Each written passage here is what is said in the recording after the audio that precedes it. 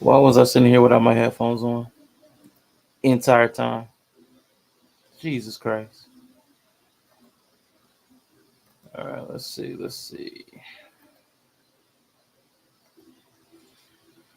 Da, da, da, da, da. Let's see. Nope. Show Bluetooth devices. Connect. There we go. Alright. Boom. What up, Dirt? What's happening, my guy? Let's see here. Man. So I'm gonna test some stuff out, man. Stuff been going haywire for me, man. So figured I'd start a stream, see where the day takes us, because man, I don't know if my stuff is gonna work or not. But we're about to find out. We is gonna find out. Nah, not my channel. I need to figure out where.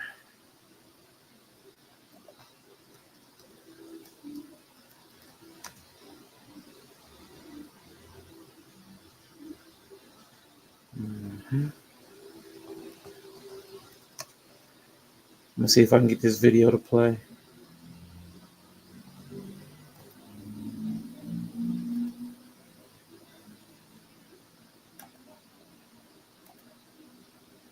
Gotta unmute that site, which means gotta pause that. All right, so let's see if this works.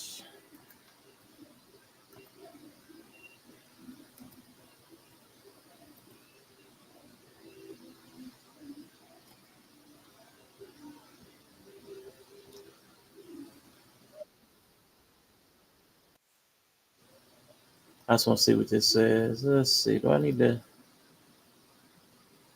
Guess it really doesn't matter.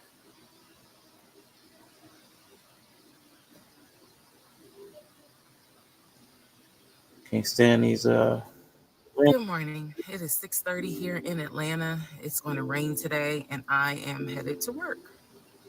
Yes, I am still going to work every day on Why time, wouldn't you? and I leave on time. But I just wanted to come here and say thank you. Thank you to all of you who have watched this video series. Thank you to those of you who were following me long before the Who the Fuck Did I Marry series took over. Thank you to those who used to go live with me as I would drive and show the commute here in Atlanta. Thank you for every comment. Thank you for every direct message. Thank you for every email. Thank you that you took time to write a complete stranger a word of encouragement and say, we love you, support you, praying for you. Same thing happened to me. Thank you for sharing your stories with me. I pray that you feel strong enough, bold enough to share your stories publicly if you choose to. What up, Ty? You have a voice, and you are allowed to use that voice. I thank you all from the bottom of my heart, because you never know what someone is going through. You never know what they're struggling with. And while I did put this story out on social media, and I did tell my experience, and I opened the door for the criticism and the praise, at the end of the day, this was not easy. So if you took time to say, hey, girl, just thinking about you, want you to know we may never meet, but I'm praying for you, I thank you. I also want to say this, because I think this needs to be reiterated. Reiterated with an N? 10 toes deep on my story, on my experience. This happened to me. I cannot speak about what happened to other women or other men. I can only tell you all what happened to me. And I stand on that story, even if I have to stand alone. I am not, let me repeat, I am not the woman I was in 2020. I'm not the woman I was in 2021. And here is the kicker. This is both beautiful and dangerous. Baby, I'm not the woman I'm going to be when I get to the other side of this thing. And I'm excited about that. But everything I said in this story can be verified. And even if it wasn't verified on TikTok, let me tell you a little secret. It was verified on Good Morning America. And it was verified on Tamron Hall. And if the opportunity comes to write a book, I will take it and I will not hold anything back. Why would I? Again, this is my story, my experience. So to all of you who are What in up, similar Reza? situations, I say this. Baby, you're not who you are when this is over and you get on the other side of this thing. And whether you feel comfortable to share your story or not, you have the right to tell the story the way that you want to. Y'all be blessed. Have a wonderful day. And I hope I get an opportunity to meet a lot of you soon. All right. All right. All right. I just want to see what the update was. What up, Bree? But you said what is her story, man? I'm so glad you asked. That video held up. Oh, what that video seemed like it played okay. That seemed like it played without any hitches. So let us see.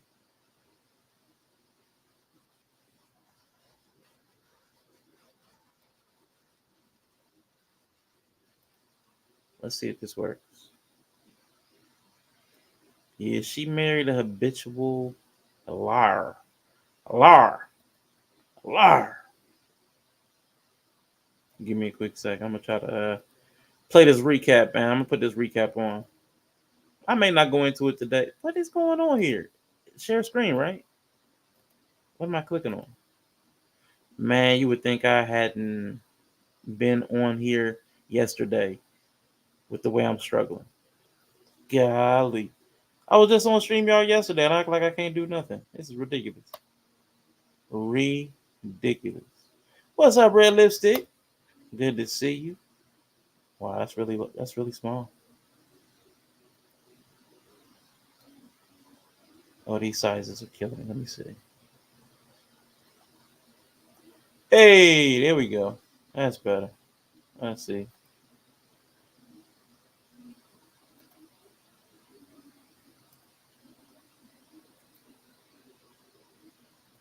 Anyway, let's play it. It's a recap, man. What she did. What she did was this lady. I'm not as hot as I was. I've been having a rough week, man. Not, internally. Nothing crazy. Nothing crazy. Just things ain't working right. I was a little frustrated. So I started building, not a case. I won't say a case. I started building a stream. Like to talk about the themes from this story. And this story's been covered a lot. But I'm gonna play you this little 8-minute recap. What she did was she did a 50-part TikTok series. And that 50-part TikTok series was about 7-8 hours long. But it was a lot of repetitive stuff. And it was a lot of repetitive stuff. So this lady sums it up very succinctly in less than 10 minutes, which kills me that it could be done in less than 10 minutes. But she catches the major points. There's a lot of little small granular details that gets left out. A couple of I would say transposed facts. Like she said, I can't remember exactly what it was, but you'll get the gist of it. What up, Bree? Hey, I got cold Fifi. No, I don't have COVID, but I do have a cold. So Nah, if I you got sound weird, you got that's the why. vid. It's all good. I You ain't got the vid. I ain't got the bid. I had to come up for this. So we about to watch a summary. Is that what's happening? Yeah, a little 8-minute summary. Okay, that's cute. Okay. Yeah. Who the did I marry in under 10 minutes? So Risa Tisa meets Legion the Demon on a dating site. She gets a flat tire on the way to their first date, which if that ain't a damn moment, I don't know what is. So anyway, she calls him, drops her pin. He shows up like a knight in shining armor or a wolf in sheep's clothing, depending on how you look at it. Risa says not only is he 6'4" and handsome, but he saves the day and buys her a new tire. So she is just smitten at first sight with this seemingly chivalrous, distinguished gentleman. They proceed to dinner, hit it off, and they talk all night. He tells her about how he's a preacher's kid from Philly, moved to Cali where he went to school, and also made bank playing arena football, and how he recently relocated to Atlanta for a managerial role at a condiment company. They both talk about being marriage-minded. He explains he was married once before to a cheating harlot and was heartbroken after she had an affair, so they divorced. He says he's still very close to his former stepchildren, however, but that he's ready to get married again, and he even proceeds to lay it on thick child and play a dang love song by John Legend called I Think I Met My Wife Tonight. Talk about love bombing, child. But Miss Risa Tisa is head over heels in love now. His narcissistic guy done got her hook, line, and sinker. They begin to talk daily after this and are stuck by the hip over the next few weeks until the panorama happened and everyone has to go on lockdown. Miss Tisa says she ain't want to be alone, and since his so-called wealthy former football player lived in a one-bedroom efficiency studio apartment, Risa invites this complete stranger to quarantine with her in her 3-bedroom townhome. Child, things are going great at first. Risa says he's paying all the bills. She said, "Oh, he got money." Wow. She also noticed that he's very family-minded and talks to his relatives for hours on end on the phone every day, although she's never met or spoke to any of them in real life herself. Risa talks about how she's very religious and didn't want to shack up, so they seriously begin to talk about marriage very quickly as well. During these discussions, Legion the liar says he was looking for a house anyway, and now that they're together, they should start looking for a house together. He shows her a mortgage pre-approval letter on his phone from Chase Bank for $750,000. So they find a house they like, talk to a realtor, and put in an offer. Risa admits that she isn't really in the loop like she should be because they weren't planning on putting her name on the title anyway. So all the updates Risa is getting are secondhand from Legion the Demon. Shout. So a few days later, Legion the Liar says the offer was accepted. Let's go blow a bag and head to IKEA to decorate this big old house we about to own. I'm just playing, y'all. They went to Lowe's for appliances and things. But quite honestly, IKEA or the Goodwill was more in line with Legion's non-existent broke-ass budget. So they go shopping. Legion says, just throw it in the bag. Risa picks all this furniture out and Legion puts a deposit down on it so the store can hold it until they finally close. A few days later, the realtor reaches out to Risa and asks, what y'all gonna do about this house, sis? Turns out Legion never even put a damn offer in. He continues to lie, though, and claims he did put an offer in, but decided to go through his friend, who was also a realtor, so that friend could get the credit instead. Risa knows he a bold-faced lie, but she decides to play along with the lie to be nice, and eventually gives him an out and tells him, it's okay, let's just go ahead and back out the deal because interest is really high right now. Child. So Risa knows something is terribly wrong at this point. She just so hard up for a man and wants to be married so badly, she don't even care. She winds up pregnant, which intensifies the conversations about the need for them to get married because she a Christian girl and can't be shacking up. Shortly after, she miscarries, and I don't want to say she dodged a bullet, but they say God protects babies and fools. Quite honestly, I believe he was protecting both in this situation. Legion, a damn demon trifling that claims he got a promotion to VP at the condiment company he worked at and can't take off work during this time, so he leaves Risa at the hospital to miscarry alone, child. Risa eventually heals and recovers. She has an uneventful engagement where they eat dinner and Legion alive pretty much proposed by saying, you want to marry a nigga or nah? Risa says yes, so they continue the conversation about buying a home again. They look at 20 damn houses, she says, and none of them end up panning out for some reason. This time, they find a $700,000 one they like, and Legion decides to put in an offer for all cash, child. Cash. He claimed he got money stacked up all from playing arena football, and Risa just take his word for it. Big money. The owner says they'll accept the offer happily once he shows proof of funds. Legion adamantly refuses to show any proof until the offer is accepted, so another house falls through the cracks, child. He also promises her a car during this time. He even takes her to a bunch of luxury car lots. And even though Risa says admittedly he was driving a damn Ford Taurus, he convinces her that he gonna buy her a brand new BMW, child. He has her test drive about 20 damn luxury cars, but like everything else in Legion of Liars land of make-believe, none of this ever comes into fruition, so no car, no house. Despite all this, Risa still decides to elope with Legion the Liar, all out of desperation to be married, the fear of being alone, and also due to her Christian upbringing. These is all her words, not mine, child.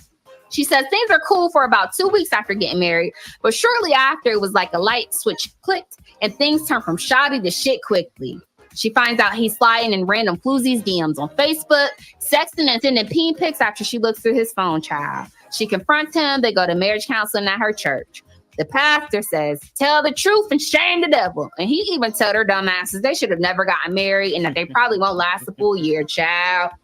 Life goes on, but things being normal with Legion, a damn demon, is too much like right. So he randomly pops up and tells her his former stepdaughter passed away suddenly from COVID. So he claims he needs to send his ex-wife $2,000 to cover funeral expenses. Risa says, of course. So he sends it. Fast forward shortly after, Risa decides to get a new job, and for some reason they need Legion the Demon's social security number in the application. He reluctantly provides it, so Miss Risa Tisa finally, after being impregnated and getting married to a man she knew for only a few months, decides to do her due diligence and runs a background check. She ends up calling the college he claimed he went to. They confirmed he never attended. She finds out he was married twice, not once like he said, and even calls one of the ex-wives, who confirms he a goddamn pathological liar. Nothing that he says is true, and that her daughter is in fact alive and well and did not die of COVID. She also calls several of his relatives who he had pretended to talk to on the phone to daily the whole time. They all confirm that these are all lies and they ain't talked to that man in years. She also finds out he lied about his entire upbringing. He lied about being a VP and is simply a forklift driver at the condiment company, and also that he is an ex-felon and was arrested for impersonating an officer before. Moreover, she finds out all these financial statements and this approval letter were just screenshots this fool was Googling, child. So during this whole time, Legion the Demon injures his leg at work to the point where he eventually becomes bedridden and his health begins to decline very quickly. She finds out he pissing in bottles, child. He can't even make it to the damn bathroom, so he peeing in water bottles. Risa doesn't confront him about his lies, but does look at his phone again, and this time she finds out he testing whole prostitutes even though he a damn cripple. So Legion, a peg-leg demon, can't make it to the damn restroom and pissing on himself, but was able to make it to some poom-poom and Not F a some prostitutes, child. demon. So she finally determines that she has had enough and kicks out Legion, the peg-leg demon, and tells him she wants a divorce. He leaves reluctantly, ends up homeless and living in his car. And she says the next time she sees him while out and about, he smells, looks emaciated, and went from a size 3X to a large, child. Now, don't get me to telling lies, but they in Atlanta, and it sounds like Legion may have finally purchased a home, but this time it's the house in Virginia, child. She feel a little bad when she see him cash out his bum at $5 for some damn chicken nuggets and tells him to get the F on. So weeks later, he somehow figures out she can't legally kick him out their marital home, so he informs her that he plans to return. Risa calls the police. They confirm that this is accurate and she can't legally kick him out. However, they also find out that he has an active warrant due to a probation violation. So the day this man returns to her townhome, Miss Risa Tisa doesn't immediately go home. Instead, she calls the police as soon as he steps foot on her property. Not only do they arrest Legion the damn lie and take his ass to jail, she calls the car company the next day because he's past due on his car payments and they come repo his ish. So not only is Legion the damn demon homeless, the car he living with is now gone. He locked up, and Tisa then proceeds to sell all his shit and pack it up and move before he's released from jail. A little while after, the divorce is finally finalized, and Risa Tisa can finally move on. Man. So, Dory, that's her story. That's the story. Crazy, ain't it? It is crazy. So what you think, Bree? How you feeling? Can I not hear you? Can y'all hear me? Can anybody hear me? Oh, I'm muted. Okay, hello. Okay. Can you hear me? My bad. Nah, I was on another screen. The whole thing about it is why do people fail to mention this man has mental illness? I was talking about it on the Discord. Like, yeah, of course. His brother came back later and said that he has schizophrenia and bipolar disease. So he got some. I saw some of his TikToks. Dude was not. He was not. The brother said he had been diagnosed and he hasn't been on meds. He never stuck to his medication regimen. And like apparently he had parents who passed away. And the brother was like, before they even died, before they passed away, they had got him diagnosed pretty early on in life because they knew he was off. So my whole thing is like, I just don't really care for how Risa Tisa is capitalizing off this story and like leaving out that this man has like diagnosed mental illness. Yeah. Like his brother has told her that. So I'm like, you mean to tell me you like this whole time when you were figuring out all this stuff? Because she's like, oh, I talked to the brother who he said he was talking to every day. And he was like, we don't talk to him. And I was like, you want me to really believe that at this point they didn't mention that this man had diagnosed mental illness and like you just didn't know until like 2 weeks ago? Yeah. Even if she did know, like I ain't really tripping off that specific part. Don't bother me. Like I hear what you're saying. Yeah, it just kind of changes the whole. Because she tried to keep him out of it. Like she didn't drop his name. She didn't like share no pictures. She was just telling her stories. Yeah. Like the fact he had mental illness, I ain't really tripping. Like she was just telling a story and was getting attention or whatever. That's cool. So she wasn't even monetized at the time. So like that, That part don't. It's not that. It's just, to me, it's just like how it postures you in the story. Like, yes, there are Yeah. people who saying she's goofy because she ignored all these red flags. Yes. But I feel like at the same time, like hearing how people process the story is like, oh, niggas just out here lying. And it's like, no, this can actually be really useful for people to know, like, oh, this is mental illness, or she's less of a victim. Like, because the way I always see it is like, okay, he didn't hurt you, he didn't like do anything, he just lied all the time Yeah. about who he was, right? Like, Yeah. he didn't leave her destitute or anything, right? Right. So, like, not disclosing that this man had diagnosed mental illness kind of changes how people take the story. Because for me, like, if you would have been like, oh, a nigga with schizophrenia was doing schizophrenic stuff, I'd be like, oh, okay. Like, okay. Like, nothing he did was weird for somebody with schizophrenia. I mean, but that's you. Like, Right. Now, the reason I even brought this up was because I've been listening to the Goyles, or however y'all say that. I don't know how to pronounce the Goyles. I can't do it right, but I've been listening to y'all. I've been reading y'all's little comments, and y'all some evil people. Not you specifically, not anybody in the chat. Even if it wouldn't have mattered. I'm okay. It wouldn't have mattered what the diagnosis was. Yeah, they don't care. It's a man. Oh, like, I know the delusional girlies are gonna be like, whatever. I mean, that's fine. You can't necessarily control how people are gonna take the information. I just feel like if you knew this man had a diagnosis, like, leaving that out of the story just means you're trying to craft a specific narrative to capitalize off of. Yeah. Which we all know that. Well, I feel like we should know. She's wanted to be a victim. Given. Yeah, she's wanting to be painted as this victim, and this can't just happen to her. And like, I don't know. I just feel like it's a lost opportunity because Black people aren't really good with mental illness in the first place. And that's true. The fact that all of this could have happened to her and she don't realize this nigga got schizophrenia, or people hearing this story don't realize this man has legitimate mental illness. It's just a missed opportunity for people to be like, oh, that's what that is. Because some of y'all know people who probably got it and don't realize they got it. Yeah. You know, a lot of us do go undiagnosed. And to Brother Bryant, it took her about 7 to 8 hours over around 50 parts. Yeah, somewhere between 5 and 8. I think it's like 8 hours of content. Yeah. That lady summed it up very succinctly in about 8 minutes and got all the major plot points. I invested way too much time because here's my frustration with the whole Risa Tisa thing. I thought something terrible was going to happen. Like, I thought like he was going to turn out to be like a murderer or something really crazy, because it was like so many parts and so many, and I was watching it through somebody else who had like stitched together. And I'm like, these several hour-long things, everybody's talking about, oh, aren't you guys sucked in? I'm so invested. And I'm like, but nothing's happened yet. And I get to part 2, which is like an hour and a half. Nothing's happened yet. And I'm listening. I got it on 2 times speed, but it's like he's just lying a lot. He's just lying a lot. Where's the Tyler Perry twist? Obvious lies. Like, that's what got me. It was like the most obvious lies that anybody, a normal person, like this girl I was dating, she had me on her phone with her mother, like on date 2 or 3, because her mother was out in a different city at the time.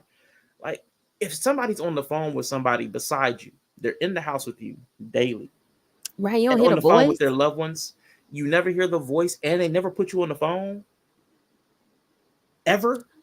That's like, let me talk to your girl. Let me, like, it's weird. It's weird. Like, she chose to be oblivious. He's painting a picture that like, oh, I was just so oblivious. It's like, okay, girl, you did not want to hear it. Like, where he was diagnosed at some point, we don't know that she doesn't have some sort of mental illness. Like, I think there's a lot of undiagnosed mental illness on several different grades, and a lot of people that we see making a fool of themselves. Oh, of course. Yeah, she got to be off to be with somebody that off. That's always my thing. Like, if he was that off and you was with him in any sort of way, you off too. Yeah.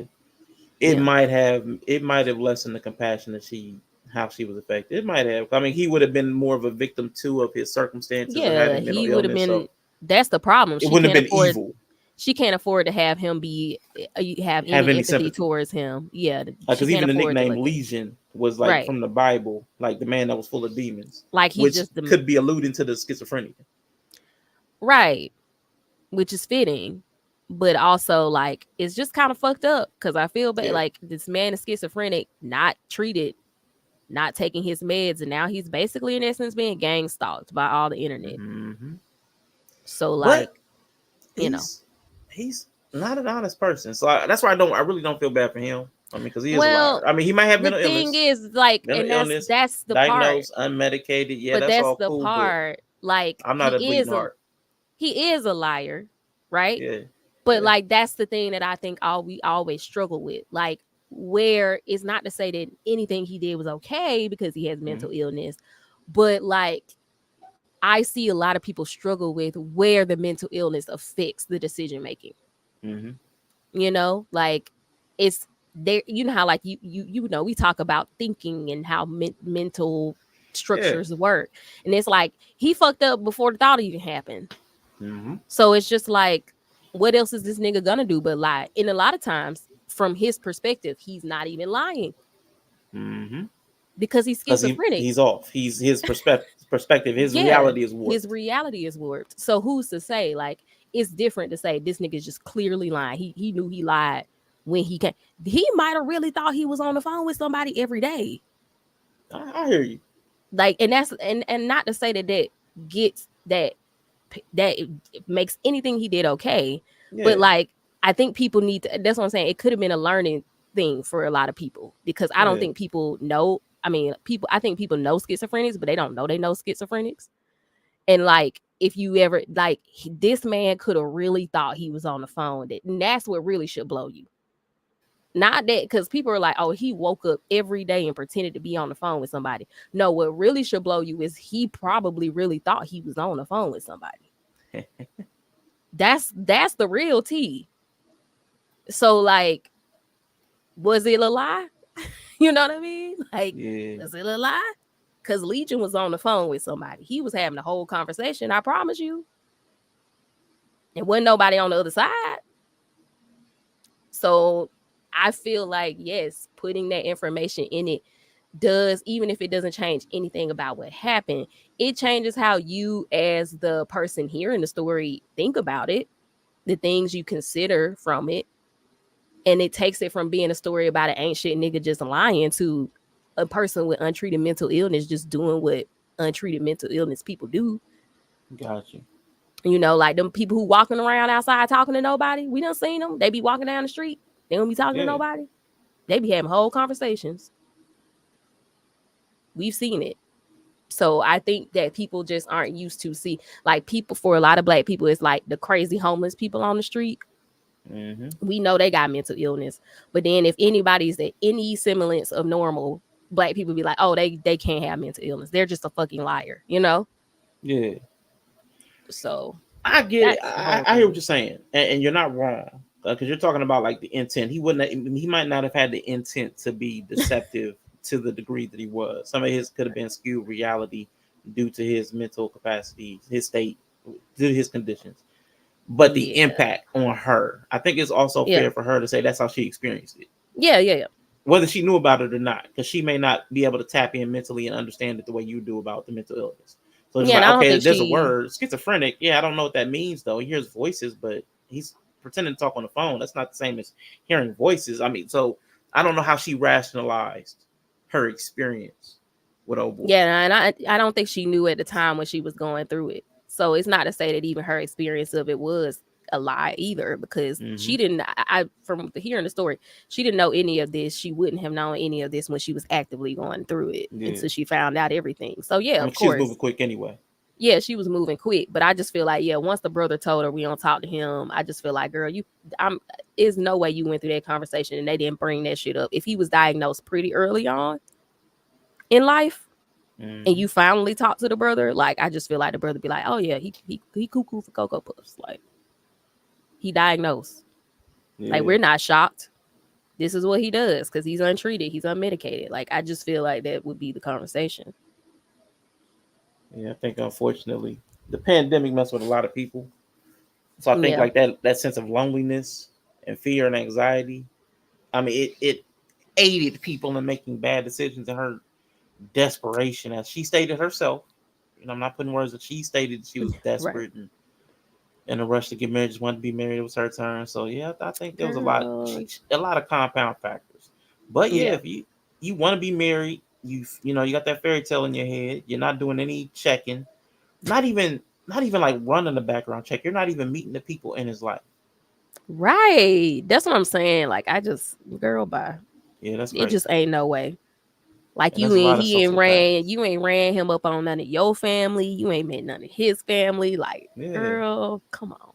his And you doing friends. You know, all you don't that. see how he operate in a friend group, and then you're That's what moving I'm your saying. dude in, like you're moving him into That's what quarantine I'm with you, and you don't even know. It's weird. That's There was a lot of weird. there was a lot of poor decision making on her part, which makes me think like I know people have a different philosophy than I do. Like for me, mental illness is the opposite of mental wellness.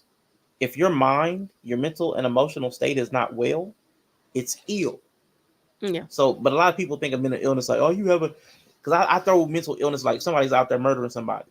I consider Yeah. that a mental illness because your mind, there's not a state of wellness to be out Oh, yeah, murdering like people. something off is Yeah, off.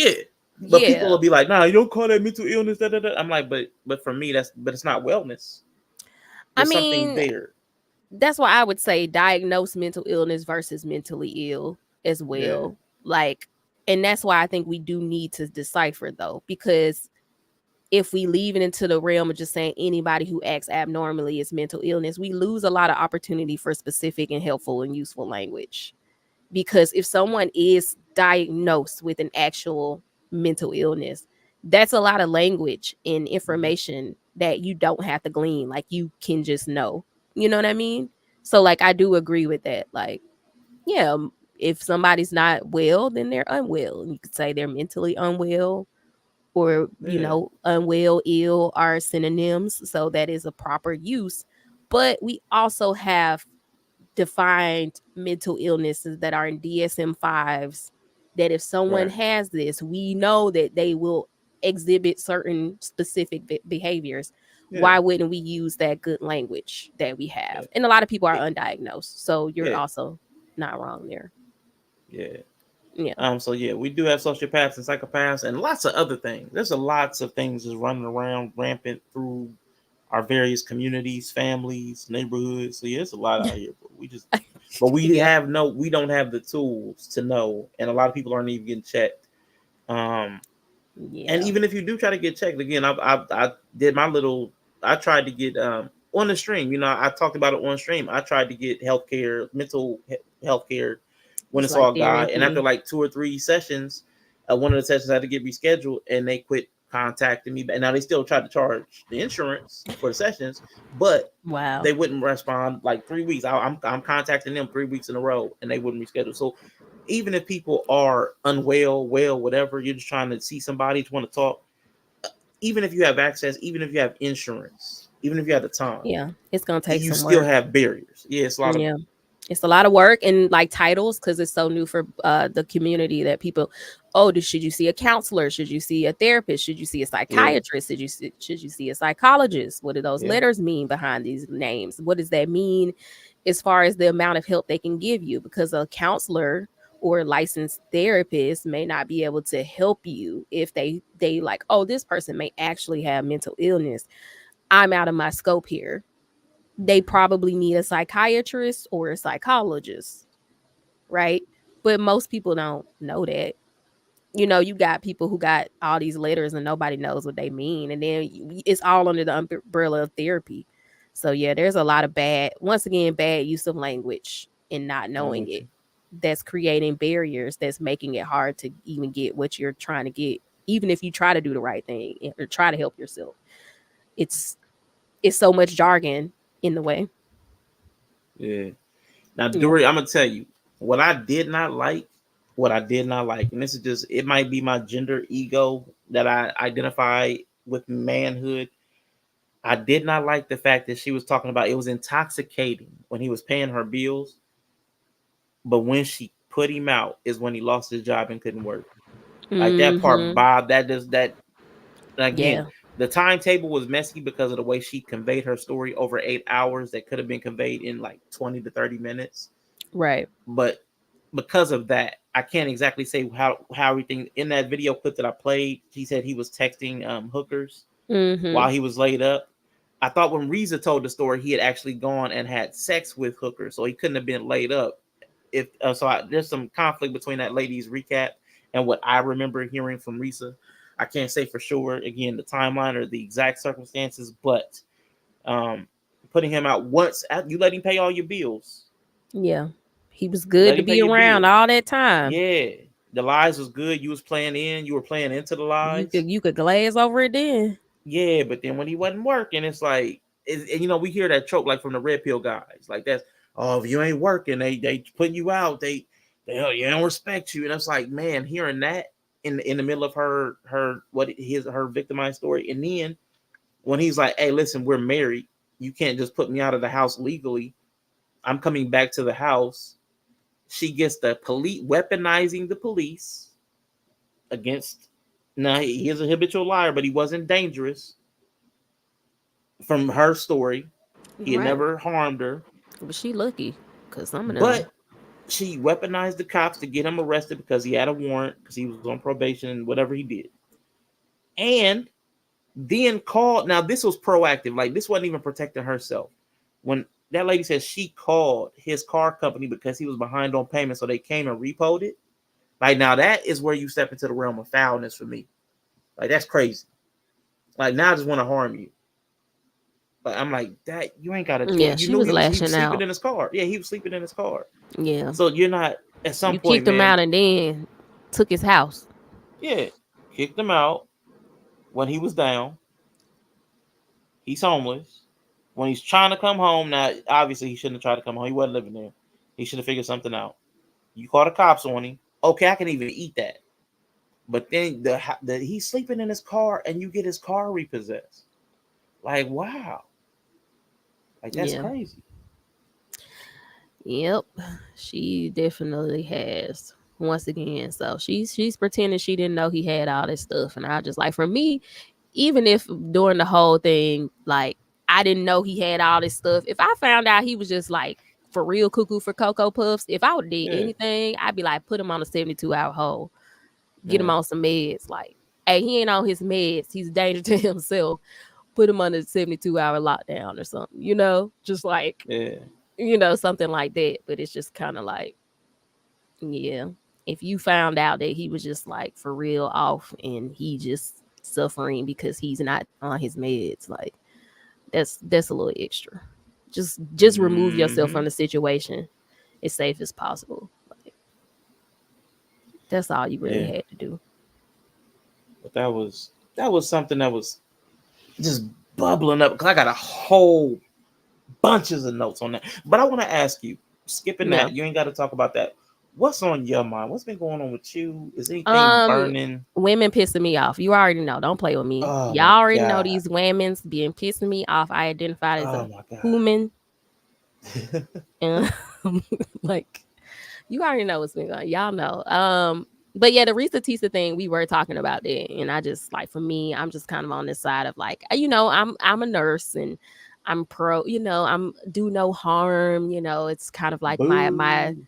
my whole creed taking place. And for Soft. me, it's kind of just like once I know someone is really suffering from mental illness, like there's a part of me that's just like, okay, guys, like I'm not really finna be going hard at them. Like that doesn't mean that if I knew somebody had mental illness, like I wouldn't erect firm boundaries for myself Yeah, dealing with them. still gotta But protect at the yourself. same time, yeah, there's a lot of grace I give people who have untreated, unmedicated mental illness, Yeah, and you and may not want to be married to him. I mean, I can see yeah, I wouldn't be divorcing them, around them. separating. That Yeah, I can accept that. I mean, even yeah. if you said better and worse, and you was like, okay, this is worse than I thought worse could Yeah, I be. didn't know that. And this is and he also is not going to be treated and he won't take Yeah, meds. Like, yeah, I agree with her separating herself safely from the situation completely, removing yourself completely. Like, yeah, reach over them um, people too. but yeah, that's my whole thing with the Legion thing. I just feel like, okay, for me, not that I would want him around. Risa T ain't gotta give him another chance, but I just like, okay, Legion's just a person. He's just he's suffering from bad medical and mental health programs in America, Yeah, like a lot of people who don't fucking know it. So I can't really look at him as this demonic man, you know. Uh, excuse he me. he's just suffering. But for me, speaking of mental illness, it's some I thought you were gonna take a shot at me. I'm like, boy. no, it's just like I was talking to Yellow the other day, and he was laughing at me on his little 10-minute break, and I was just telling him how like I'm a pretty stoic woman. I practice Yeah. stoicism for the most part. Mhm. And I don't really have these wild emotional swings. And that's always made it hard for me to have friendships with women, Uh-oh. just like vague. They have to be built on something. Like I've Mhm. been networking with a lot of women, like in business, and that's great because we have a foundation we're building from. Like we're here for this thing. And I've always struggled with friendships with women. And like this week, this week has made me realize that I'm probably gonna not struggle with it because I just refuse now. Like Yeah. I've always had more male friends. I have good female friends, but they're very few. I have like 3 or 4, and they're like my girls. Like I call them, they're great. But yeah, I don't know how y'all do it. Like if Man, I I don't know either. actually wanted to fuck women, I think I would Man, be an incel or a pookie. man, facts. Like I can't. Trust me, I I don't know. know. Trust me, I know. I know. Because it's like those women who like it's just like drive by for me. Because like if I'm Mhm. gonna the people I hang out with and I talk to and I invite into my life, it's like they usually I've watched them for a time and like okay, you're pretty, you can come in. It's Yeah. always those drive by people that you can't control. You can't control Mhm. everything. So the Free more you're out in the radicals. world, you're gonna get drive by people that maybe they not close to you, but they close enough. Mhm. They close enough so that their stuff hits you. So Mhm. Splatter. splatter. And Yeah. yeah, I would just be an incel or a pookie. I would have like 15 kids. Mhm. I'd be a narc.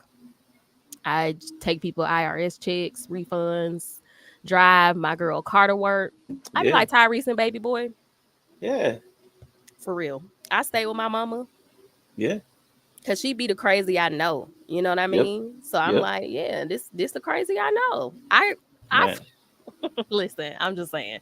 if your family ain't stable with two parents that are reasonable, like if Yeah. you come from the hood, you got the broken family, all these dynamics with the fatherlessness and the wild moms, boy, you grew up in that, man, your whole world is skewed. 'Cause I promise you, the stuff I done Yeah. seen people do to each other in Yeah. family, I'm like, bro, Or just like how people like walk around and deal with people they don't know. Like some people yeah, real have you seen that trend on TikTok where black people like I'm a black person and I'm scared to admit, and then they like go nah. to the next slide and like so it's become this thing because a lot of black people have been saying I don't like being around hood black people. I mean, that's understandable. No, but now the TikTok social just they're mad about it because people are like, oh, y'all are the Uh, problem because it's self-hate. And like black people are like, no, hood people are really hostile for like mm, no reason. And I don't think people realize how hostile they are. I got cussed out. I told you I got cussed out of my DMs. I didn't even know this person. I got cussed nah, I out wasn't because there for I'm a that story black time. woman. Well, I got cussed out because I'm a black woman. And that was enough Why are for you me to get black? cussed out. I'm a For black being black. woman. She a black woman. And apparently that meant I was supposed to do something for her that I wasn't aware of because I don't know her. Mm. I've never met this person. Never talked to them. But I got cussed out. The entry message was they shared the thing. They were like, share this. I need help. Share my GoFundMe on your business page. I didn't really see it. I Oh, saw it at work. Yeah, I saw I it at hate work that. in passing. Yeah, and I was like, okay, I'm at work. I get to it when I get to it. But before I could get to it, I got cussed out. Oh, Man, as a black woman, how you see another black woman suffering and don't help. yeah. And Oof. this is how I know I'm gonna need PR when my business or anything takes off. Yeah. Because before I even had a minute to practice stoicism, I was like, bitch, first of all, get the fuck out of my DMs.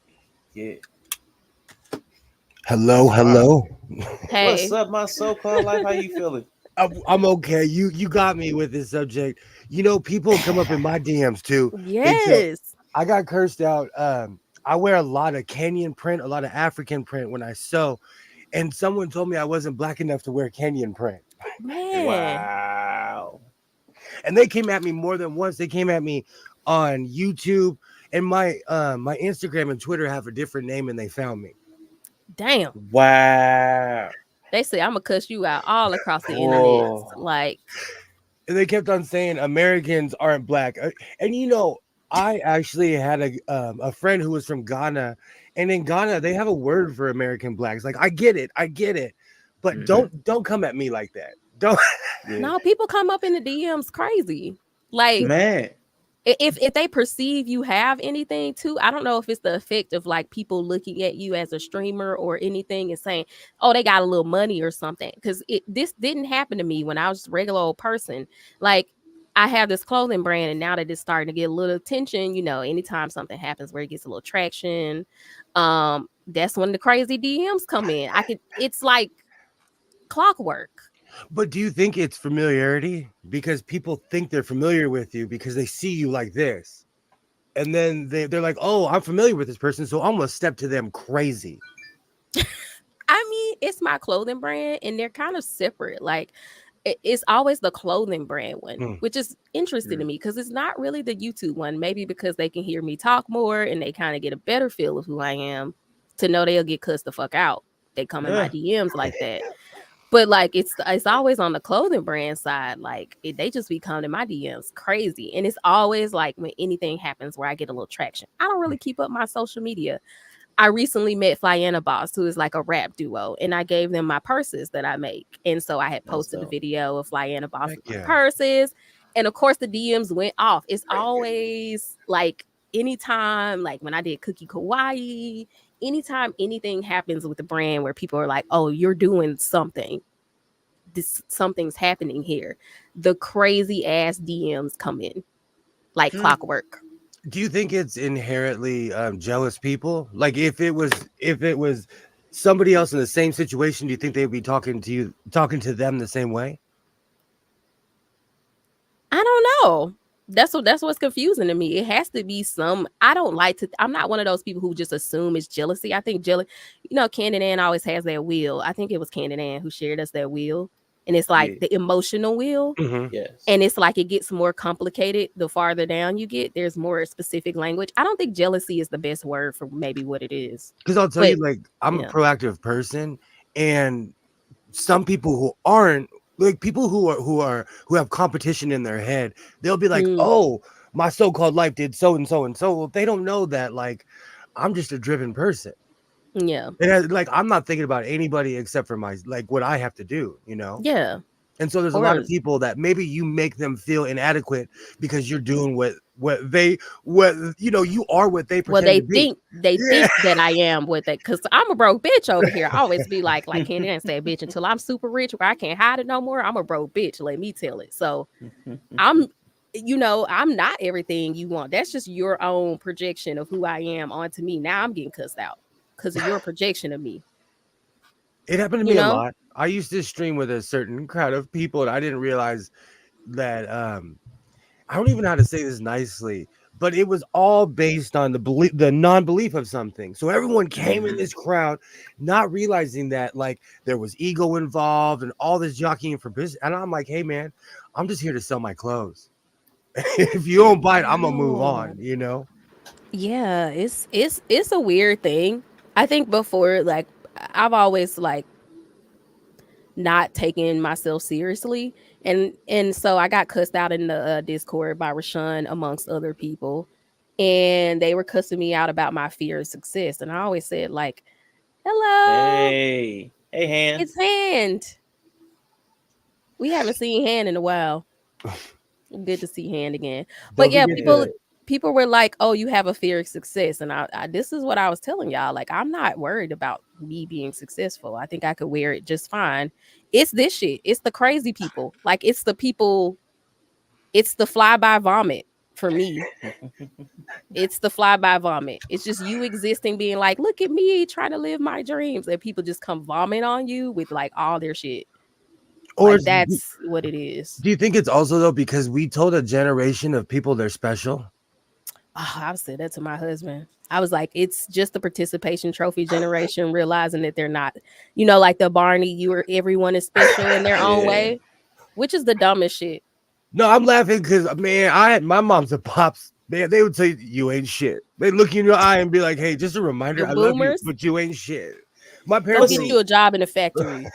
I'm gonna argue on that one because like everybody is special in their own way, but not all But of then it's that good. doesn't make that means But not yeah, not all of it's good. Like everybody's unique, but some of that unique is ass cheeks. yes, Like you're just you're pure. especially You're bad. you're a unique flavor of shite. You know what I'm saying? Like no, there's nothing that smells quite like you, and it's Mm, pungent. Like that, but it's okay that's your uniqueness. That's your special your quality because uniqueness is that's shit what and lets us know lavender. we're alive. Because we walk into the room like, oh, what is that? God damn. God damn, it's some shit in here. I Yeah, mean, yeah, but we know what people think when they say special. When you say yeah, yeah, everyone is special, we know yeah. no Everybody one's thinks they're thinking great. everybody thinks they're great. Everyone is awesome. I work. I work with. I work on a care facility. It's like 108 acres. I drive a tractor, but I still have to have certifications to be around people, and it trips me out when we no longer look at people as protected classes because everybody's special now.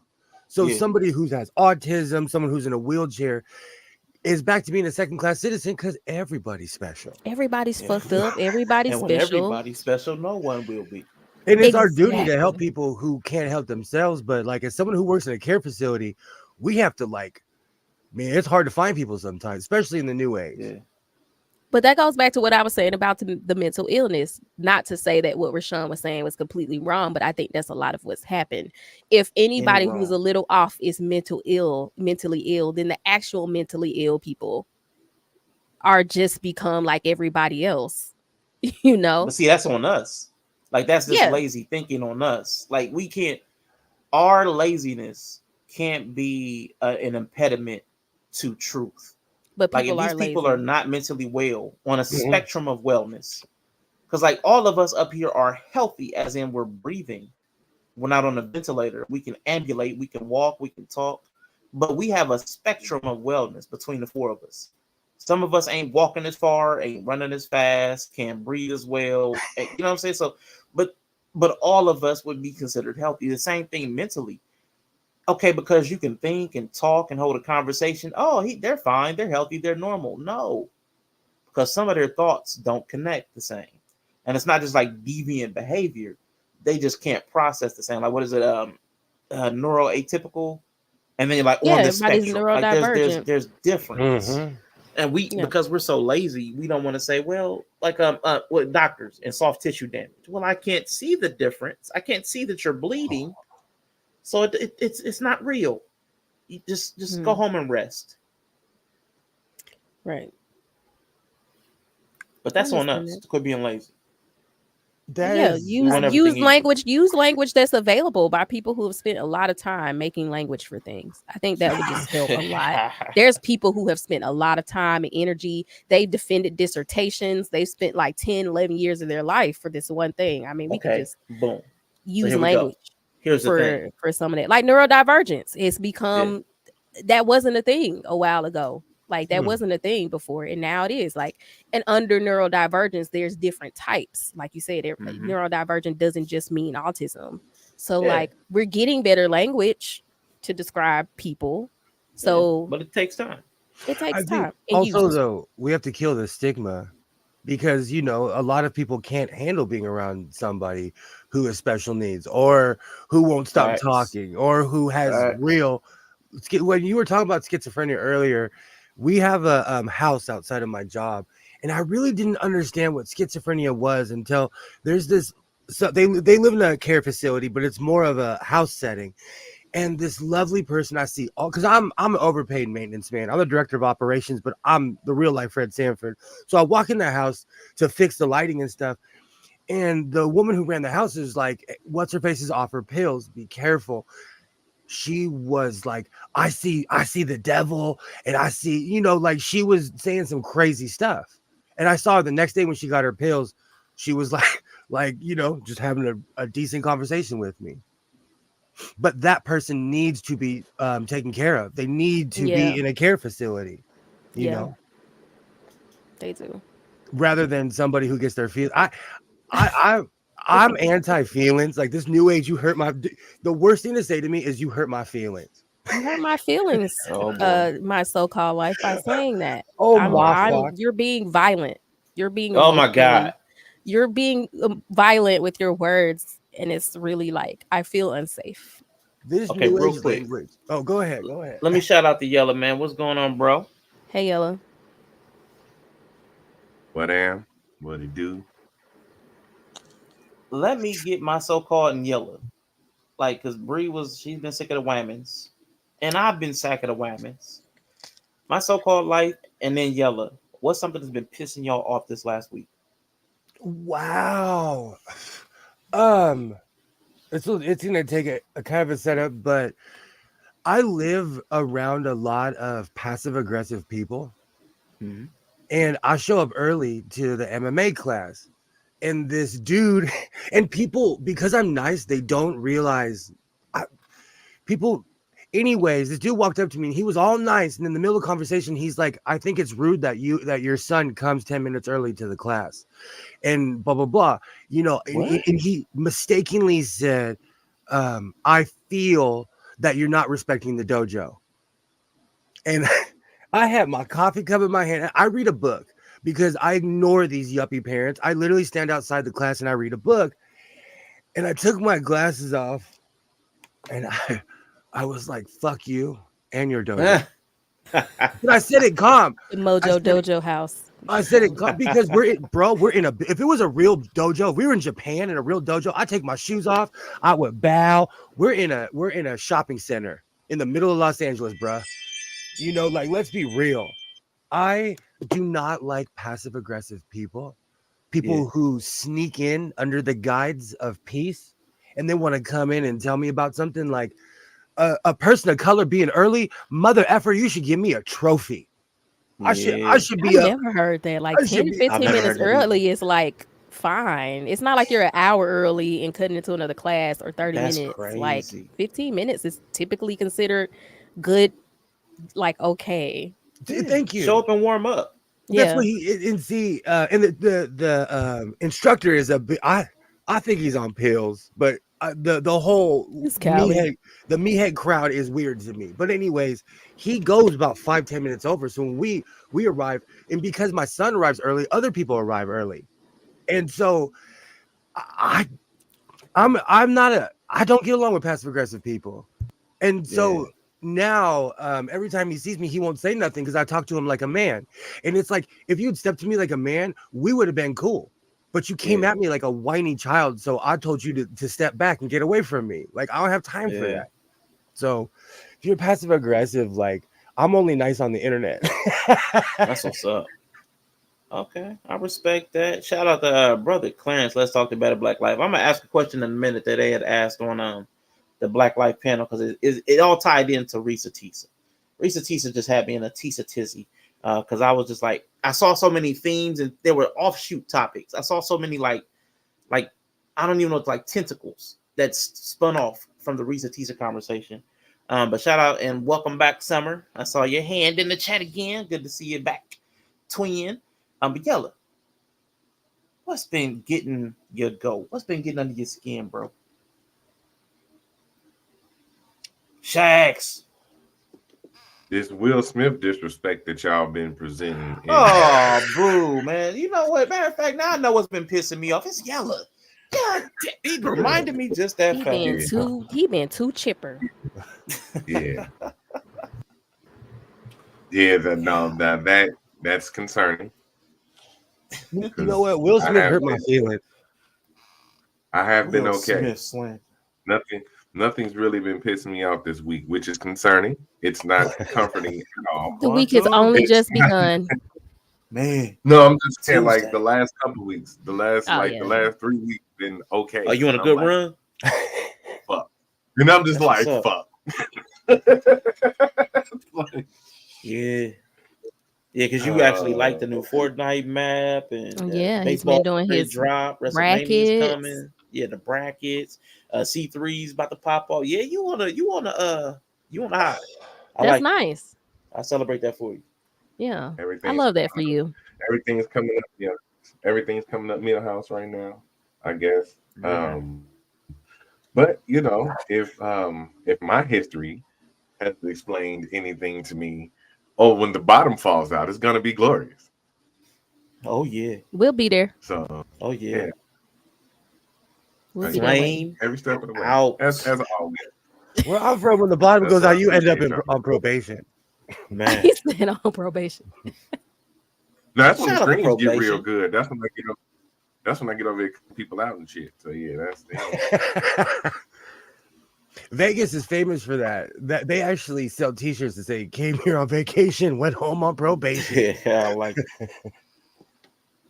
I want to ask y'all a Hey, question that they Shaq. asked on Let's Talk the Better Black Life. Shags, yeah, we talking about random topics, what gets you mad, rants, verbal vomit, whatever. But I'm gonna ask a question. I saw this on Let's Talk the Better Black Life. Proceed just popped through. He might be working and lurking. And they asked, are black women deserving of love? Now, What?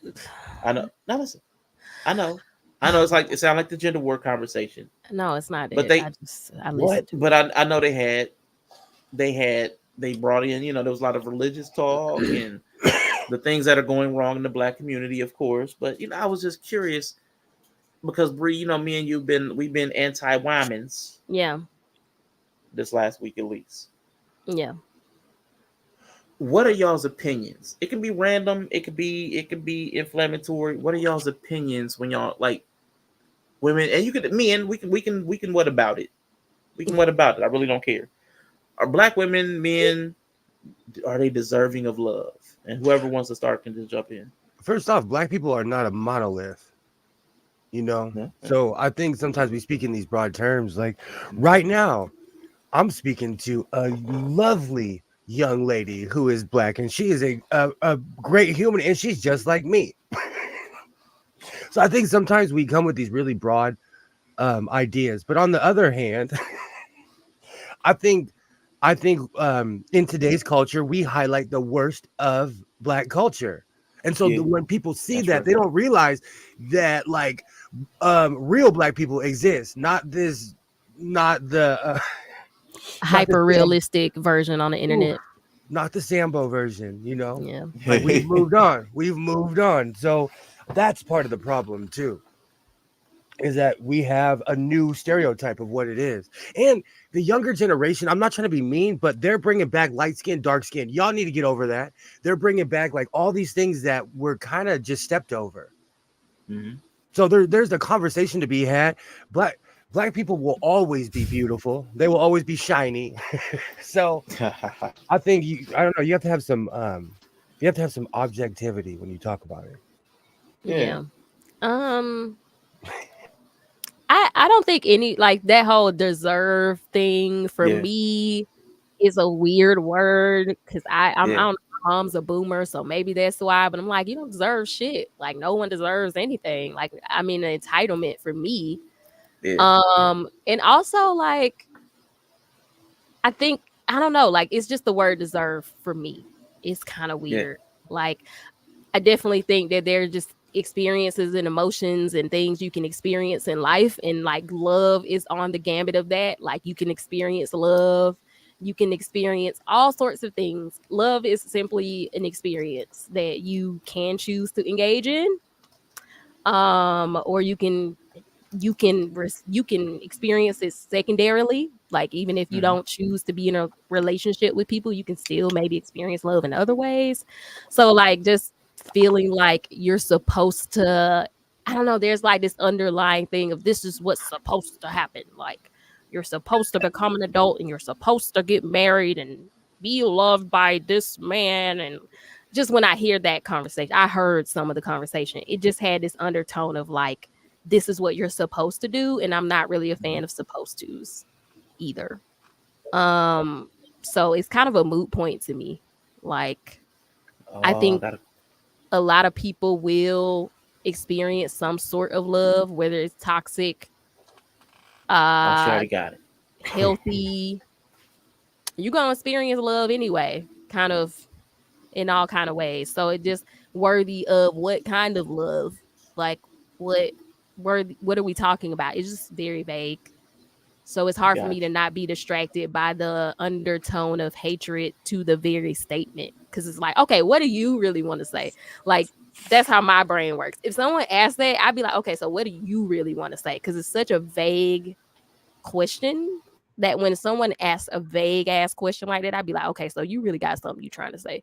Exactly. Because Like, there's what always is that? undertone. There's Yeah, always like an undertone. I need to know what that is so we can actually talk about that. Okay. What you think, Yels?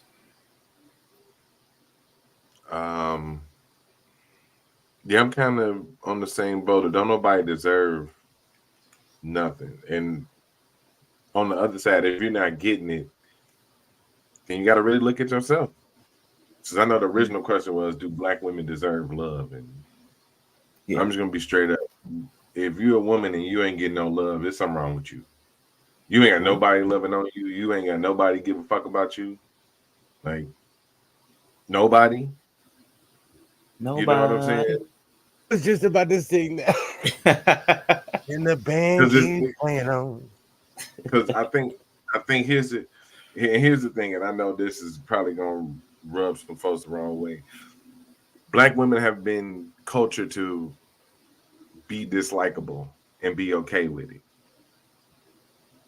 You can't even be likable. You expect to be lovable. Like that, right? You know what I'm saying? You know what I'm saying?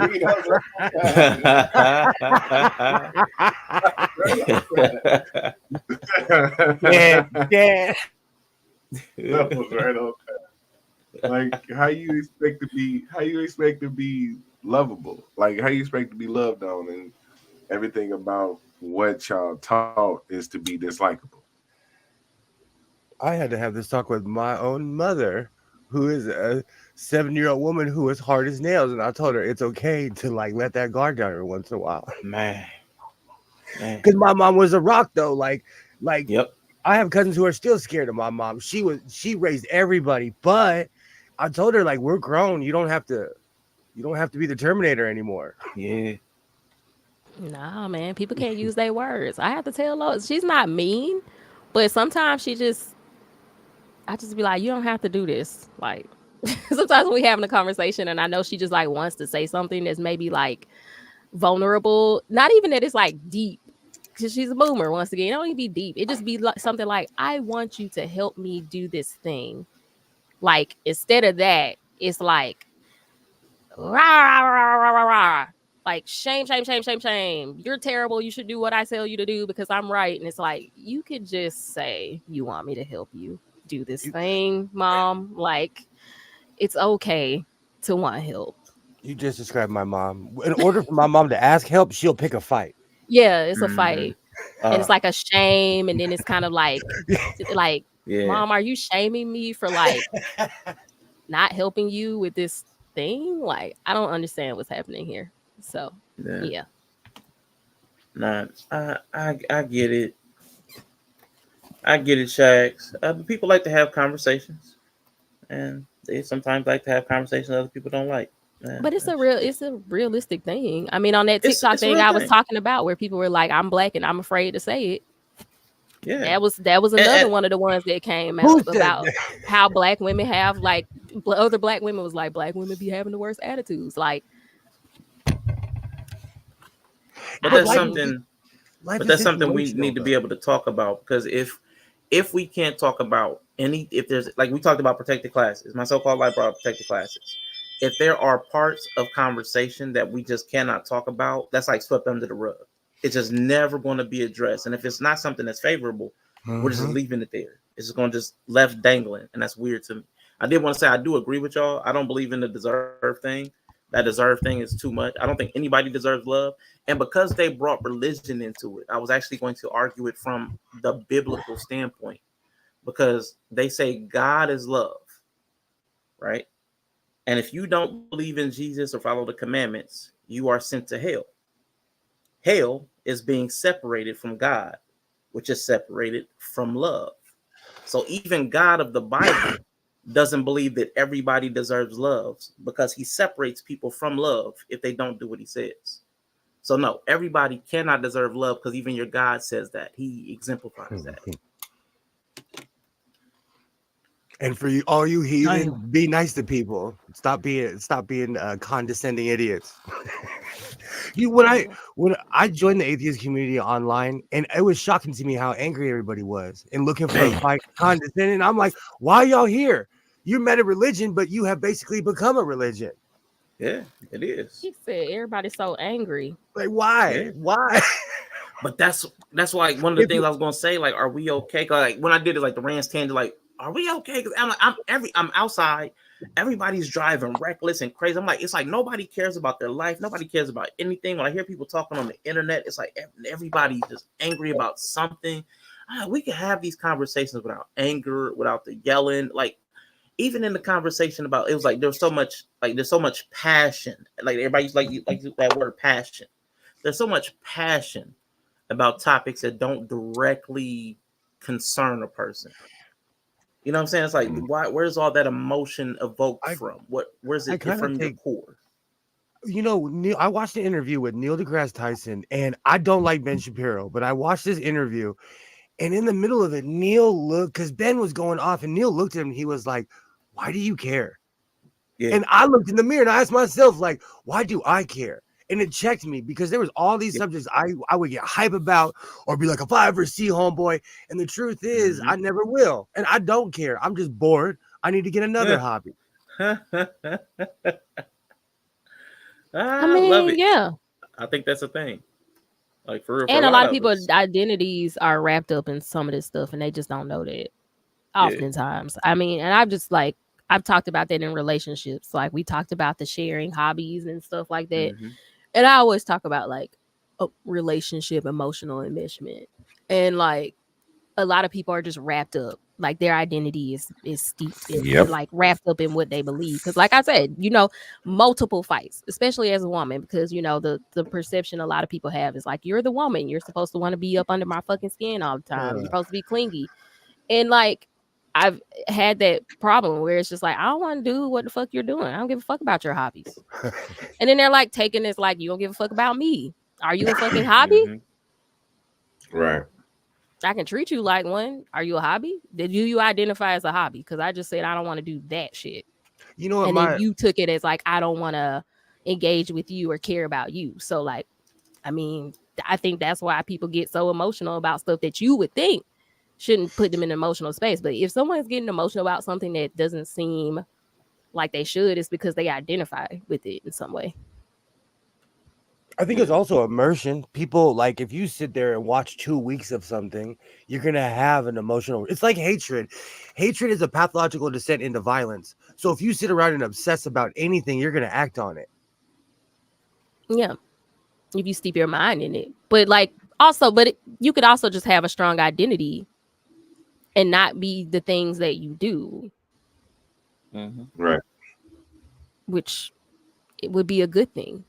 You can just do things and not be the things you do. I think it's weird that people identify by an outside opinion.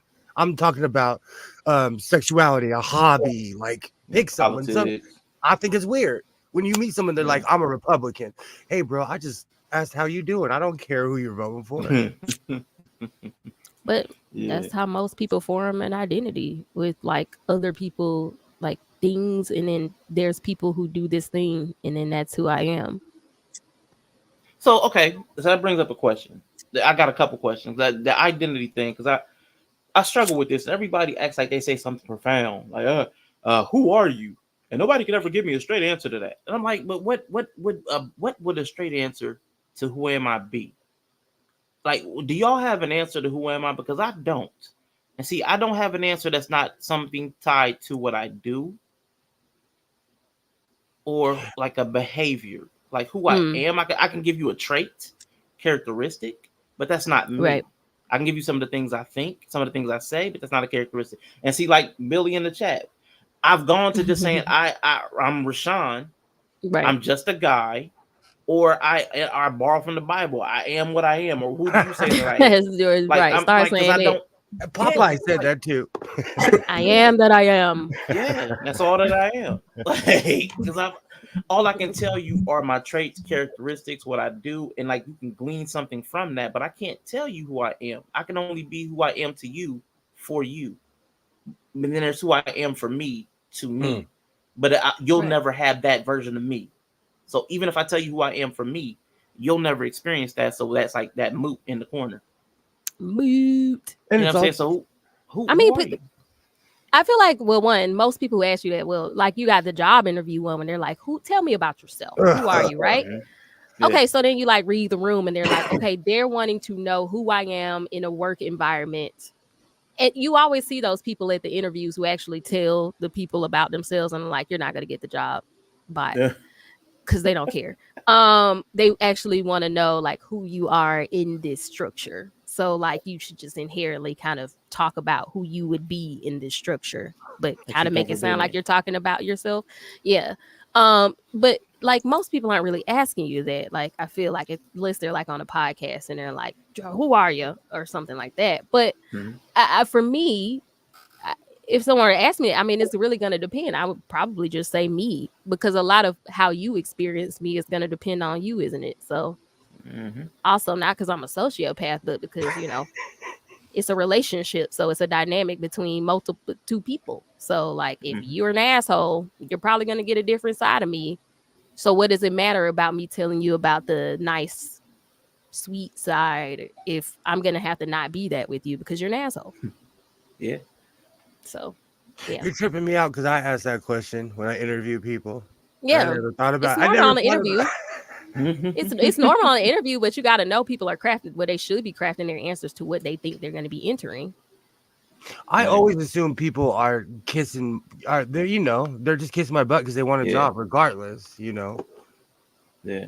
Right. You're supposed to. See that.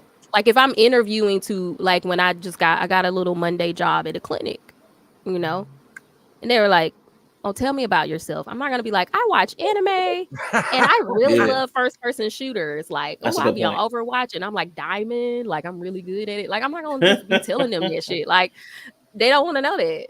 Yeah. So, yeah, people should craft the answer to the structure. If you're a gatekeeper to a structure, then they should be crafting the answer to the structure they're trying to enter. I think that's completely should be the expected. That should be what's expected. Yeah. Okay. Yep. I mean, that's fair. I couldn't answer that if you asked me, because I'll tell you what I do, where I've been. That's an extremely loaded question when you ask somebody, and that's why it's weird to me. And when I say new age, I'm just talking like a generation that I don't understand. You know, that I did not come up with and I don't participate in. You know. Because a lot of the new age stuff is just weird to me, where people or someone demanding someone call you something is colonialism to me. And it's not just about sexuality. People will do that with all kinds of things now. And back in the day, you, like we just said, you were who you were, you know? Okay. I was curious. Now, okay, here's something that's pissed me off this week.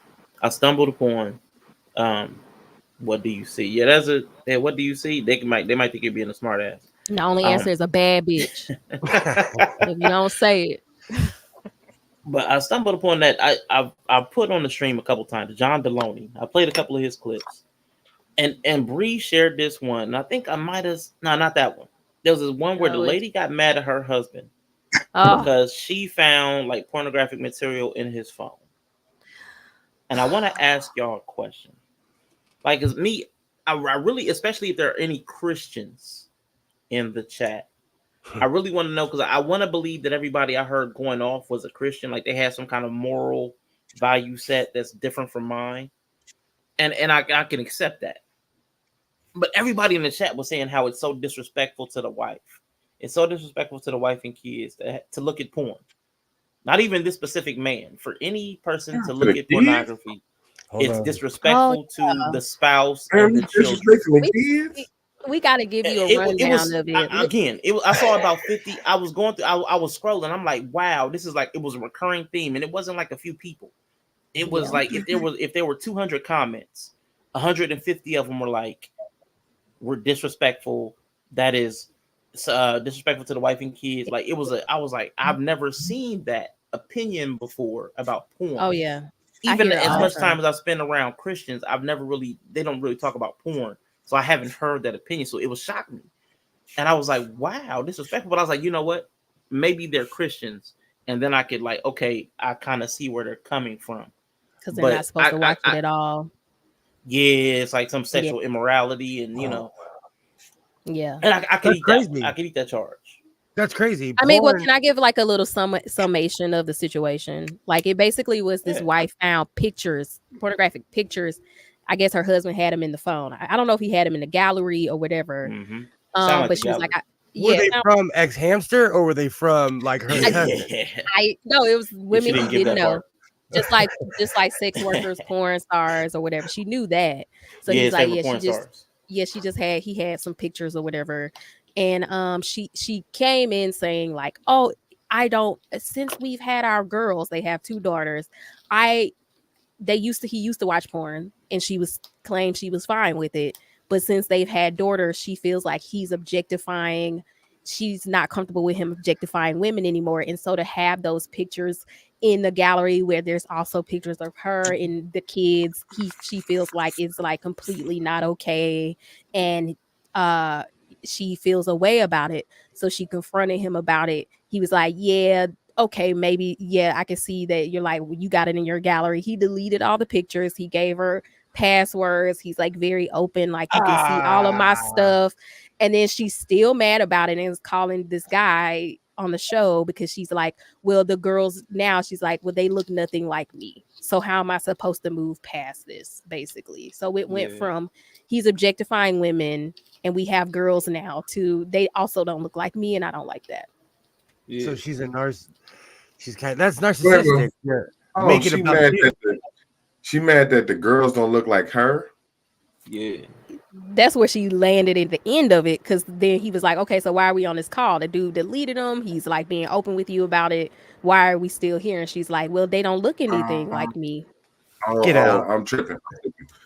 I'm tripping. I'm high tripping. I'm thinking you talking about his daughters don't look like her or her daughters. No. He's like the porn stars don't look like her. Yeah. That's what you want. Are you even attracted to me? Like that's what you want though. Like you don't want. I would be pretty upset if I caught my chick looking at porn with guys that look like me. You got me at home. You should be watching some shit that ain't me. You got me at home. You want to see a light skinned bald head nigga? Then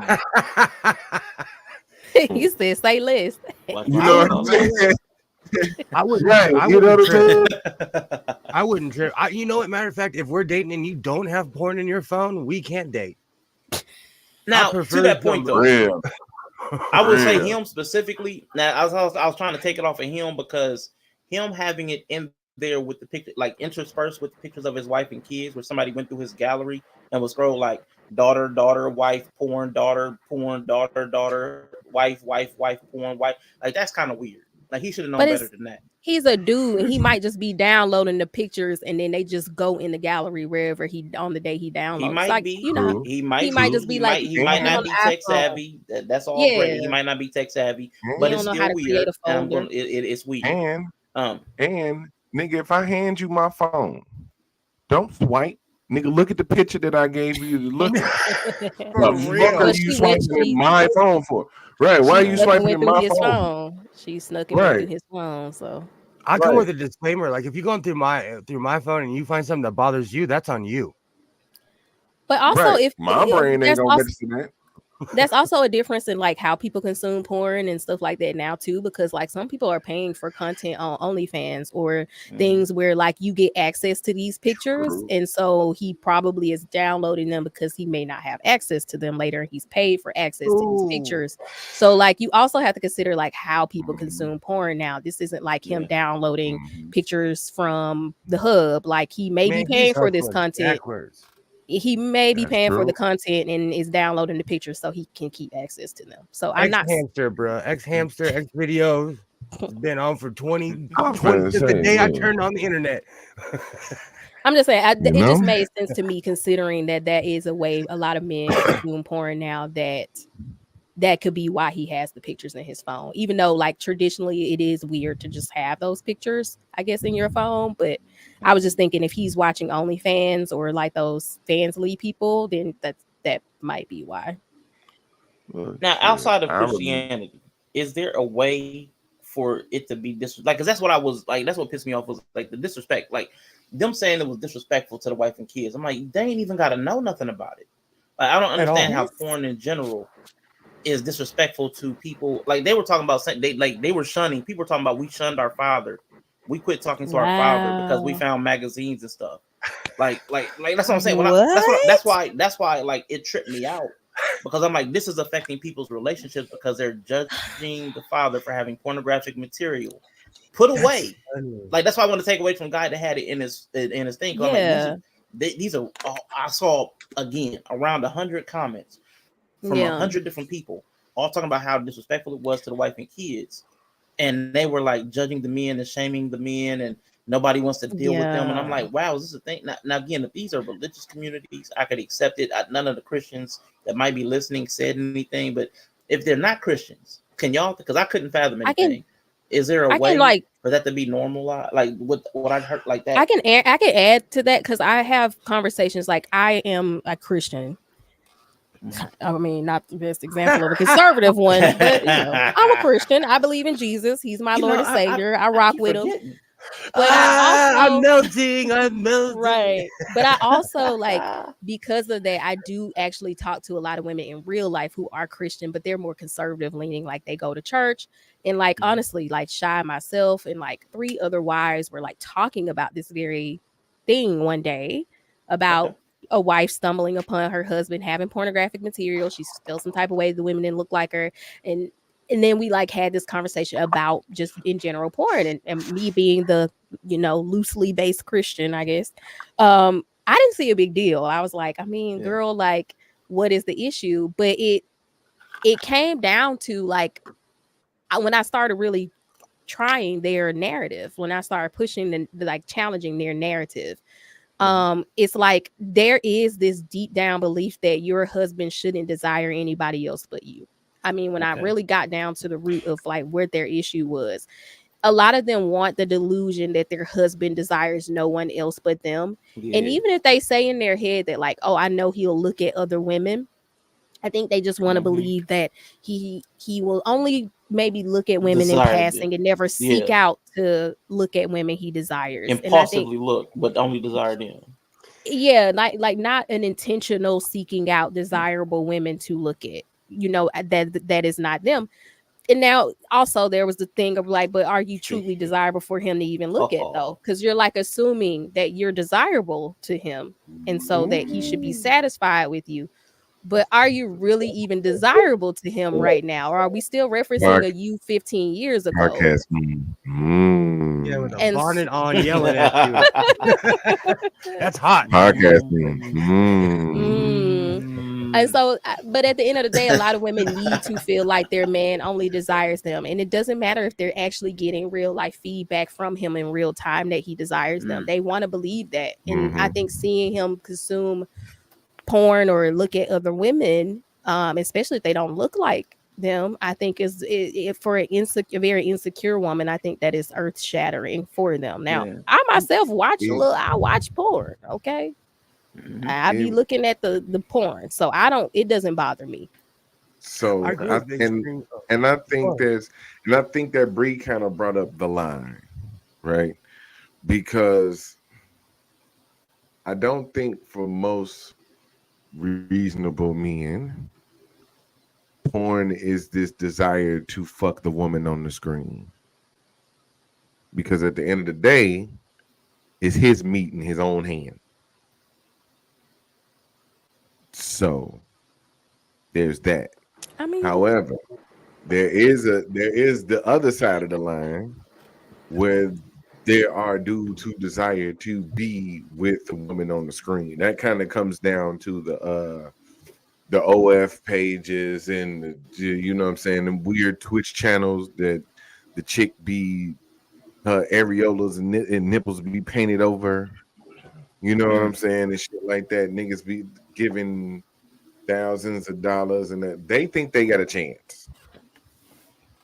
And I think that could be I think that could be problematic. But just the usage of it, I mean, a lot of times it's not it's not it's not necessarily I'm infatuated with the woman on the screen or I'm trying to smash the woman on the screen. It's the shit. I need to get this. I need to get business handled real quick. So he might be saving the pictures for you know what I'm saying, later Self usage. pleasure. Downtime.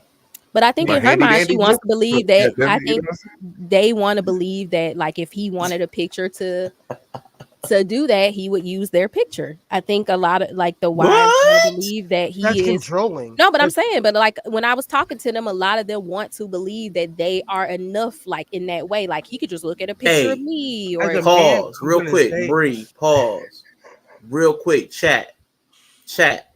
I need y'all to answer this for me. And I'm gonna come back to Bree and my so-called life. Please in the chat. Ladies, do you want your man getting off to a picture of you? I just gotta know. I gotta know. Please tell me. Please tell me. Okay, Bree, my so-called life, please continue. I was gonna say, yeah, I think that's what most of them would believe. Like if he jacked off, like if you sent him a sexy picture of yourself, you would be like, oh, he jacked off to my sexy Gilroy, picture of yes. myself. hey, You Gilroy. did. You Like, did. Sure why is did. that weird? Why would that be weird? Okay, Like so if you I sent him mean, a sexy picture of yourself, what if he beat right, off to it, if y'all weren't to get like, why would that be weird? That's weird to me. right, That you would right. send Now sexy that pictures to your man and be like, oh, he can't beat off to him. Then what the fuck are they for? yeah, yeah. first off, shout Right. out to Gilroy. And I grew up Yeah, I I grew like up in a Gilroy. Catholic I grew up in a Catholic house. And I know people look at Catholics like they're heathens, but my mom would buy Playboys for my pops back in the day. She like so Yeah, like W they mom. you know, she didn't care. She was Yeah. like, yeah. look at everybody. I don't care. You know, I think Yeah, I don't think one has to substitute. Like for me, I don't think one means the other one doesn't exist. Like you could send sexy pictures to your man and he could still like to watch fucking porn. Like for me, I don't think one cancels out the other. But I'm just saying, in those women, when we were talking to the ones who said he desires only me and I want to fulfill all of those desires he has, they would probably say they prefer that he would call them, like video call me. I'll send him sexy pictures. I think they would want to be the all-encompassing source of his P1. desires, that's Mm-hmm. weird. which I'm is not that weird to me. narcissistic. I'm not that Right. demanding. I I think that look that's rough. what they would want. If he can't watch porn, what that mean you got to be the porn. If right, I don't know. Right. I figured to get the ladies a break. Shit. Hey, wait a minute. I just caught Give on a to what she break said. Okay. That's what I'm and talking about. watch. My bad. Yeah. I mean, it just would be weird to me to be like, Hey, he can't watch porn and he That's can't that beat off man. to pictures of you. Like, what the fuck is he supposed to do then? that's what I'm saying. Like, Yeah. Look. I'm just gonna say this. Nobody besides me has any say so about what's going on with homeboy down there. Okay, it's a lot of people trying to He got the control. monopoly. Right. Yeah, right. Yeah. I got 51% interest at least. You know what I'm saying? If I'm married, I understand the split, but I still got 51% interest. You know what I'm saying? So He said let's we do what we want to do when we by ourselves. It's what we want to do. Now, for real. touching the For real. water. What's a healthy rate of consumption? So your man's watching some pornography. What's an okay rate? Once a day, once a week, once a month. What's an okay time? What's an okay rate? if Because you don't watch it it's once some a day, people we that put can. that shit on. He I, said once a day we can't. I ain't fucking with you. No, I'm gonna say, you it's need some to have a people that pipe. put that shit on. It's some people just put that shit on for background noise. Like how you put Yeah, on Dr. K said like that like motherfuckers some put people do it to relieve stress. Yeah, Yes. Yep. yeah, That's what I heard. look, that's kind of one weird of to the me. dudes, That's true. It's one not of the guys, communicating and not getting enough. It's true. It's true though. People don't talk. Non-communicative people are weird to me because I'm gonna let you know. Facts. I'm gonna let you know. I'm gonna let you know. If you hurt my feelings, I'm gonna Not let you know. daily. Oh no, but that's the other thing. Like a lot of this Not isn't daily. actually a conversation that's being had about how the women Yeah. think about the porn. It's usually like, oh, I find it after we had some kids and we ain't fucking no more, and I don't look the way I used to look, and he don't look the. I stumbled upon porn, and then that's when the first conversation about it is being had. Like 10 years in, 2 kids later, when he's Ever actually using it. I think because like in my entire life, um, I was never taught that what? sex was a taboo. I don't look at any of this as like, if you have porn in your phone, I'm like, okay, I can rock with you. You're a real person. But if you're hiding it, it's different. Good point. Because like anything. Is that me or is that somebody else? That ain't me. Okay, that's my so-called life. Your mic is doing something. That's them Your motherfucking mic was people. doing a chain Is it- stitch on a is it me? broken Singer 2000. It was. Can you hear me? I thought it was them people trying to get Yeah, his you're back ass. now. You're back. Okay. You're back. Your mic. I thought we hit the stratosphere. It Them sounded like people. we launched. Is it me? Yeah. Yes. Yeah. Okay, same shit. 2 to 3 times weekly. I'm Okay. saying, Okay. we So taking he up. gets 2 to 3 times. That's not bad. Yeah, we back. I thought I didn't have a helmet on for that launch. I think, but see, the problem is like I'm not necessarily a conservative person, so I don't come from that standpoint of like I don't shame people. I don't think it's wrong. Like it's okay to be a trash Yeah. panda and hide in the corner and watch porn. Like it's okay. Whoever needs to hear, it's okay to be a trash panda and hide in the corner and watch porn. Did my mic Hey. do the thing? Am I back? Now you're vacant now. No, You're you distant. good. No, you're in your helmet. You Oh, sound it's like the you're other gonna. mic. It's the Yeah, other you mic went now. into the Oh, okay, it's my webcam Yeah. mic. Okay. Hold on, let me Yep. check my shit. Hold on. No, it probably was mine. Y'all know my mic does that thing. I'm gonna take Yeah, off we in like passed the mic 5, around. 10 minutes. I'm gonna take off in like 5, 10 minutes because Alright. I gotta take the kid to school. Okay, that's what's up. He Well, does listen, afternoon. before He you does it. give Okay. no. Go ahead. I was about to, go ahead and say what you were saying. Oh, nothing important. Go ahead. I was going to say before you go, is there anything else that's just been vexing you? That's been, let me see, what's a sewing term like that would be about getting angry? Like that's something that's been steaming my pleats or something. Is there something like sewing to like? You know what? I think it's the older I get, it's the generational gap. I used to talk trash to like I've told you guys, like my grandfather, my father, they were always like, "Oh, your generation's whack." And when I was young, I was like, "I'm never gonna be like them. I am not gonna be one of those get off my lawn people."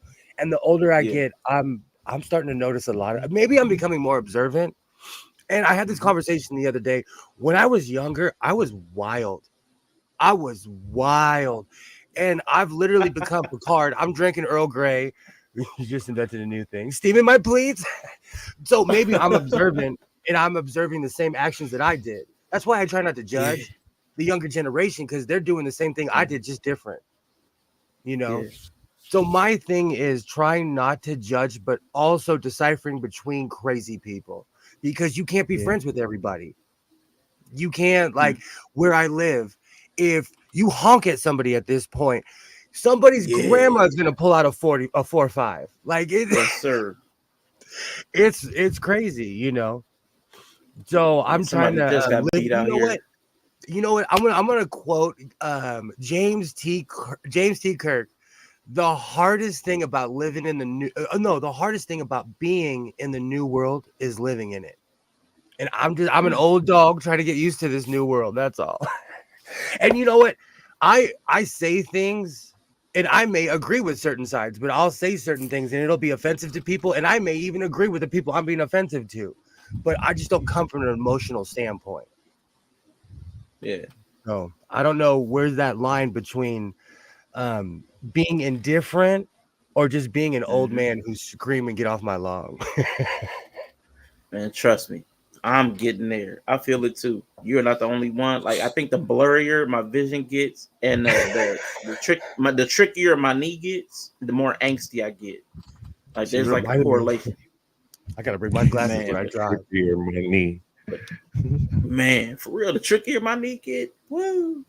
I'm like, I think that anxiety starts to cause tension. That tension rises throughout the day. The more trickier that you got to deal with every step adds a little bit more tension, and then eventually you just unwind on somebody. Why not? Get off my lawn! It just happens like that. But That's man, one I of the Make definitely your reasons appreciate fist. you. I'm about to go in a parking lot Yeah. with a bunch of really angry soccer mobs. That's why I get like Oh, Bob Marley baked. They're honking at me. I'm just waving at them like, excuse me as I light my spliff. Like, you can't hurt me when I'm this baked. I have to pregame before I hang out with the soccer mobs because they are brutal. And they like 5'2", they will curse you out and bow up and everything. Like, they ain't scared of me. nah, I definitely appreciate you. Everybody, go and check out My So-Called Life. Now, listen, I know everybody may not be into sewing. I'm not either, but I promise you, it's just a fun, casual conversation environment, and you can just go over there and chill and talk and laugh. I promise you, it's a cool hang. So go check out My Thank you. So-Called Life. It's all I was love. like, it took me a while because it's about sewing, but it's really not about sewing. Sewing is just happening in the background while you're hanging out. I talk about life, and I try. Yeah, You know what though? I try to leave politics out because I'm not here to fight people, yeah, and I'm over it. So that's what my thing is, a reprieve from the everyday insanity. Come enjoy my yeah. insanity. Yeah, it's fun. The people in the chat are cool. Kilroy's over there. I know. Was it night name change was recent? Was it Nightmare Baby? The new name, Yeah, Nightmare yeah, Baby's from yeah. over there. So yeah, so it's cool. I enjoy the environment over there. Everybody's so chill. I love it over there. So yeah, definitely go check out My So-Called Life. Monday, Wednesday, Saturday evenings, West Coast evenings, East I Coast know. bedtime.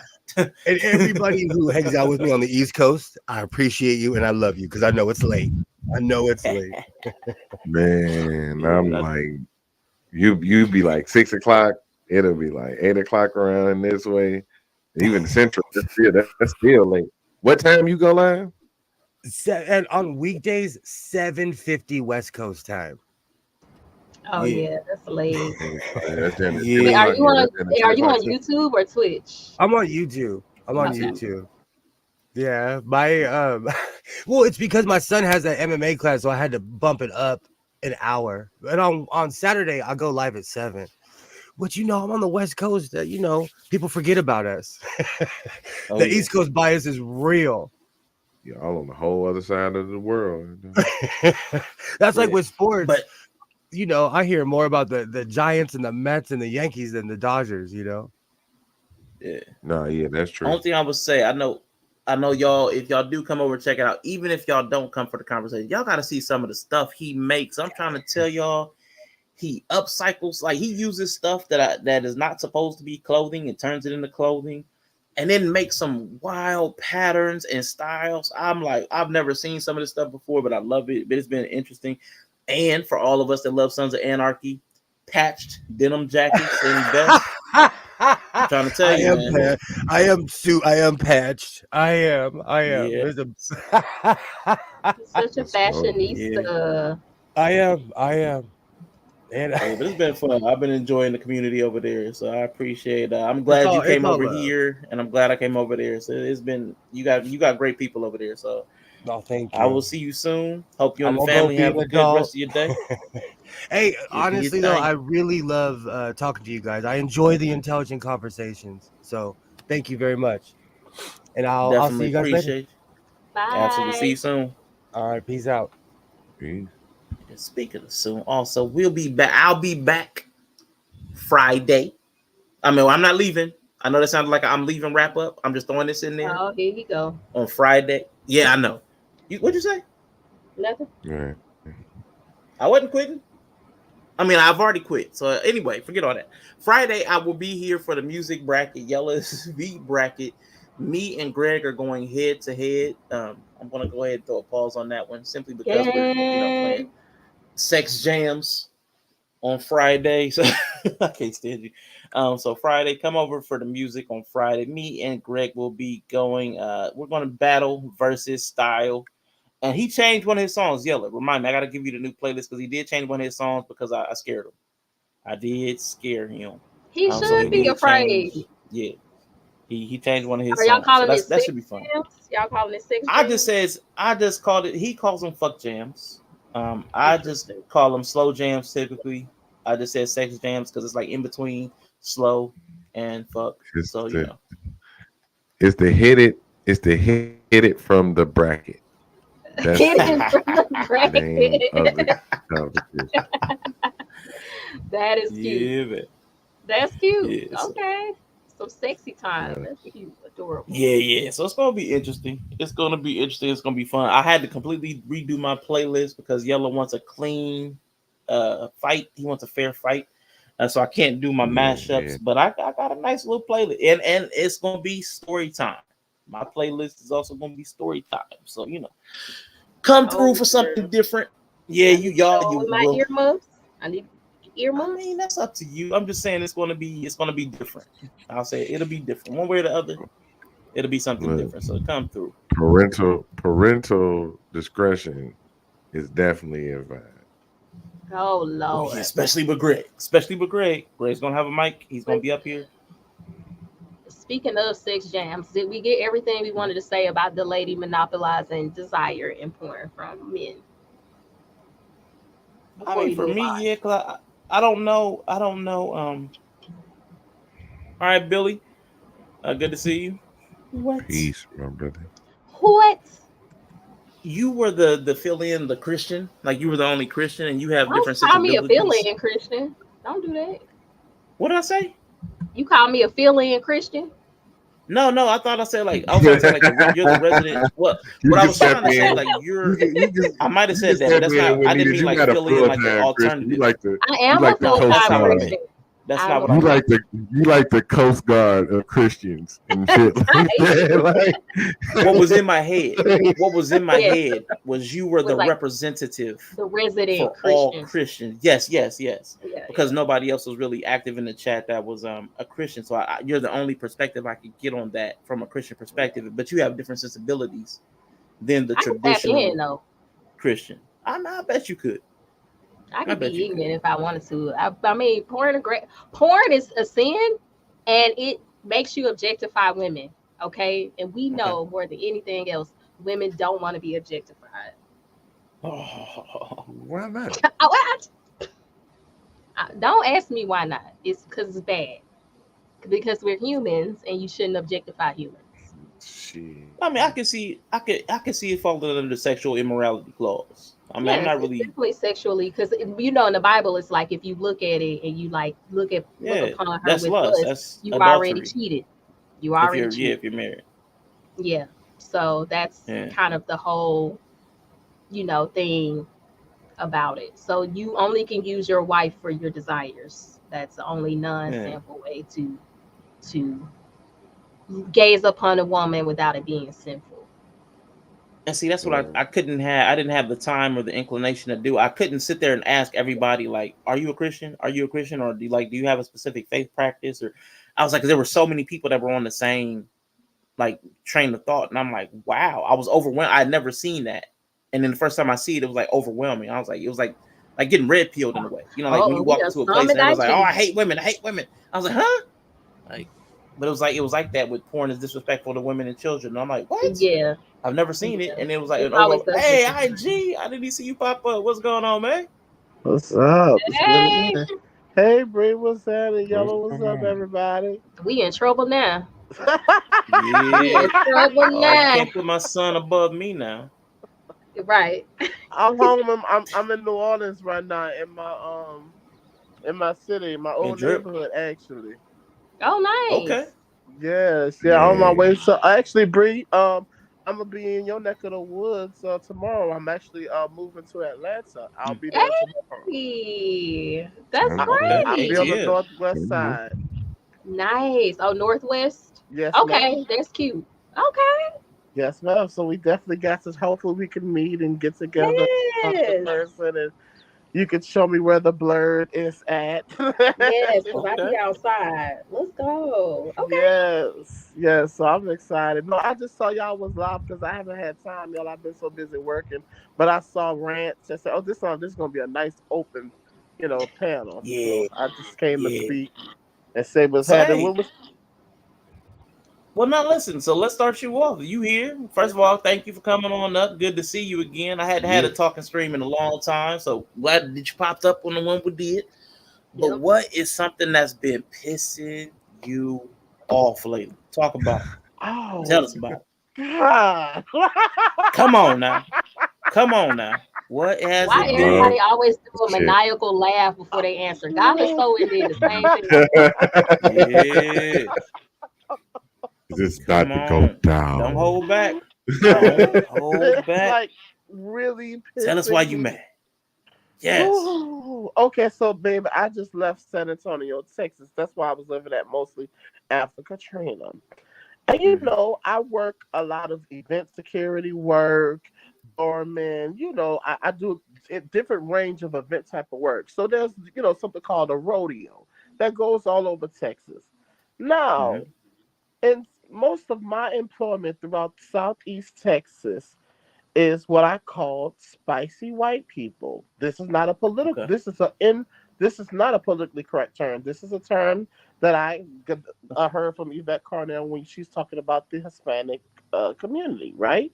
Because Okay. and it makes sense. Since the census enumerator about twice, I noticed in the state of Texas that like 90% of the Mexican Americans identify as white. Being Hispanic is not a race and a culture. So what's really Wow.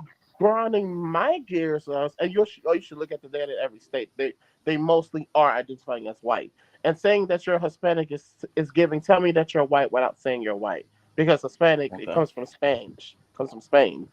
Anyway, neither here nor there. So what been really grinding my gears is that see, it's like this thing where growing up here, I have to be honest. I said, wait a minute. I grew up around a very diverse group of people. I grew up around different type of colonial white folks, particularly French, Irish, Dutch. A lot of that is out here in New Orleans. And I just didn't go through the workforce tribulation. I didn't go through the being stared at and othered in type of weird way. Mhm. So it's really been grinding me, which I'm getting away from that. But that was my energy. It's like it don't matter how much I do my job well, even with the clientele that I work with, that who's writing the check, who's booking us as the company, no matter how good I do, it's always some type of haterism or energy Mhm. from those particular group of people. And I'm saying Mexican American in Texas. I'm not speaking from Caribbeans and Central Americans. Those are different people, but not to say they don't have their issues. But what grinds my gears is that I'm seeing all of these fucking, black people politically talk about this rainbow coalition. It's so fucking annoying. It's like, I'm not saying for you to be xenophobic, but it's just like Yeah. my issues as a fucking American that I have experienced with institutionalized racism has been from the spicy white community. And it's dumb because you're calling these people who have a fucking Spaniard conquistador culture, who comes there, who from the same Negro genophenotype people that look like you from their own fucking country. They don't fucking come here to be fucking American and black with you. They pick and choose to be black with you when it's time for them to politically stand in your shoes. And your dumb ass out here crying about fucking DACA and the border and all this shit. When there's ADOS, there's specific issues that affect you that these people will not stand in the shoes for you. But you see skin color, and that's how you. Oh, he done got a call. They called him. They calling. They done called him. Oh, you They muted. done You took his muted. volume too. Yeah, Can you you hiding. hear? You trying to IG, get a can you hear? call. You're See, muted. that's the system right You're there. muted. See The that's system. the system They right got there. him. You They muted got him. brother IG. He can't even They hear us. got him. The system got him. Man. They muted him. Man. See, That was right, the Woo. fighter. Man. right You there. They See gone, what I'm muted him. saying? IG? See, you can't Oh tell the man. truth. You can't tell the truth Hey, out here. You know what I'm IG, saying? you muted. You were muted that time. If you can hear us, you muted. Oh man, he can't hear us. We can't hear He hey, him. he cooking Oh too. man. you can't hear. He Dang, cooking. Oh, he cooking. that Damn, is messed up. You damn. think if you take him down, he'll Oh notice he shoot. ain't on? Take him down. Oh, I want to hear what he's saying. He going too. Not you muted. He say You you gonna have to. muted IG. You muted. There you go. There you go. There you go. See, I said if you take him down and put him back, he'll come back. There you go. Uh, See, yeah, he on the phone. You know when you get a call, it see, knock you out. see Yeah. that's Okay. see that's that there shows you that you can't tell the truth. They don't want you. They don't want you to tell the truth out. They don't. They scared of the They truth. silencing us. I did not know they identified as white though. This is the first time I I'm mean, I ever can hearing. see that. I can see that. I just did not know that they were like not identifying as Hispanic. I mean, I don't know. There's a lot of people who are like African descendants that don't like claiming like black and stuff. I get it. I get it, but he did bring up something I did when I okay, IG, you back? Can you hear Yeah, us? my bad. Some old random motherfucker called me. Ain't that a It bitch? was the government. Yeah. That it was on you. You started talking about Yeah, hey, political and that because demographics. It that's was on you. yeah, that's the shit, and the shit I see with the Democratic Party. I'm just like I said, Yes. I'm so aggravated. Like, and even though my life, I have certain exceptions for a person me being who I am, but I'm not the person that lives in a fucking bubble to where my exceptions just leaves a bitch delulu to the overwhelming majority of what the fuck is going on around me. So it just it doesn't work that way. Wow. It doesn't work that way. So it's just kind of like, I'm just so glad now. That's why I've been home for a week. And it's so crazy because it's like, yeah, growing up, like I said, I did not have a phobia of colonial, I call them original recipe white. Because you go to Popeyes, a bitch get spicy white, original white. See, original recipe white never did me nothing. So I have to be nervous. But now it's to the point now, yeah. When I was staying at my Airbnb in Texas the last week, I had there was from the Carolinas, and they were originally recipe white folks, and just the energy was just so different. It wasn't this whole taking back because I was staying in the guest house on the property, and then yeah, when of course the spicy white family came, the uneasiness that I felt, Mhm. and then it's kind of just like. And it's just like, and you stupid political democratic neoliberals is talking about fucking rainbow coalition. All them heads need to roll at the NAACP. You can't convince me that you studied this shit and that you saw this shit and you study political science. And here I am, a bitch with an associate in music. It's more nuance on that. You couldn't have possibly told me you studied that shit and didn't fucking see the difference of that shit. You couldn't, but you stop playing in my face. Okay, they really did get you pissed off. I like it. That's a rant. That's what I'm talking about. That's what I'm That's a talking rant. about. That's a tangent. That's what I'm talking about. So let me. I'm glad you came into politics. Now I'm listen, here. I'm here. I'm sorry. people in the chat, It felt people good. in the Thank chat. you guys. I love y'all. Thank y'all. I He feel said, a I little Yeah, needed great. that. thank I you, needed thank that. you. Nah, listen, I'm getting ready to talk. Ask questions about politics. If you are sensitive about politics, just warning you. I don't have sacred. I do not have any sacred cows. I'm not a Democrat. I'm not a Republican. I'm a person. I listen. Just to start this off, I cannot vote for Joe Biden. Uh-oh. I cannot. You're not black. I cannot do it. Now I Mhm. did not vote. I voted for everything the last time except for president when it was Biden versus Trump the last time. I omitted them. I abstained from that part. This time I'm almost tempted to vote Trump just to make a point Out of that spite. ain't gonna make a point out of spite. It'll make me feel better because I'm so sick of Biden and them. But it would just make me feel better, but it wouldn't do anything positive. And I know that. So, like, having said that, you understand how where my mind is, I really don't care about one party or the other. So, when we talk about politics, I just want y'all to know before I get into it, just in case anybody super says, no, you can't do that. The black people, no, you can't vote for Trump because you're black.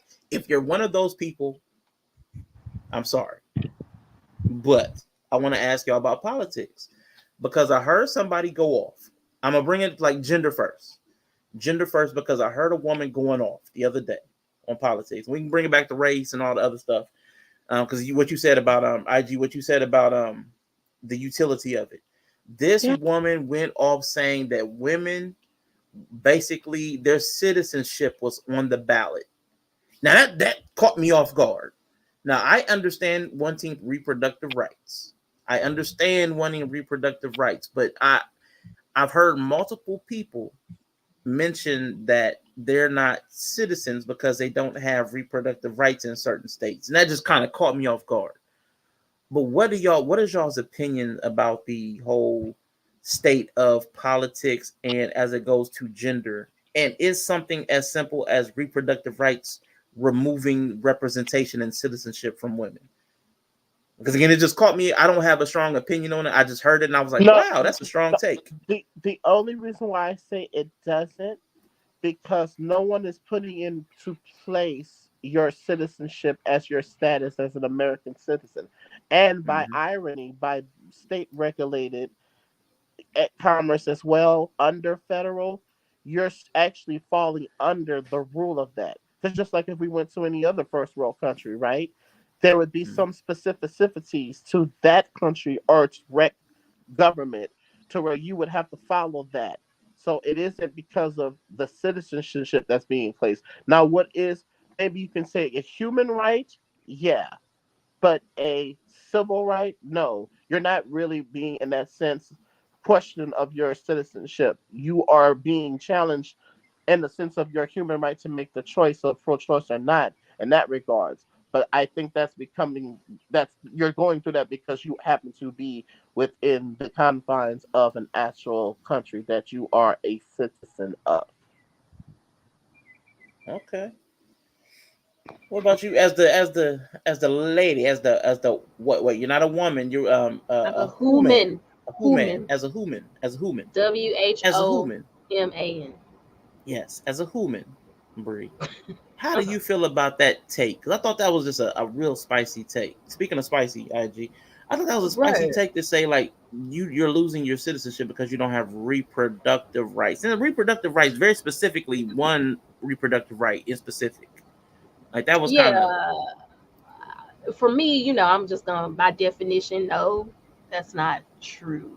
So I don't really like, for me, I don't really be following politics because they be trying to get emotional swings. I'm kind of like you. I'm finna vote for Trump just out of spite. But no, I couldn't say that losing reproductive rights with the specific ones they're referencing. I'm trying to like find any link in my head as to why you could say that, but I well, can't. because he said because if you have to cross state lines to get access to Uh huh. reproductive rights, then you're not a federal citizen because you have to play hopscotch from state to state to gain access to a federal right. So she was saying then it's not a you're not a Oh federal citizen.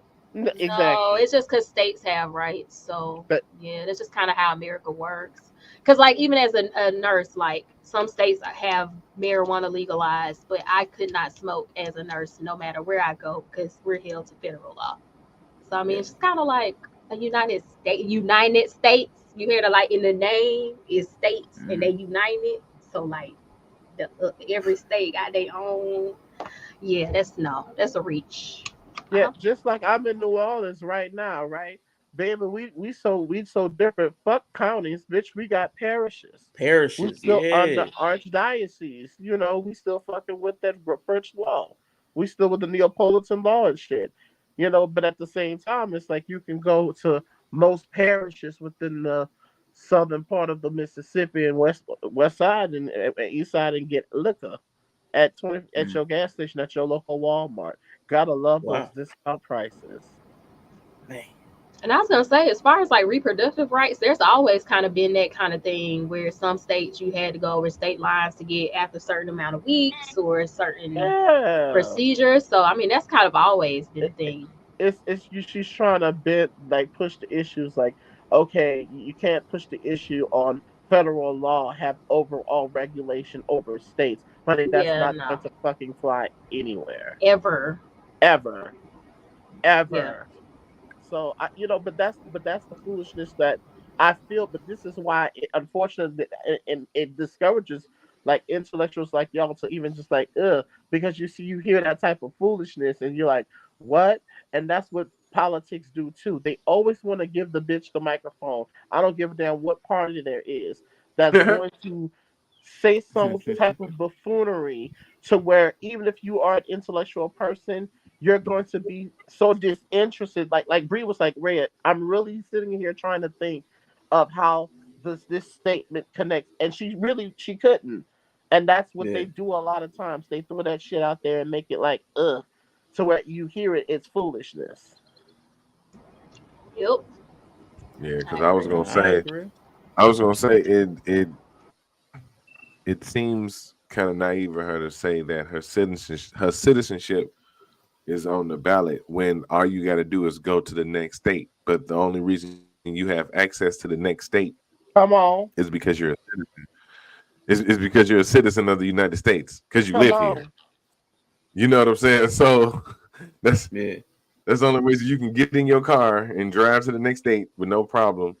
But it's like if you want to go on a girl's trip to the next state, ain't no problem. You can manage to get to Miami and shake your ass on the beach, but you can't get the next state over to, you know what I'm saying, delete the Miami trip, baby.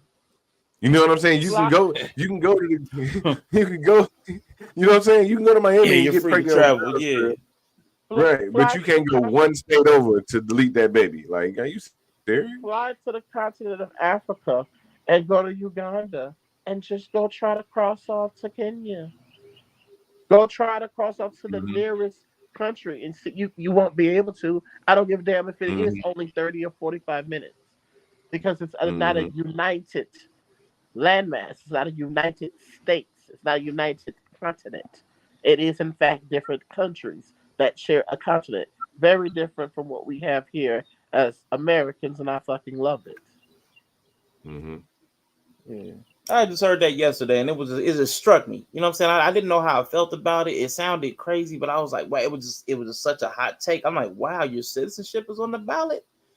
I was like, It's that's interesting. it's as Bree would say, it's goofy. Yeah, okay, I respect it. Back to the race though, because again, I was listening to some other people talk about politics, and they were talking about there's no way you could vote for Trump if you're black. Oh You just my can't god. vote Republican. And I'm That's like, why? this is why Biden was able to say that ignorant shit he said a few years ago. If you don't vote for me, you're black. Because he knows there's so much data to show that black people, especially ADOS Americans, are going to vote blue. No matter what they're doing, not specifically doing Overwhelmingly. for them, regardless of how they spit in their face. So Biden was not lying statistically when he said, you're not black if you don't vote. And how about this? I'm gonna say they keep calling IG. They got him They ain't gonna stay again. off his line. Got him again. Every time he get to telling about the people, Yeah. he was letting you What is know. that? God damn it, Juvie got me again. Bling bling. Ring ring. Ring ring. Yeah, man, I don't know. I've been trying to follow the politics this time. I've been trying to stay more tapped in. I mean, I vote on the local stuff, but on the presidential stuff, man, I really don't like either choice. And I could not have voted for Nimrata simply because of the reason that she gave and the fact that she wasn't using her real name. Oh, it annoys me so much. Oh, I couldn't have voted for her either. I mean, I Not kind using of your real gave. name, that felt like a lie. Yeah, yeah, for real. But you kind of what? Now I kind of lost interest at the what's his name, Vivi. Oh, Vivek. Yeah, Ramaswamy, you was all on him. Yeah, that was You my was loving Period. you man. some Vivek. He was a young dude. Mm-hmm. He was a young dude. He didn't mind talking to Nimrata crazy. He didn't Mm-hmm. mind saying the weird and when he said, what did he say about her daughter in TikTok? Oh Yeah, man, get your daughter off the internet. yeah, get your daughter off the internet. I was like, yes, That this was nigga crazy. needs to be the president. But she Yes, was grown. Her daughter was grown. yes, yes. She could have been 2 months old. It didn't matter. It was just It was it still was funny. just how she told her that shit. It was just how he said that shit. He's like, why you talking about everybody on TikTok? You need to get your daughter off the internet. And everybody was like, Man. ooh, they did like she Yeah. was 12, but she grown as hell. I thought she was a kid. I thought she was a kid when he said it. But the way he When I said it found out though, she was grown. just The way he delivered it, it was clean. beautiful, beautiful delivery. It was clean. I, I, Beautiful. I, had, I had projected that there's going to be a lot of black people that are going to rage vote for Trump. Because here's the thing, though, it's like when the lesser of two evils is presented, that's why sometimes your feelings over emotions over facts. It's kind of like Mhm. Biden showed you what he did in the crime bill. Kamala Harris showed what she did with the transit laws, locking up parents not getting their children, to school, and who that mostly affected? ADOS, Black Yeah. American people. So while Trump is on fucking Celebrity Apprentice and all of this stuff. This is not policy. If you now, I'm not talking about people of color. I'm talking about Black Americans, ADOS Americans, or people who are anchored here around that point of the right of the decimal before 1965 immigration. For you, Mhm. us, the lesser evil was Trump because Biden and Kamala Harris have already showed you what they do in actual fucking policy, right? I That's agree. actually been put through. So the lesser evil for us, I'm not saying Trump did anything, but honey, what he doing, even I've had other black people say what he doing with that border. I said, right. When I told people what Biden said, this is going to be terrible for us as adults. This is dreadful. This is gonna be Mhm. terrible. I told them, and they were just looking at me. I said, we look like that fucking decon commercial, like oh that mice commercial. Oh, what is this recipe? What are the snacks? See, you found the snacks. Everyone thinks I made it as decon, and all the fucking rats is dropping dead because they sit up there acting like it's a goddamn party. It's a fucking win, and they being poisoned. And here we are now. Mm. So it's kind of like, yeah, the lesser evil for us. Here's the thing I will say, according to ADOS, Yvette Credit, I see the logic. We've invested so much in the Democratic Party to where it makes sense to do Democratic down ballot. Because then you teach Oh. the lesson. You teach them a motherfucking lesson. You vote everywhere like you said you did, Arshawn, but nah, that's the way for you to smack their fucking hand.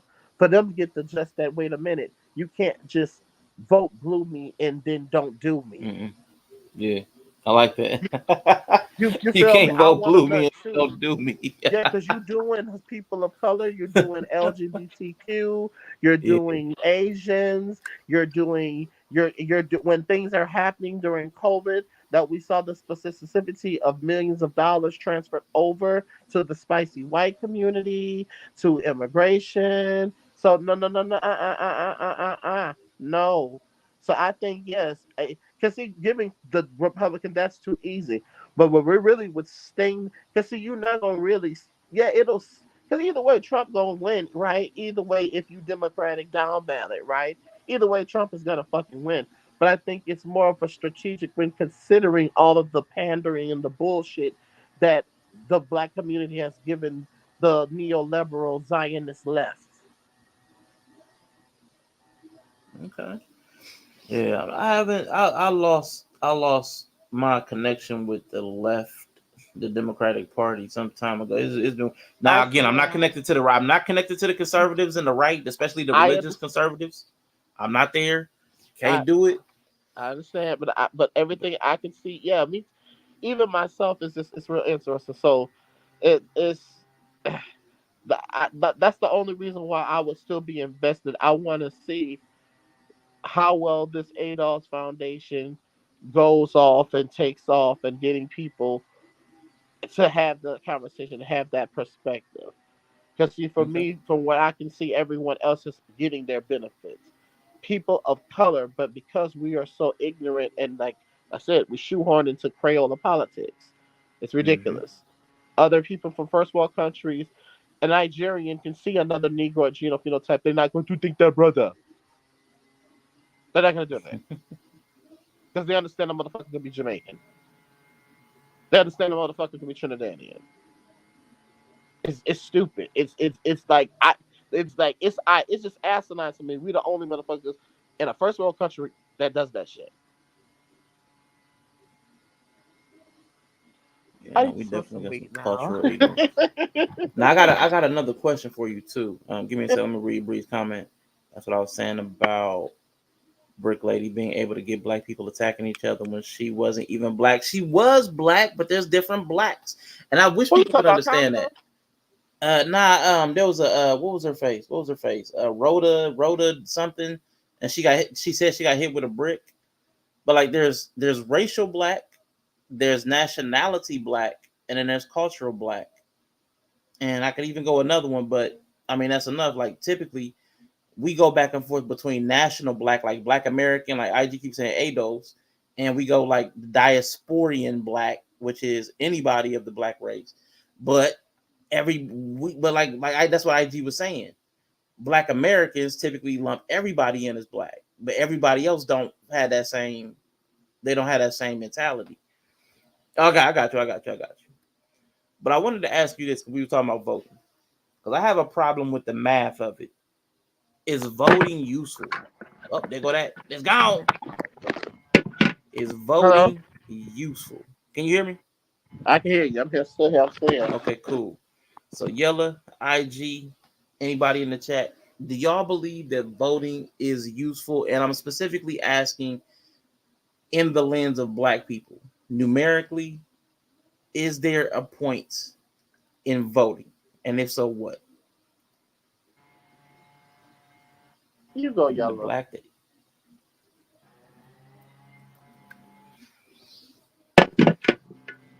My bad. I need to ask the question again.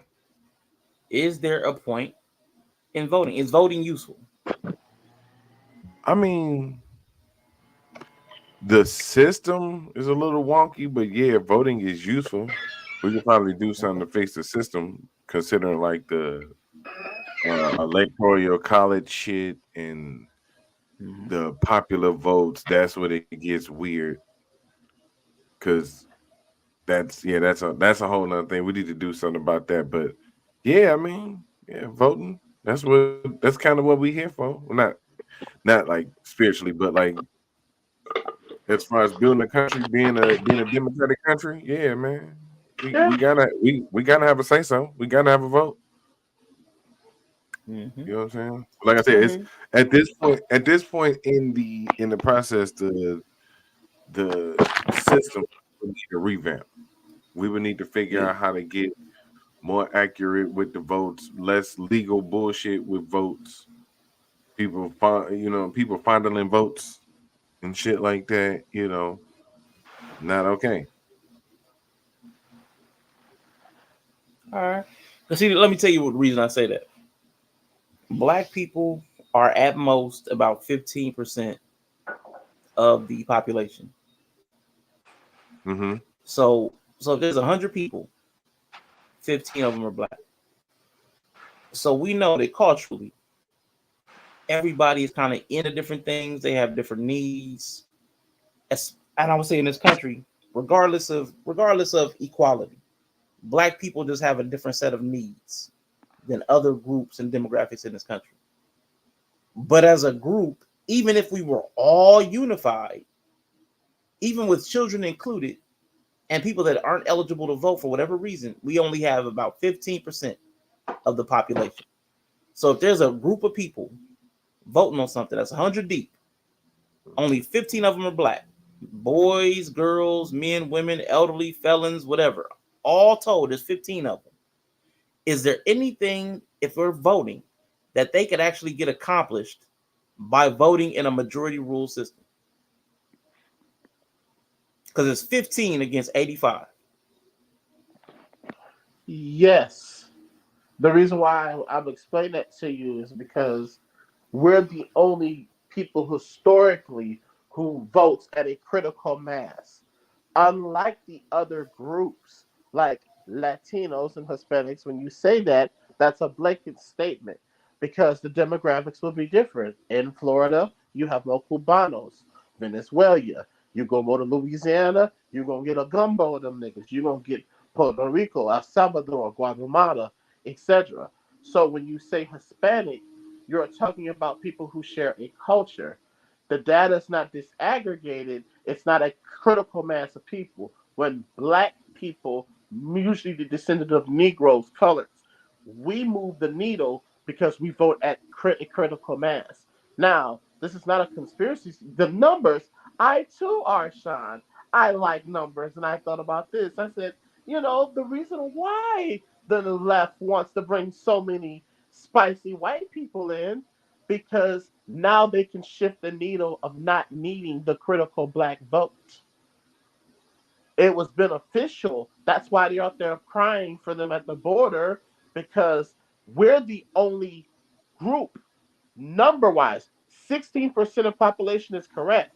However, we're the only other group other than white people who vote at a critical mass. So that's how we can change. And the problem is, we've had the voices of uneducated people who do, I'm sorry, boule, because it's not, as I'm going to stop saying that, it's definitely educated, bitch. Your soul was bought and paid for a price, just like your religion says it is. But I digress. That's what happens. So we're the only people who vote we at a critical mass. That's why that math would matter. Okay. That's why Biden said you're not black if you don't vote for me. See? Now that was fun. Nah, that was fun. All right, listen, I'm gonna lead the politics. I'm gonna ask you, Yella. I don't know. You probably haven't. It's still about black people though. Did either of y'all see Mia Culpa? Because that's something else to piss me off. No. Anybody see that? No. Did you watch it, IG? Watch what? Mia Culpa, that Tyler Perry movie. No, but I want to show y'all this. This is Oh. safe. If you ever in New Orleans, you want to go to this place called New Orleans Original Daiquiri Shop. I don't know if y'all can see it.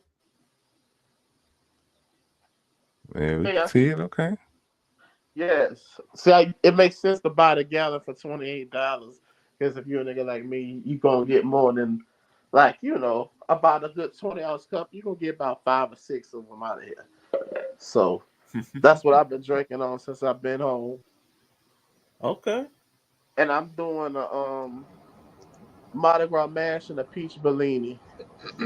I was showing them Ooh. breed the New Orleans daiquiri. Whenever y'all come to New Orleans, go to the New Orleans daiquiri shop. There gonna be plenty of daiquiri shops in there, alright. But now you wanna go to the New Orleans daiquiri shop. I got my little crown peaks up in here. So Yeah. Frosty. That They was be good. frosty. Mm-hmm. yes, baby. So I poured enough. See, you poured enough in the cup, see, because it's been in the freezer for like maybe like 2 days. And now I'm about to just sit up here now and just see. It comes with a nozzle, but since my impatient ass wants to defrost it, I was slamming it on the concrete, not to a bag at the end. So this is why we're gonna just do it like that. Look at that.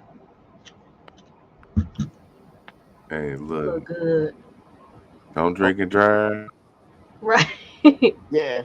And see now, I'm about to take my straw, and of course, this nice icy consistency. So in order to get it to be drinkable, you have to pour more liquor on top. Mm-hmm. Absolutely. Yes. I was And gonna say water, but yeah, no, no, no, no, no, no. See, the daiquiri mix already has alcohol in it. See, but Oh, see, now I'll be dead. no, no, honey, no. You'll be blessed. My chest will be heavy as hell. Mm-mm. I feel it all on my chest. Oh no. Can I ask Rashawn why you was gonna talk about me? I can't believe y'all haven't seen that piece of cinema from Tyler Perry with Kelly Oh Rowland. man. And for no other reason than to look at Kelly Rowland on your screen. Yellow. I mean, that's why I Man, did. look, Boy. I'm look. disappointed I in heard you. about her Not, looking. That's the only not, reason Slim why diddly I watched. umptious. Because She I look heard better than how that fine drink she. right there. hmm That little not red even, that little red jogging outfit. not even Kelly Rowland can get me to commit to Not watch even every Kelly Tyler. Rowland can get you to No, not even watch King. Mia Culpa. Not no. She the star. Yeah. Oh, I actually quite No. enjoyed it as a piece of smut. I love smut. Y'all know I watch me some Okay, smut. well, that's something. Yeah, that's something different. I thought it was enjoyable. It had the Tyler Perry Man. third act. oh. A Tyler Perry third act is coming. So I mean, I quite enjoyed it. I saw a meme say Kelly Rowland brought her own hair and makeup, and I she know she didn't had it get no pretty. chance.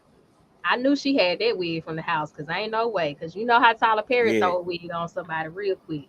Yeah, Oh, yeah, her hair was looking oh gosh, good. yeah, facts, yeah. Yeah, one girl had a headman wig on. I said, damn, y'all ain't even try to match the edges to the wig. Hey, that's my kind of carrying on. I like that. I enjoyed the movie. It was smut. The sex scenes could have been better, but you know, it's Tyler Perry. He doesn't strike me as a very erotic man, so you when know. you watch it, you watching him for a certain thing. Yeah, for mess. Yeah, and look, see now the Oh yeah, I think Kelly Rowland produced maybe.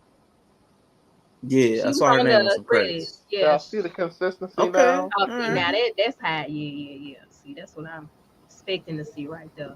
Okay. Yeah, I think she produced on it. It really wasn't that bad, honestly. I've seen worse Tyler Perry movies. What up, man? Yeah, Drip? because money. Thank you. Hey, everybody. How y'all doing? Hello. Hey, everyone. Doing good. How you feeling, bro? What's that? That's so I gotta funny. admit, my wife watched that movie, and I just I no, love. Arshawn, I didn't finish it. You didn't Oh, finish well, it? you probably saw No, the for a best. number of reasons. Did you get to the paint scene? Did you see them fucking in the paint? No, I did not. You missed the paint Going scene? hard in Damn. the I missed the paint. motherfucking paint. I missed You the paint didn't see him scene. go hard in the paint? It was a typical Tyler Perry nonsensical film. I mean, it was just. See, I mean, here's the thing. You're right. It's not the worst thing he's done because that it's not the Acrimony movie worst. still to this day is just I don't wow. remember Acrimony. Good. Was that the one? I thought Don't that worry was about it, another one Arshawn. with But I'm was gonna that tell you, right I there. did like Fall from Grace with the bad wigs. I liked didn't Fall see that. from Grace. Fall from Grace was the one I was thinking. That was It had the bad wigs, but I enjoyed the actual movie and the plot You twist. know what's movie I like from Tyler Perry though? I ain't even gonna front. A Family That Prays. yeah. I like some. I There's don't some remember that Tyler one Perry either. movies I like. Okay, I'm Kathy not gonna hold Bates' y'all. face sold it. But Kathy Bates sold it. I ain't even gonna. I mean, there was some. Well, here's the thing, IG. That's what happens when you get actual talented actors to play in your movies. Was that Okay, a that's Mondrell? I what's don't care what happening, y'all IG. saying. First of all, you gonna watch your mouth because Kelly Rowland and that chocolate nigga who was No, with her, whatever his name no, is, that no. nigga is fine. He could just sit on the camera and Well, breathe, okay? okay, And that would well, be Oscar worthy. yeah, but here's the thing, though. Maybe Bree. Pornhub version. How attractive you find the guy has nothing to do with his Yeah, No, it has acting chops. everything to do with Now, it. here's You the thing. gotta watch I'll say Tyler this Perry now. like I'll say porn. this. It wasn't him because he's an actual good. He's actually I a good think actor him when and you see him Kelly in did other good. things, right? I think him and But Kelly did good. so it wasn't him per se. It was the character and the direction he was given that Yeah, kind so of they took. did great. No, Direction was no, bad. they The didn't. script was bad. Writing was The terrible. script was bad. Yes, Yeah, so it they was. It did was. the best. They did the best of what they had. But like, I think they did a good job knowing that they had a Tyler Perry script. I'm not looking at it as like I'm Hold on, comparing y'all. them to a fucking good director. I'm like, now Trevante, thank you. I'm talking about it with a Tyler Perry script. They was eating, okay. Yeah. Tyler It's Tyler Perry Perry script. script. Yeah, I listen. I was Quantum, going you for. I asked went. what the movie was about. Quantum, the movie was about a lawyer who decided to take on the case of somebody that was accused of murder. Oh, you gonna okay? She's going to watch the trailer. Okay, cool. Never mind. Yeah, cool. Here's the thing. I was going for a rather long walk because from time to time I do walk instead of run, Arshawn. And I was just listening to the entire broadcast, and I was like, yeah, this is good. Because you asked the question like I was walking and I didn't want to cam up while I was breathing hard. You cool? Yeah, I don't want to cam up while breathing all hard inside the microphone and all that. But you asked that would have like been what like was the Tyler pissing. Perry movie. Yeah, but like you was asking like what was pissing people, what pissed us off here lately, and like shit was a lot of stuff. Just it was like a Rolodex or like end credit scenes to a movie of things that was listed off going through my head, dude. It's like this, that. Of things that has pissed me off lately. Well, Arshawn, give us remember one like of late them. I mean, last that's year what I I've been told asking you that everybody. I don't want the at the beginning Rolodex, but of I this want one year. of them. Remember I told you at the beginning of this year was going to be absolute butt cheeks. I'm not did going to say enjoy that. it. Well, I'm not enjoying say it, that. Arshawn. I'm not. I'm not having a good time. Okay. Well, getting But married. you're That was newly good. married. Yeah, that's good. That's about the best thing that's happened. That's so far. My New Year didn't. I'm one of them old weird hoes. I didn't celebrate New Year until maybe like a week ago. I celebrate New Year like in springtime. That's why I Fair come enough. home every year. Whatever That makes works, man. sense. Yeah, but and then you start I talking think a about lot of cultures do. you start talking about the voting and everything. Yellow was up here. You know what I'm saying? I was like, this is a good one here. Yeah, Now, get so, Yeah, so no, what's but something specifically for you though, man, Drill? Yeah. What's something Huh? specifically for you that pisses you off? Not the The random fact, stuff, not the stuff you heard us say. What's something that's pissing you off? I'm torn between like, because I was raised like to, of course, to be successful and all that stuff, right? Like, if you follow my sister on Instagram, you see what that rascal's up to, you know, and that's something she and I do all the time. We travel, right? And Okay. so it's like I'm looking at that. Okay, I just got married. She's been in the UK, all over the UK. She's in France right now. She was in Dubai Okay. last week. You know what I'm saying? And the week before that, she was in London. And that pisses Myself, you I off. got married. And the thing is, last year I went traveling. You know what I'm saying? And it's like here, my sister And and I that living pisses you life, off? and no, it's just everyone else like watching this bullshit online. It's like these people having the same conversation. Like I've been on the YouTube 2 years, Arshawn, and they're still And talking that about the pisses you same off? bullshit. It does because I was taught to go out Okay. and be a success and Okay. come back There and we go. teach everyone else how to do it. Like once you climb out the Okay. hole, you don't take the ladder with you. You throw the ladder back down so everyone else can climb back up.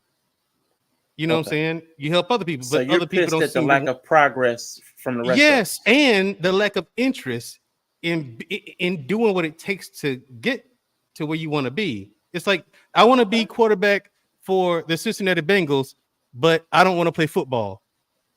True. Like, wait, listen, how's that going to work, dude? You got to go through the pains of getting good first.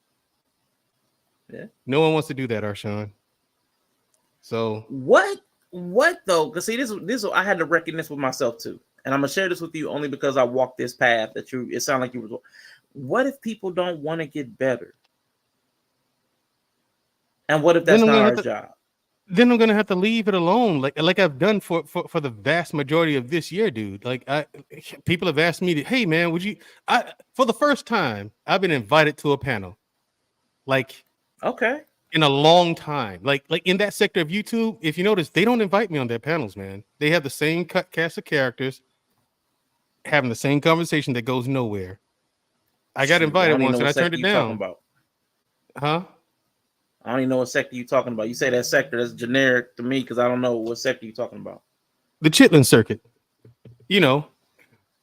So anyway, I don't know. I don't know what the Chitlin Circuit is because come on, well, there's a hone me in, YouTube channel called. bring it closer.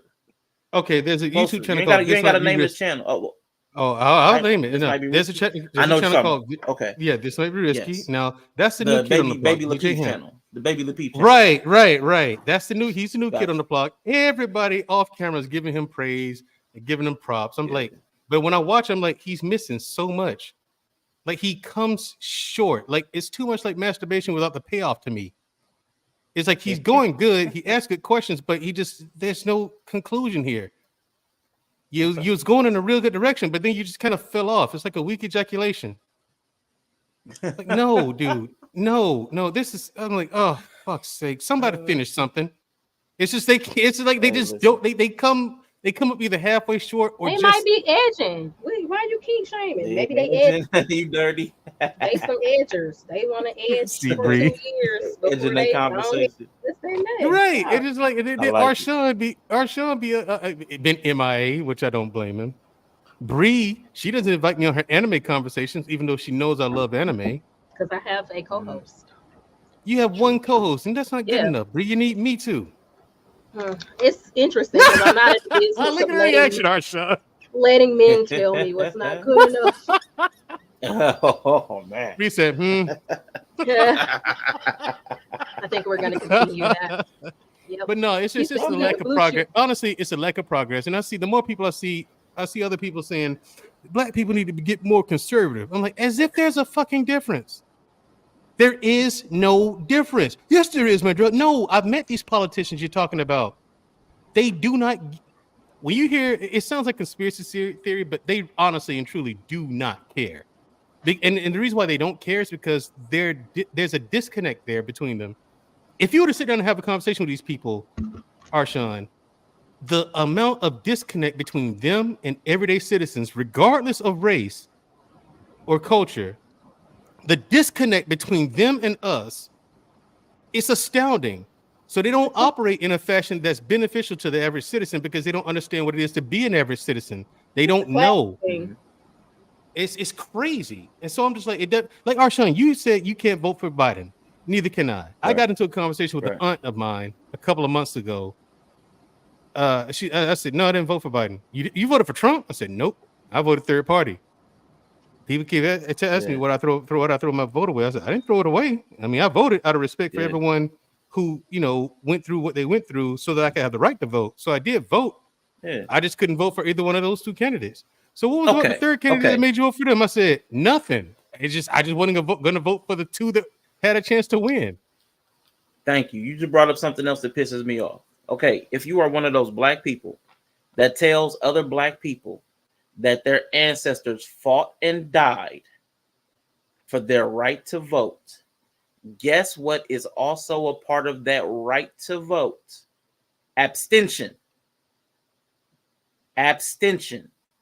You can abstain as part of your right. You can not vote. You know what your politicians do most of the time when they're running those votes in the House and the Senate? They do no votes because they don't want to take a position. So it's a legitimate position to not take a position in politics. So quit telling people that they have to vote because somebody died for the right to vote. And I guarantee you, anybody that died did not do so for the right to vote. They died because somebody killed them. They did not wish to die. They did not commit suicide for the right to vote. They died because they were murdered. Okay? They were murdered. It's supposed to be a serious moment. I'm sorry. I'm right. sorry. It was. I know it is, but he's telling the I'm truth. sorry. It was. It just. I hate that. I hate that. I hate it. I hate it when I hear it, and I've heard it from people I love, and I've heard it from people I respect, and when they say it, it really sets me off. But Summer, welcome to the panel. Thank you for coming up, and we are starting our Festivus with the airing of grievances. What is pissing you off, Summer? My fucking dad. Well, that got real. I love it. Let's I love go. my dad a lot, but he's fucking me off. I'm gonna I move on from that. require I'm gonna move on from elaboration. that. I'm gonna take it out on Mandrell on account of he said one phrase that my dad said earlier about not making progress. Okay, bring it. If you don't mind. I don't. Excellent. Just because you don't see progress doesn't mean it's not happening. Great point. And now I'm annoyed because I can't remember the context you said it in. So I'm just going to say some other stuff. I love it. I love that. I love it. I love it too. And you know what? I shouldn't have even allowed Summer up here because she came up yesterday just to tell us that disagreed with her to fuck off. And then she left. She I wasn't might just people drop. that disagreed with me. It was everybody overall, completely. That was hilarious, Summer. Someone said I'm now annoyed because I can't remember the context you used it in. Oh, Summer, if you saw there's another. This may be risky, like you said, Baby Lapeef, and then there's another one, Sharon Bracey. Never heard It's that. just I don't even watch that one. I quit that one holistically. I don't even tune into that one sometimes anymore. No, if you're not on Arshawn, 9 times out of 10, I'm watching like Double Toasted or something else. You know what I'm saying? Like it's just a lot of this live content. I don't watch anymore. Yella, I catch him on Twitch. You know what I'm saying? Bree, I catch her bro. I support y'all, but I mean, it's like the rest of them jokers, man, not for real. Okay. So Let me. hold on, Okay, real quick. Go ahead. Hold on, real quick, brother. Yeah. So I got a question to kind of follow up what Mandrill said.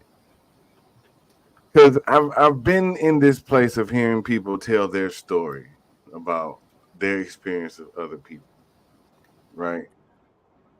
So how if you don't watch nobody but critically drinking and them other people, how do you know what's going on in the quote unquote chitlin circuit? Oh, because that's how where it was. I'm speaking in the context of that's where it was when I left it, and I'm not saying that I left it holistically. I do tune into what's that? One of them from time to time, and that's the what's called that? I just said it. This might be risky from time to time, but that's about it these days, man. Yeah, okay. So like that's like saying, yeah, I used to sniff coke, but I just dabble in it from time to time. I don't really Right. sniff that. You know what I'm saying? I take a bump in Mhm. now and then. You know what I'm saying?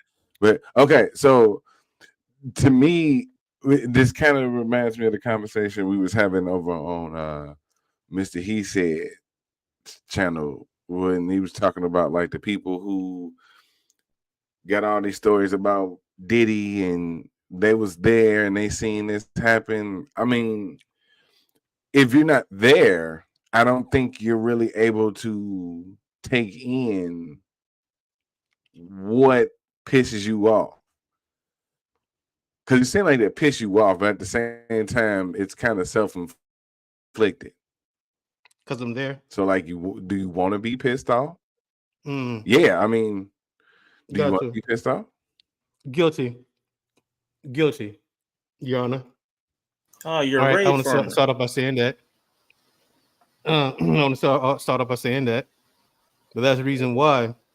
I think the reason why, one reason why, the biggest reason why, yeah, is because for some reason, I remain hopeful that you can go over there and they say, I'm looking for solutions. You give them like 4 solutions, actionable ones, and then they just turn those down. But you're hoping that at one point they'll say, okay, let's formulate a plan to do that as a solution, and then start making content towards being better and teaching people how to be better. But no one seems to do it, even when you present it as a format to create a platform where people do that. They seem to reject it. And it's just like, okay, then what's the point of me being here? So I guess my slow, um, why I've been so slow with just pulling out wholesale, it's just remaining hopeful for some Hold on. reason, which in an environment where it seems like there is none. I think But that that's the best way I can that's describe it, man. It's ugh, and it's exhausting in itself. but Pause, Okay, by this the so way. listen, I this gotta tell I Mandrill heard that. what pisses me off. All right, so Mandrill, I'm just tell you something that you do to pisses me off. While we Go pissing ahead. in the wind. All right, you Jesus. have this thing. All right, where you Mhm. come onto a panel where people are talking about a topic, and you somehow make it about the topic, but not about the topic at the exact same time. So like when we asked you what pisses you off, you were kind of like you telling us what we were pissed off about, which is okay, and I got you back to what you were pissed off about. But then what you're pissed off about is other people and how they choose to spend their time, which is okay. But like you said, it's self-inflicted. But let me get to what I'm really pissed about, man, Drew. This is what I'm really pissed about. I can't stand when you come in and say, hey, everyone. And then 30 seconds later, if I say something to you or ask you a question, you're not even there anymore. If you are breezing through, I'm asking you because we've had phone conversations. If you're breezing through and aren't even going to stay for 2 minutes, just don't drop the hey, everyone. Because every now and then I say something to you and you're just not there. You're just gone. Oh, you mean in the chat? Yes, Okay, gotcha. that's all. Okay. But I can't help you with Henceforth, in the other panels. I can't help you with all that. But like, because I remember the other day I said something to you and I asked you a question or something. You was just like, gone. And it only been like 30 He seconds. just Waiting for being somebody like to one of finish. them that drive by. Yeah. Drive by you. That's all. That's all. It's a small thing. Nothing major. It doesn't really piss me off. are you sure about that? Yeah. I don't really get pissed off about that. It's just annoying when it happens. You talking to somebody that ain't there. Yeah. Sleeping at night. What'd you say? What's that, G? Yeah, trouble sleeping at night. Who, Who me? you asking it? Or Mandrill? Do I have trouble sleeping at night? No, I actually do have trouble sleeping, but it's not about Mandrill's drive-by. Because you got demons. That's why you can't sleep at night. I gotta hold true to my resident Christian. So you got demons and you Yeah. and that's why you can't I sleep got at a night. cat. I was Let's see if I can jump on me. like I can't sleep at night. at night. So, Yeah. Mandrill, I'm since mad you about kind of like. something else. Okay, let's go, Summer. No, go ahead. I'm mad. I don't know what my storage is smoking. Oh, you don't because she's smoking. IG just drinking, right? Oh, baby, no, I'm smoking weed, baby. They've been Straight rolling up. It just reminded me to get my see the bowl? I was just sitting up here just patiently Yeah. the bowl and Yeah, what you got? yeah. I got some Johnny Burger. Mm-hmm. Yeah. As a matter of fact, excuse me. There you go. Lighten up. Hello. Yeah, it's full time. So, Mandrill, let me ask you this question. As far as the panels, I mean, you say there's all these bad panels. What is something, because you say you offer solutions, they don't want them. So you have solutions. Nobody wants the solutions and nobody's making progress towards the solutions. What do you think is a practical, easy, and cheap solution to one of the problems that you've pitched? It has to be practical, cheap, and easy. When I say practical, I mean like easy to remember, easy to find, easy to source. It's got to be easy. It's got to be something like a regular old somebody. I make 23K. They can accomplish it with their one job, and they're overwhelmed because they got these kids and maybe kids in two households. They have to be able to accomplish it with very little money, without taking out a loan or running up credit. What's something that you've pitched, since you keep bringing up the solutions? I want to hear something. Pitch me an idea. Simple, man. I mean, that ain't hard to do. One simple thing is to admit that you're wrong. Another one is stop being so fucking selfish. Like, it's elementary shit like that they haven't even come to, Arshawn. What's that the solution to? Sorry. What's that the solution to? We need a problem we're solving. What? Oh, getting along. This whole rift between men and women, shit like that. Yeah. I mean, like, they haven't moved past that. That's how wrong is big. Teletubby style this shit is. They're still literally on the same stuff, Bree. Okay. So like, cool. Literally. I mean, you're right. You're right. So let me ask you another question. Let's drill down into that, because there's a reason for that. So if people are stuck on elementary things, why do you think, what are some reasons that you think people are actually stuck on these Teletubby basic things? They don't want to move forward. They don't want to be better. You lack empathy. No, I do. It's because I'm empathetic. That's kind of why this kind of fucks with me so much. They don't. But if they don't want to be better, can't be stuck here years later. And but yeah, let's keep drilling down. Be but let's keep drilling down. Yeah, but let's keep drilling down. They don't want to be better after years of suffering. Why? What would keep a person from wanting to be better? That's in a self-admitted state of suffering. I don't know, man. I guess it becomes the norm to them. Okay, that's solid. They've made a habit out of suffering. They made a habit out of being down bad. And that's just how they interpret life. So they have a habitualized dysfunction. Now, what's the solution to transforming a habitualized dysfunction into functionality? Because it can't just be apologize and admit you're wrong. Because again, they have an habitualized dysfunction. Yeah. So what's the solution for that? Because that's the real problem. Oh, one is therapy. That's for one. Try that out if you never tried it out. That's a process within itself. You got to find a therapist that fits you, a good therapist, actually, because not every therapist is for everybody. Anyway, also keeping, self accountability. self-discipline, staying cognizant of your own behavior, and get an accountability partner. Like have people that you associate with pay attention to you. Like, hey, when you see me doing this or saying that, check me on it, or bring it to my attention that I'm doing it. So so I can I can change my behavior, or I can learn and develop new habits that counter the ones that I already have. Do you mind if I jump in there? So those are some solutions, right? Some solutions right there. I like it. Do you mind if I jump in? Because those are really good solutions. But me personally, I don't always have the vocabulary or the ability to find somebody, to find that accountability buddy. So, for me, that wouldn't work. What would you suggest? I'd have to get to know you a little bit more and find out what's your overall goal. Like, what habits do you want to change? Assuming all And the then, other habits that we were discussing. As, say all of as an those. example, everything you've been discussing, if it applies to me, that is something I would personally have difficulty with. Do you understand where I'm going with that? Yeah. Cool. So what would your response be? If you're having difficulty developing new habits? No, if I'm having difficulty with one part of your suggestion.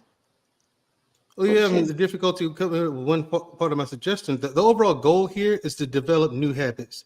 Since since dysfunction has become not only habitual, but it's become kind of a mainstay in your everyday behavior. So, which means that the only thing that means is that you develop it as a habit. So it's just a reflex now. Now what we have to do is develop new reflexes, new habits, new practices. And that means we have to incorporate new things into your everyday way of life. So we just have to find out some of those things that are not triggering to the old habits and that won't elicit, the responses that you've been getting and giving out. Find new habits that don't do that. You know what I'm saying? So, for example, if you're a person who say you didn't know to hold your tongue and be more diplomatic in the way that you talk to people. One thing that you might want to try is just not saying anything at all at first. Not saying anything at all. Do your best to start there. Phase 2 is to learn to, while you're not saying anything, listen and honestly pay attention to what the other person's saying. You know what I'm saying? Just focus on what they're saying. I mean, so it's just steps like that we start practicing. So what I'm hearing from you.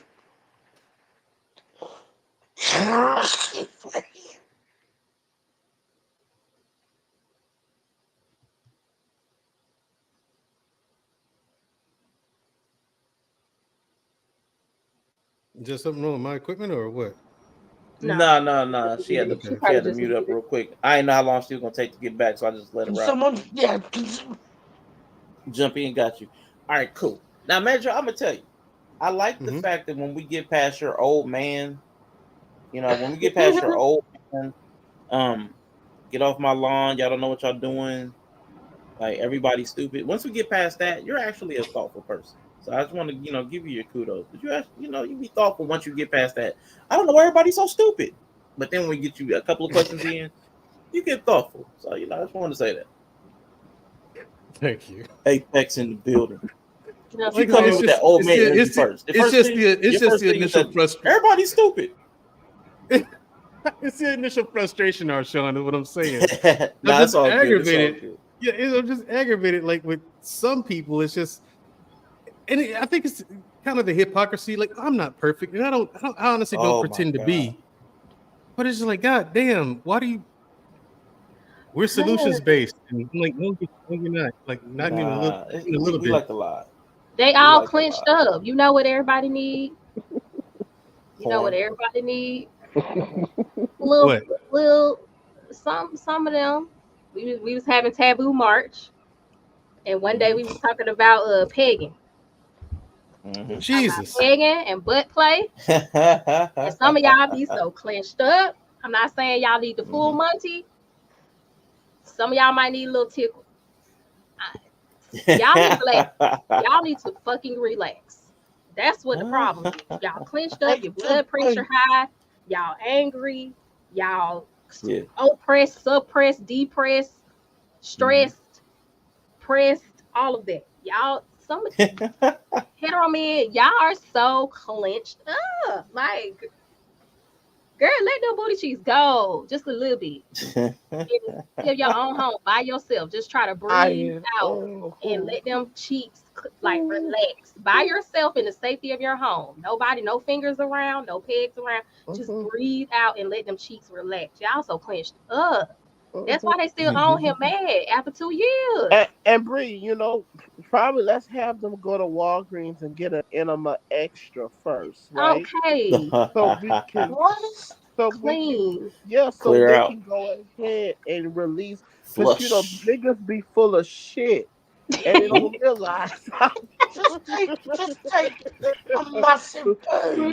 we don't realize how Should full take a of shit, laxative. you know, we really I don't are. take laxatives.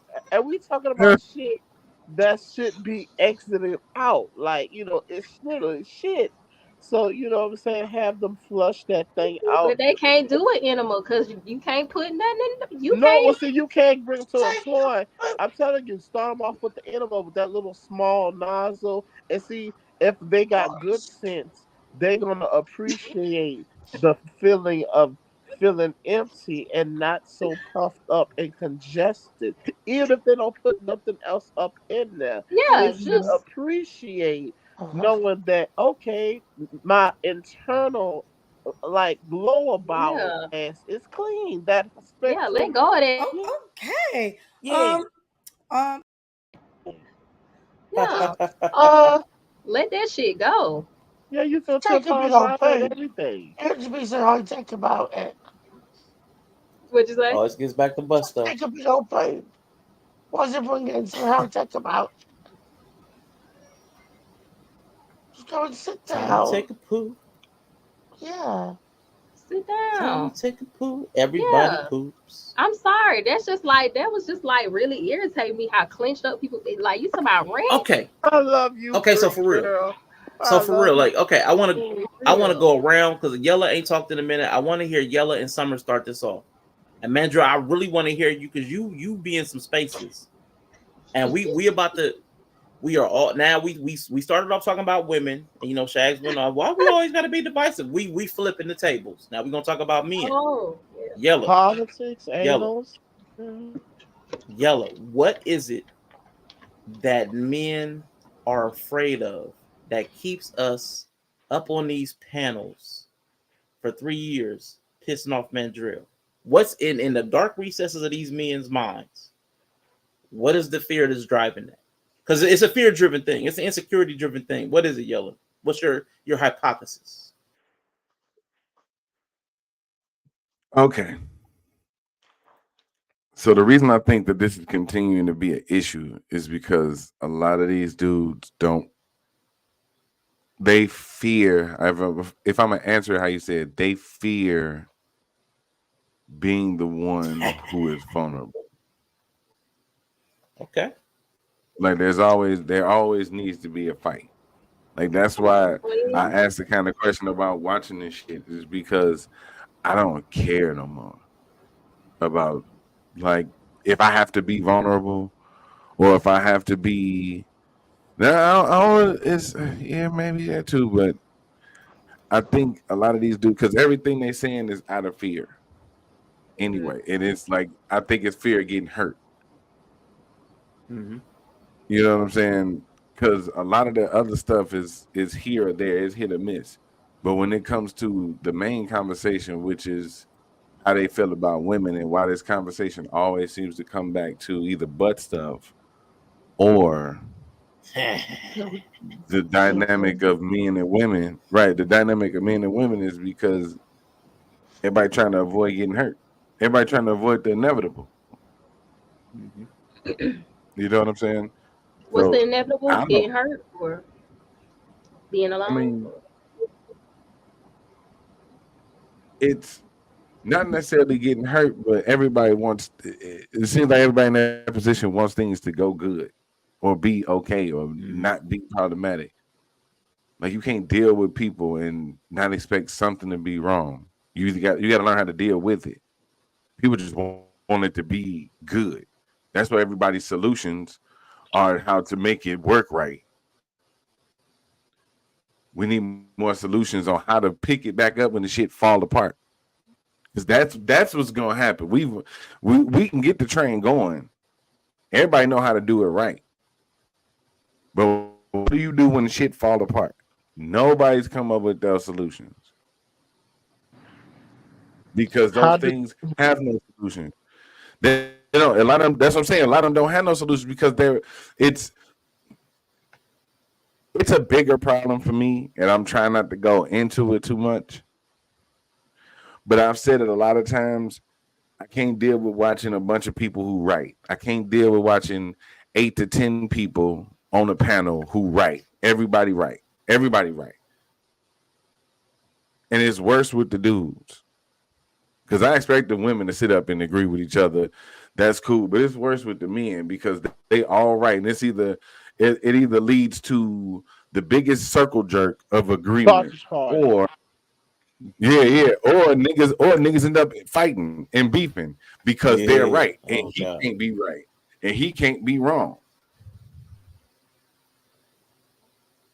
So and these dudes really be trying to sit up here and control women from these panels, telling them that they wrong. And anytime they hear something that goes against it, or they lose their shit. So nah, man. I'm glad I'm a dude for certain reasons, particular reasons in the world, but I'm embarrassed to be a black man on the internet a lot of times. I'm Because those thoroughly guys end up embarrassed. acting like the women that they complain about. I mean, It's not just acting like, no, it ain't just them acting like the women.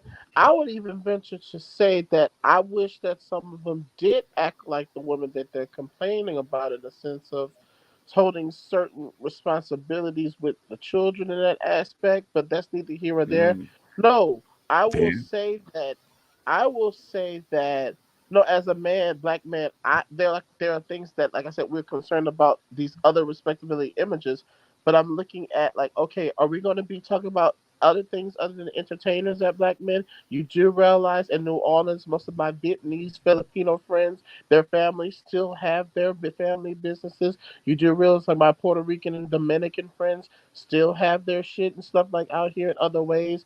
There are other ways of masculinity that's being overlooked, and we're just reduced. And that's what took me so fucking long to get back into music. I get tired of seeing fucking Negro entertainers. Okay, we brag about being the strongest specimen. What? To be physically exploited and not own any of it? That's not a fucking flex. So I get so fucking tired of like that thing that we're worrying about the wrong thing in that aspect. We're worrying about, so yes, as a black man, that's where the fuck I am fucking embarrassed. We're talking about how athletic we are and everyone else is outwitting us psychologically. It's not a fucking flex. It's the ox and the mule. All right. Summer, I want to hear what you think. Has these guys so clenched up? Didn't you the shits? I've been having a really bad day today. A really bad day. Like, short story, shorter. I died, what, 6 weeks ago? I was on that table and had a heart attack. Basically, my heart stopped. I shouldn't even be here. And today was a worse day Oh because wow. today I needed a poo all fucking day and I couldn't get to the toilet till about 5 o'clock. And it made it the worst day of my life. Aside from everything else that was going on, I needed the toilet. And don't worry, Apex, I've been now. I've been. I've emptied my stomach. We're good. Right. And yes, I do know what you mean. I know I don't really want to talk about it. You can tell by the fact that I mentioned it and then dropped it straight away. But spoilers, I'm alive. Spoiler, yeah, that is a spoiler. What Glad you are here, was the Summer. question? And Because I had a point to it. why are these Jesus. men in these online spaces so uptight, fearful, and clenched up? Because they need to take a shit. It doesn't matter what is going on. You need to just let it all out sometimes. And sometimes that is literal, and sometimes that is physical. Wait, Okay. that's the same thing. And sometimes that is verbal. And sometimes verbally, you just gotta dump it all out. And there's nowhere, from what I understand in America, I don't understand. Let's bring it back here. There's nowhere in the UK for any men, no matter what their specific needs, because every man is different, but black men are different. I know you are, because you just are. I didn't even have to deal with the apex, but I sorry, I'm ignoring everybody else, but I'm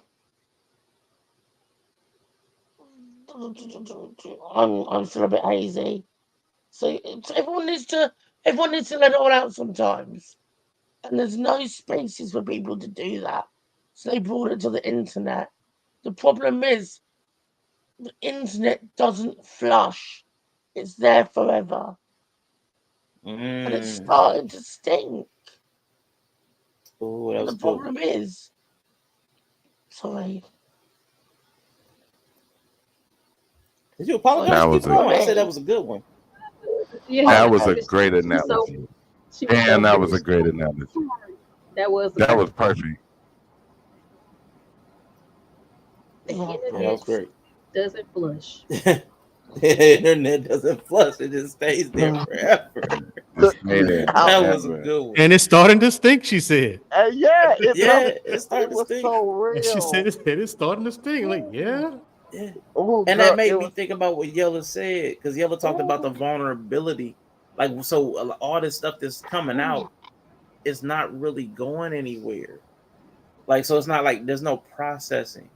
So Mm-mm. it's just more poo piling up, and it's not getting processed. There's no waste treatment. There's no cleaning. There's no nothing. It's just a pile of poo, and the pile just keeps getting bigger. Like I said, it's crazy because I can see that, but it's the lack of vulnerability, because that's what's going to cleanse it. Is you making some hard realizations and admissions about your part that you play in it. That's going to clean some of that mess up. That's that recycling. Like, dang, I messed this up. Like, I should have been better. it's the Lion King shit. Then they want to call it the circle of life. Yeah. Right. Yeah. So, And man, I was gonna Drill, say, so Mandrell, you might just be what? seeing new shit on top of old shit, and you just seeing shit, and Yeah. you're like, That's oh, it's exactly what it been, is. but it's just Th- new people shit because it's always gonna be It's people are shit. in people You are in you different phases of life though. I think it's unrealistic to Yep. expect that it's going to go away, and I think it's also unrealistic to think it's a problem that can be fixed because some of this is generational. Some of this is going through life stages. You're Yeah. 20, you have this perspective, and then you hit your 30s, and then you see the world a different way, and then you hit your 40s, and then you start to look back on the world as you so experienced it after 20 years of adulthood. And so what you're seeing is a lot of things that people normally go through different life phases. It's never going to go away. Gender wars have always been around. I remember being like very young, and the book of the time was Men Are From Mars, Women Are From Venus. Like this I Yep. has remember that. always been a thing where men and women are talking about how they're different and how they see Gays things. are from Uranus. Hey, Mm, there you go. And not Wow. mine, so sir. so like you need like this will always be a thing. So looking at it as like this problem to be solved is also a rudimentary way of viewing it as well. I would stand to challenge your viewpoint to think that this is something that can be fixed is also Mhm. a problem, and more so a problem that women have been saying we've had with men for a very long time. So I you agree may with that, a especially the big last step out part. of it. Yeah. Especially the last part. I do agree with that. Women have been sent low key. Women have been saying this for a long time. Like, hey, listen, Mhm. I don't really need you to fix it. I just need you. You can't You know what I'm fix it. saying? You know, um, that's a lesson I learned. I had to learn, and that's kind of how I got married. I don't need to fix everything. No, you can't fix everything. Right? Also, Yeah, I can't. Nor can I. You know what I'm saying? And And, and I think that's because, especially unfortunate, it doesn't have to be that way. But with heteronormativity, y'all sexuality and orientation is plagued with the most ideology. Because you have this Mm, standard of this other, and I'm not saying standards are all bad, but not all ideologicals are ideal for the person. Some correct. ideologies work, like you said, with the politics. Of course, the people are only going to go for policy in their ideal ideology, what's working great for the party and for the people it represented is this, because their hands is tied to that. But that's not necessarily the overwhelming majority ideal good. So I think a lot of people, you get to that point to where you realize that not all ideology is ideal for me, because then you don't mhm. have to fix it, because you're not subjugating yourself. Your perspective is not always just the perception of the ideology. You keep doing that, no wonder you're going to be fucked up. Anybody, not just you. Yeah, Yeah. it's just. I mean, like I said, part of it is just they that pretend like they're doing something. I'm just like, they no, might y'all think got to be. of it. If Some it people, if you're still at the same spot after all this time, like you haven't moved at but all. highly emotional No, people, like people who function more from an emotional state, feel if they are feeling and they're talking and they're thinking a lot. There are a lot of people who feel like they're doing something just by thinking about doing Yeah. something. That's Like facts. those are just people who what? run. There's people who run from emotional. Like my sister-in-law, love her to death. She's my best friend, but she's like that. Like she is an emotionally based person. So like her thinking about doing something is like she gets dopamine from like thinking about doing shit. Yeah. Like that's why she likes to talk about her feelings all the time, because if she's talking about her feelings, she thinks she's processing her feelings or she's doing something about her feelings. But a lot of times I have to tell a girl, you ain't did shit. You just talked about it and nothing happened. And that's why y'all gonna have the same conversation next year, because you just emotion vomited and you felt better. So like these are emotional men, and like I would like for us to get better at recognizing when there is a man who functions from an emotional center versus just saying men aren't emotionally driven. No, men can be emotionally driven too. Like Oh They talking yeah. can be. about being productive, talking about building, talking about legacy. That's what it sounds like when a man runs from an emotional place. They're talking about it, so they feel like they're doing something by talking about it. Hmm. And apparently, the proof is kind of now that you say that, Bree. I mean, a lot of a lot of things just start bouncing around my head like a pinball machine. Like there is a whole lot of guys like that, but they'll argue with you that they're not, and it's just again they're just not cognizant of themselves. They don't pay attention to themselves.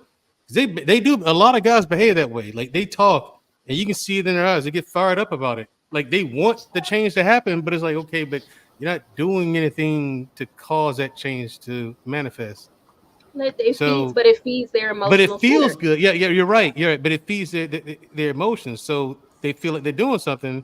So they feel like I've had a conversation with that guy Sharon Bracy. I was like, Sharon, your platform's not actually doing anything, man. How could you say that?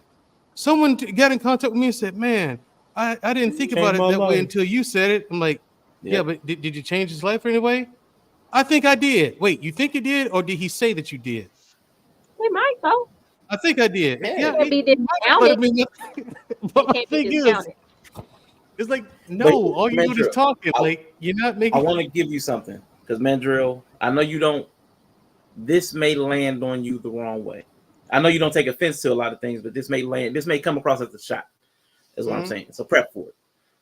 You're stuck too. Yeah, probably. Like if you're in the place where you can say these men have been stuck for the last 2 to 3 years, you've been stuck watching the men for 2 to 3 years. You're just stuck in a place where you can watch over them. You're not stuck with them. You're just stuck watching them, which is still stuck. And I think what I'm not saying you're wrong. You can let that so go. I'm not disagreeing with you. What I'm saying is what might make it difficult to see that is that, like, I understand my personal life. I am moving forward in other ways in my personal life. You know what I mean? Yeah. There's a lot going on. So and the thing is, it feels like, okay, I'm not stuck in that spot with them. But if I'm still watching them stuck in the same spot, if I'm watching them, then if they haven't, and I'm frustrated about it. If they haven't moved, then that means I haven't moved. You know what I'm saying? Like, so it's at least that facet of you, right. Because all the facets, they don't all grow at the same speed, but that facet was stuck. Exactly. So I mean, actually, no, I'm not offended by that. I mean, it makes sense. Yeah.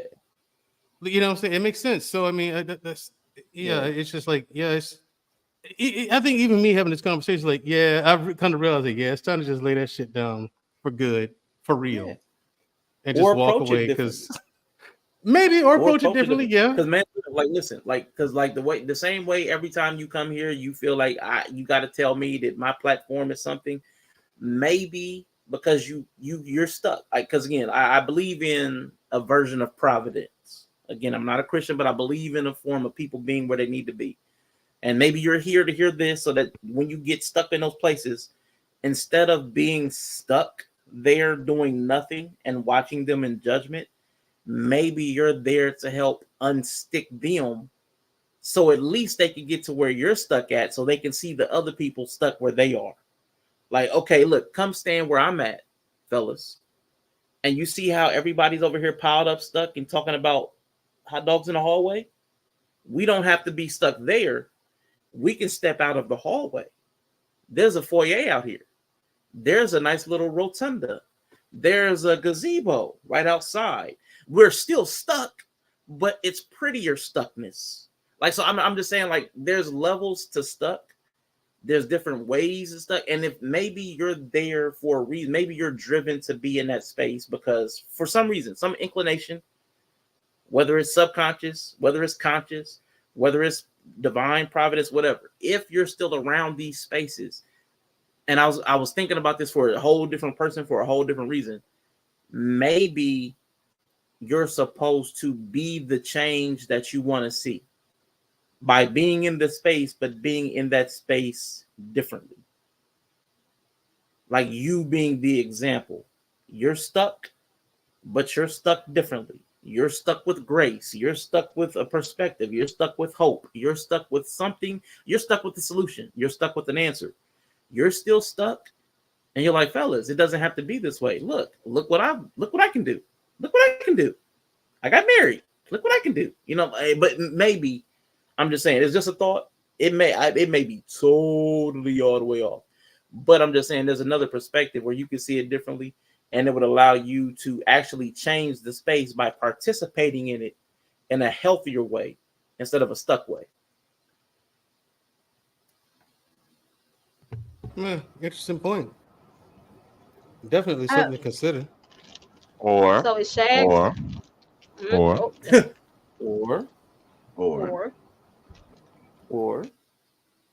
you can realize that no matter what you do, they're not going to change. Stop trying to change people. Stop trying to change people. That's not going to change. Because the biggest part of this is that we've been doing this merry-go-round of dumb shit on this fucking platform and internet for about 5 years now, 3, 4 years. It's Mm-hmm. 2024. Long enough. I'm sorry. I'm sorry. I've learned a lot. I've learned a lot. Nothing. I haven't learned anything life changing in my time on this platform. Nothing. Nothing life changing. It's been a lot of okay. Yeah, that makes sense. You Nothing lying. life changing. I Cause promise. them Nothing. birds running into them windmills, that's fucking Okay, life hold on. changing. Stop playing with me. That was awesome. Hold on. Nah, Yellow's machine. Yeah. I take it back. I take it back. That and Jamrock, You mean in that quite space. possibly You mean changed in my that life. space. Yeah. But Like, as far as like finding a solution to an issue, because none of this was people don't do this for a solution. They do this for attention. They do this to be seen. Everybody want to be a hot take. Everybody wants to be the one who get clipped or the one who gets reacted to or gets the pop in the fucking chat. That's why I say everything is about a reaction. Nobody is doing the thing to be the action. That's all this is over here. I mean, if you want to change something, be the action. Stop worrying about the reaction. Be the action. Make people react to you instead of reacting to what other people are reacting to. Because that's what a lot of the conversation is. A reaction to some shit that happened. Because God forbid something happened in the news where they can do a 5-hour stream about it. Then that's where the conversation is taken. That's why I can always come back to this because that's what they're doing. So it's essentially you keep trying to since we're doing shit talk, you keep trying to smear the shit instead of clean it up. I like it. Letting the shit hit the fan instead of it hit the Right. floor. Yeah, I mean Or or or We be this right torturing these back, white could guys. boys. just be an emotional outlet for men, like women sitting around at brunch gossiping and spilling tea. And it's hard You for other know, men to watch men and acknowledge that men also need these outlets and are enjoying these outlets. And if that's something that you don't need, then Mhm. you don't need it, because it's just yeah, like I have emotionally based girlfriends who I may sit on the phone and talk to for 2 hours about random shit, like reacting to other shit, because that is an emotional outlet they need. Like yeah, they just need somewhere to dump the shit. yeah, And I think that if we're talking about men being seen as humans and like all recognizing the humanity in each other, like, can we get past the point where we think this is not something that men would desire or need? And Hmm. also there's that. And maybe you're just not an emotionally based or driven man, so you can't relate, and that's fine. But I mean, there's also that. yeah.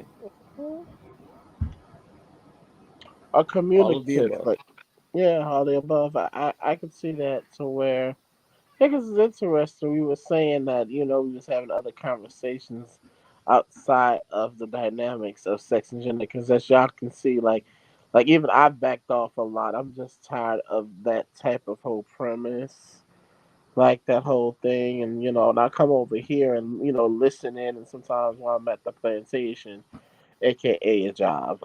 But I get tired of hearing those type of when you see listen to other groups, and I'm glad that my masculinity and femininity isn't just defined from just the community of my birth. I'm glad I live here in America where it depends on your state, your region, and I grew up in New Orleans or in Gretna, should I say, in Tarrytown, west side of the Mississippi, right there, to where it was so much culture paradigm of so many different nationalities to where my town is not that big, but it's rich and diverse with culture, and that makes a difference when you can pull interest, that's around you, that's from other parts of the world. So I'm glad that. Something else we were saying earlier, that we do it to black men to where it was something to where we said it was an interest. Oh, voting a certain way, saying, yeah, with black people, oh, if you don't vote a certain way, your ancestors died. But that's something that's also a political con. Because pay attention to how Mm-hmm. Hispanics and Latinos could be brown and people of color in the minority, but no one ridicules them and they vote 40, 50% red. Every other Mm-hmm. person of color disaggregates their vote from left to right. And no one comes down on them and says an ancestral thing or you're hurting the democracy. No, if you don't vote or if you vote this way or that way. Pay attention to how the Democratic Party only scares us with that and not other people of color. X. That's what's up. But no, I I think that like is it. a good And point of having a rich culture to in like other cultures to kind of engage with, so that you have an outlet that's like healthy. But a lot of people just didn't have that. Like a lot of people before now, like it was kind of like, oh, you were church, you were this. Like we had like stronger community that kind of just assigned you things. And I think for a lot of people, like they just did what they were assigned, and so a lot of people are not doing that, but they don't really know where else to go. So I think that's kind of just like, because I find a lot of these people who are online and the people you're talking about are probably people you would have found like in that church. Like it just feels very black community. I go to church every week. People like they feel like very garden variety black people. That's what I would call them. Like these the same people. Like I feel like these people that you're talking about in these panels, like a decade or so ago, we probably could have found all these niggas in the church playing basketball at the church or some shit, or getting together in somebody's man cave who wife don't really fuck with them like that. Like them niggas would have been in the basement having these same fucking conversations. And I've seen and I've heard, and that's the fun thing is like being in those spaces because I do identify as male. Like I get to see that because but at the same time, I do kind of see that other side where because of queerness, some certain type of men I learned a long time ago. I don't want to be. I rather be friends with the brains and not the brawn when it comes to masculinity of what I'm attracted to because I kind of saw like how it plays out. It was just like, well, obviously when it comes to certain standards that the Bronx has that are superficialities, and I get that part of that too, but it's just like, you're not gonna really vibe with me outside of when you have your clothes on. When you have your clothes off, this is the extent of the excitement. But the majority of the time, if I'm gonna fuck with you, if we're gonna be friends, or we're gonna have a like conversations or relationship or situationship outside of just fucking, I kind of have to be into you with your clothes on. Because eventually, when you start saying certain things with your clothes on, I'm gonna be so turned off. So I kind of Mm, learned a long time ago if you're that type of guy that's just that type of simpleton that don't give a fuck how fine you are, you're probably not gonna turn me on. Or if you are a simpleton, but you come at me with the same type of energy that is just what it is without the bullshit. Okay, that's a vibe and that's a ride. Is there an extension to livelihood and everything to that for that? No, it's not that. So it's kind of it does change like your perspective. So for me to not have this whole thing with guys. But I used to have that all black people shit too. But that's something that I developed yeah. after living out of here too. Now I will say that too because when you go to other places and you get a taste of the reality of Texas, like I did versus New Orleans, I didn't had just as much time in San Antonio as I did New Orleans. There's a perspective and a balance there that I would not have gotten had I stayed here. Had I Fact. stayed here, I would be much more oblivious. I was so gay. And I'm saying that when I say gay, I mean definition number one. So carefree and lighthearted in so many ways. I was so fucking gay. I just have to laugh when you say that. I was so fucking it gay. does sound It hilarious. just sounds hilarious. You know I hate It does saying sound it hilarious. because you know how I really feel about it. I don't identify. Yeah, y'all know me to know. No, but I was gay. I was so gay. That's just not. They're not gonna be funny to me. Yes, but that's the everyman archetype you're talking about. Like think about my daughters. Like if I had to say one archetype, I would tell my daughters, do not fucking pass go, do not collect $200. It's the everyman archetype. Them niggas are. Oh, I said it with an R. That's how much I hate them. They are That right to cheat on you. They are right to. They are the ones. Like they are the real legions out here. Like the everyman. That I'm a normal dude. I'm a regular good dude. Whew. I'm sorry. I just had to say it. They're the I'm worst. like, run for. I said, do not step into the Run. Caroline light, bitch. Do not step into the light, Don't do Caroline. it. Run, Run. run. See, where were you Cause guys see, when I was a teenager? Yeah, see, right. we were still being steered toward the everyman, I think. And I mean, for most of my age, I'm a millennial.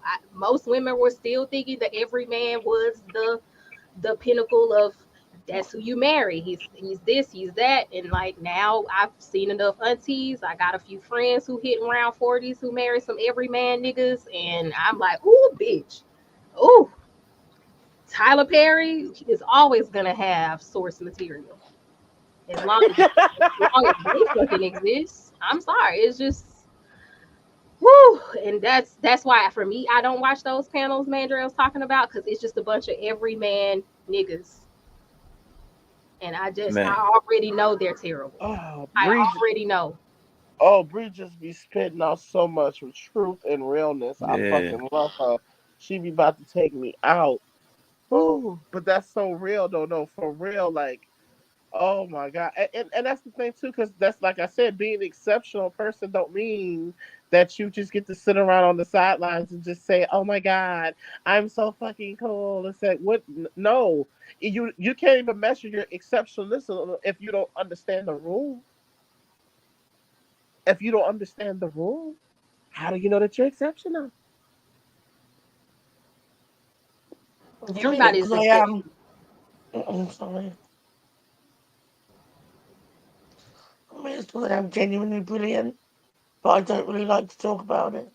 She says, talking about it. But what I wanted to say was, where were you guys when I was 19?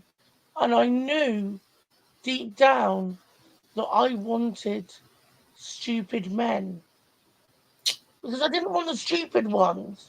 I wanted the ones who wouldn't open their mouths and disappoint me. Wow. The misandry of it all. Misandry? Oh, come on. Absolutely. Absolutely. Until I learned better. Because the man IG, I quit having love, the Holy Ghost. All right, I'm back.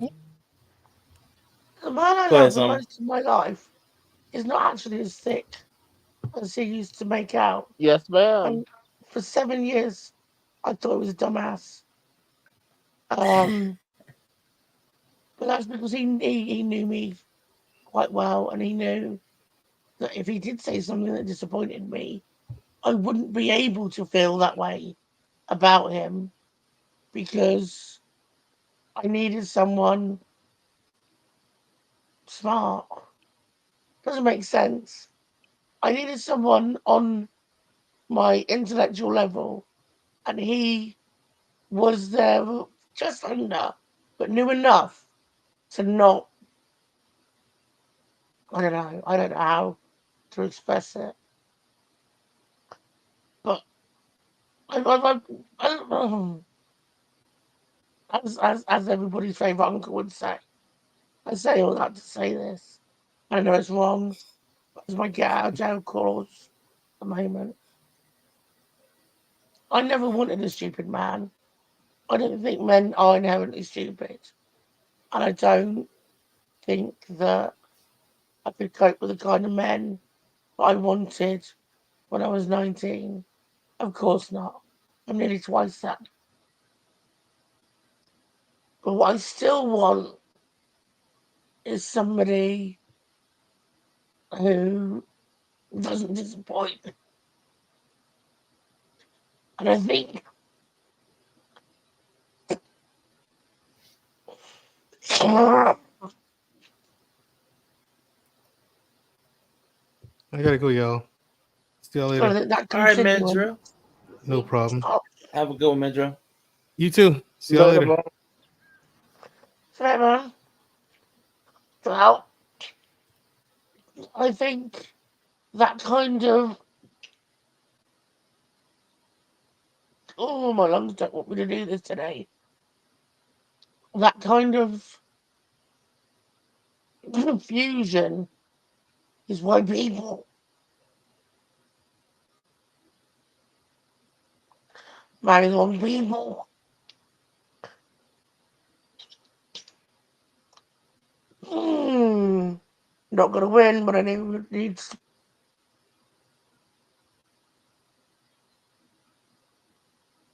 Yeah, I hear you something. I'm not sure if I heard it wrong or if it just I don't know. But you want somebody that doesn't disappoint. But everybody disappoints. Yep. Like I think like that's the trick. And I don't know if that's what you meant. Like I don't think you meant it literally. I might have been like that culture change, the language. So I'm like, there is no way to get around disappointment in relationship. No, when she said open up, like, because, I was shocked when she said, I kind of felt when she said, yeah, I want a man that's going to not open up his mouth and disappoint me. See, that was very specific. See, I felt something in my spirit because, Yeah, I see, know. that because that's how I am with all my male interactions. It's not just because of the dating or sexuality. Hell no. I don't hang around male friends that I have to be embarrassed to introduce you. I can either one of y'all, you yellow. I can invite y'all to an employee event. I can invite you to a smoke session. I can invite y'all to all. Of course, Bree goes without saying. You know what I'm saying? But y'all are the type of men and intellect to where okay, I don't have to worry about if there's an event or a social or mixer as my friends, as my male comrades, you're not going to not to say that you represent me, but you're not going to say something so fucking idiotic in a way to where I'm just so disappointed and embarrassed by association by you. And that's how I am to a certain degree with a lot of my comrades, male and female, to be honest. But especially with males. Yeah, So when it comes to you definitely. dating too, hell yeah. You just can't be I don't need you to have an extensive vernacular or vocabulary, but I need to at least know that you know at least enough to open up your mouth and not let someone think or speak for you. That would disappoint me. Yeah, I I think can definitely respect that. you're both going. You're And real both quick going into before you go, Summer, no, Shags, I am not a Christian. All right, go ahead, Summer. um. I think you're both going in different directions, but you're both right because I don't want somebody who's going to embarrass me when I'm going to a work disco, work, sorry, quiz and just keep fucking shouting the name of the guy who was running the quiz because he thinks it's funny. Not that it's specific, but at the same time, I don't need a Yeah. guy who treats me like like I was born yesterday, you know? So it's all about that balance. Um, I'm going to change the subject very, very quickly because And I'll change it back. somebody, there's an impression I'm getting, and I'm going to be so vague. I apologize. There is an impression that I am getting that somebody thinks that I don't see them when what I'm doing, my love, is ignoring you. There's a difference. In any Okay. case, I hope that was enough attention because you ain't getting any more. Um, Okay. hmm? Spicy. Was it spicy?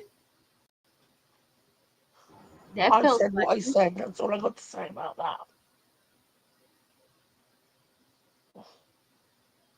I don't know. Yeah, man. There's a lot of stuff annoying me, More especially mystery that, flavor. especially that. Sometimes we gotta take it down to a taboo, like pooping, just to get through to everybody. But sometimes we need something that everybody can understand to bring the whole room to a higher level. I'm not always dropping it in the gutter. Sometimes I flush. I think taboo is a good way to talk about things. Taboo March has been great in the Discord. Yep. Nah, it's been Taboo pretty helps cool. people like I think it has like such a shock value that maybe it like helps people kind of. I think because with the taboo, people are gonna assume that you're not talking about it's abnormal, so most people can talk about it more freely. I think without feeling like you know, I don't know. It's just something about discussing taboo. So I think taboo is a good way to talk about certain things. But It see, is. but that goes back to the clinching,ness because the guys in this space can't talk about taboo topics, like They truly taboo can't. topics. They're uncomfortable. No, we've seen that. We've seen that here. We've seen people come and go here because we can't talk about Oh, that's mundane true. taboo topics, not really deeply taboo topics. Yeah, it don't need to be deep. Nah, it don't That's even need to true. be deep. We've seen people shiver and shake and quake on out of here. Yeah, because what was you asking them about the type of porn they watch or something? And then like Yeah, somebody and I got got something caught. else We were no, uncomfortable. we were no. I was literally talking about hetero porn, a Yeah, like man and a hetero. woman. Right. But Uh, because of the way I phrased it, being playful, they said it was some TD Jake stuff, TJ. and shook on out. uh, Wait, how did you phrase it? Well, because I said, "How gay are you?" Oh yeah, yeah, Because you watch a man in your porn, and you have a um, preference of the type of man that's in your porn. yeah. Okay, yeah. Have you ever been swallowed? Yeah. I remember that. Yes, and they were like, "This." yeah. I mean, But all the guys admitted it, like because all of us have a preference on the type Yeah, of let's say guy if you that's in our don't. hetero porn. We all have types that we just will not watch in our hetero porn, which is on some level some male sexuality but because you even got a male preference. but Preference. that's true though too, because even for us men who started off with hetero porn, even while looking at the men, we remember certain porn stars, like certain, like we would know when Mercedes got a new video or Pinky or Sue. Yeah. You know what I'm saying? Mm, We knew because we like some of the work. You know what I'm saying, that they Mm-hmm. did too. So even within that, because I even had to think about how I entered into sexuality later on in life with women, always attracted to them, like them, but sexually, I kind of had to think about that. There was always kind of like a window there when I would look at certain things and be aroused by it. You see what I'm saying? What she's doing as Yeah. well. mm. Yeah. But see, you would like That's something actually to think that. about that. I don't think most. Most can't, like, again, it's got called TD Jakes and Diddy stuff, but you're willing to admit that you watch hetero porn with a guy in it, which to Yeah. me is I don't because it's weird for me. I don't like seeing the guy there. It throws me off. I don't like hearing him. I don't like seeing him, especially if he has hair. So if there's got to be a guy, he's got to be hairless. So I still have a preference, but I had to examine that in my own mind. Why? Right. Why is I, there a Rashawn played. preference? You played man grunts on the stream so we could hear. I think they were Oh like man. old Trump or Biden grunts, and you were like, "This is what it's like for me to hear a man on the screen." And I was like, Are you ready? I'm gonna come. Do not come. I'm gonna do it.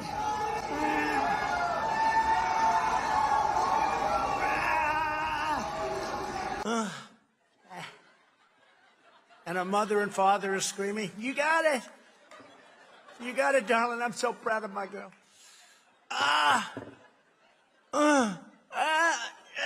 Well, she couldn't do it. People were amazed. These gentlemen. Oh Yeah. Lord, that is Do traumatizing. not come. That is Yeah. traumatizing. Do not come. But it helped me understand. I was like, that's what it's like for you. I get it. I wouldn't have wanted them niggas Yeah. on my screen either. Yeah, and it makes sense to me. But see, Arshad, that makes sense to me because I've asked questions. Cause see, I guess to the silence in it too, because see, the real one of the real part of the real tea is that there are a lot of men who have watched that, and that was the only sociable way to see a male's body in a sexual aspect without looking at Oh. homoerotic. That's fair. Oh. That is very true. So it's kind of a Yeah. thing, because Gateway. mhm. You said wait.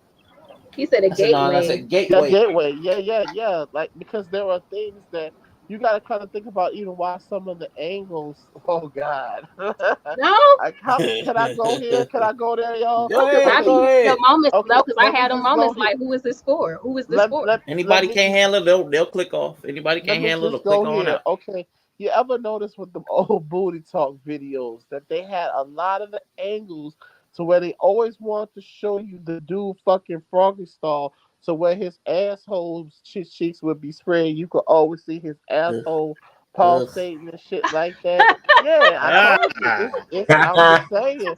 I'm just saying, bro. I'm just this Rashad about grown to jump folks. out his screen. Yeah, I'm Yeah. just saying. There was I I kind hate of to see it. noticed. I hate to see the dude booties. Nah, I could. That's what I'm saying. I noticed that they will always show and stay in that certain position and scene, Oh right? my god. And it would be a bunch of dudes fucking more, like 8 dudes fucking.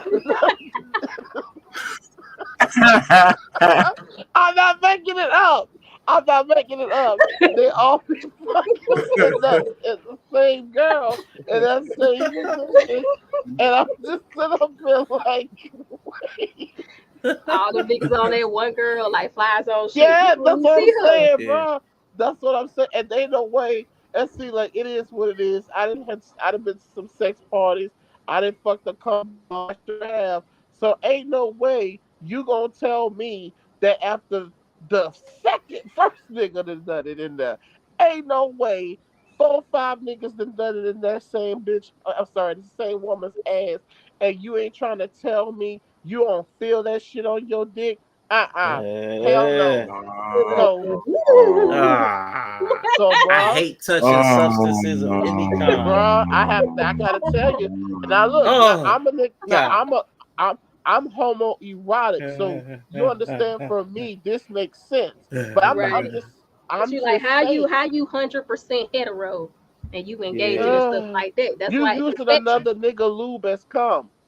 That sounds Oh like some god. shit I do intentionally. That's some homo shit. I'm just See? saying. Oh Notice, god. notice New how Y'all the want it? Look, I notice how told the you it's notice wrong. I told he you said it's wrong. notice new how I the told hetero you. men are nightmare. like start Unlocked. crawling and they about to y'all skin getting Yo, So tight. so let so me tell yeah, you. that's Let me tell you previously. My previous porn nightmare was I hated when they went to the angle behind the dude, like you said with the butt, and then you see the nut swinging, like that. And, Always made me click off. Like I'm done. As soon as I see the nut swinging, I'm gone. I'm and some out. people wouldn't stop and that was and some people It's a think that that's sketchy for the angle. women. And so it was always weird for me because I fucking hate that angle. Oh, I hate it. Oh, I it's the hate that worst. angle. Like when they do the one Oh, he talking about, the frog, like I'm like, who is this yeah. for? Who this And for? oh. and Who this here's the for? thing. Oh, and here's the thing. Here's what's so weird enough. If there's here's Bitch, who this oh, for? I'm probably telling too much of the masculine. inner circle. I could get killed for this type of shit. But Oh anyway, Lord. but I mean, yeah, then you kind of see dudes who kind of jerk off with each other, and y'all all nutting with that scene. Come on, it's kind of like, well, it's bruh, my Yeah, mind, It's I know always what you're been talking about. sus. my Yep. mind, because I'm again, just because I'm homosexual don't mean that I have not been in.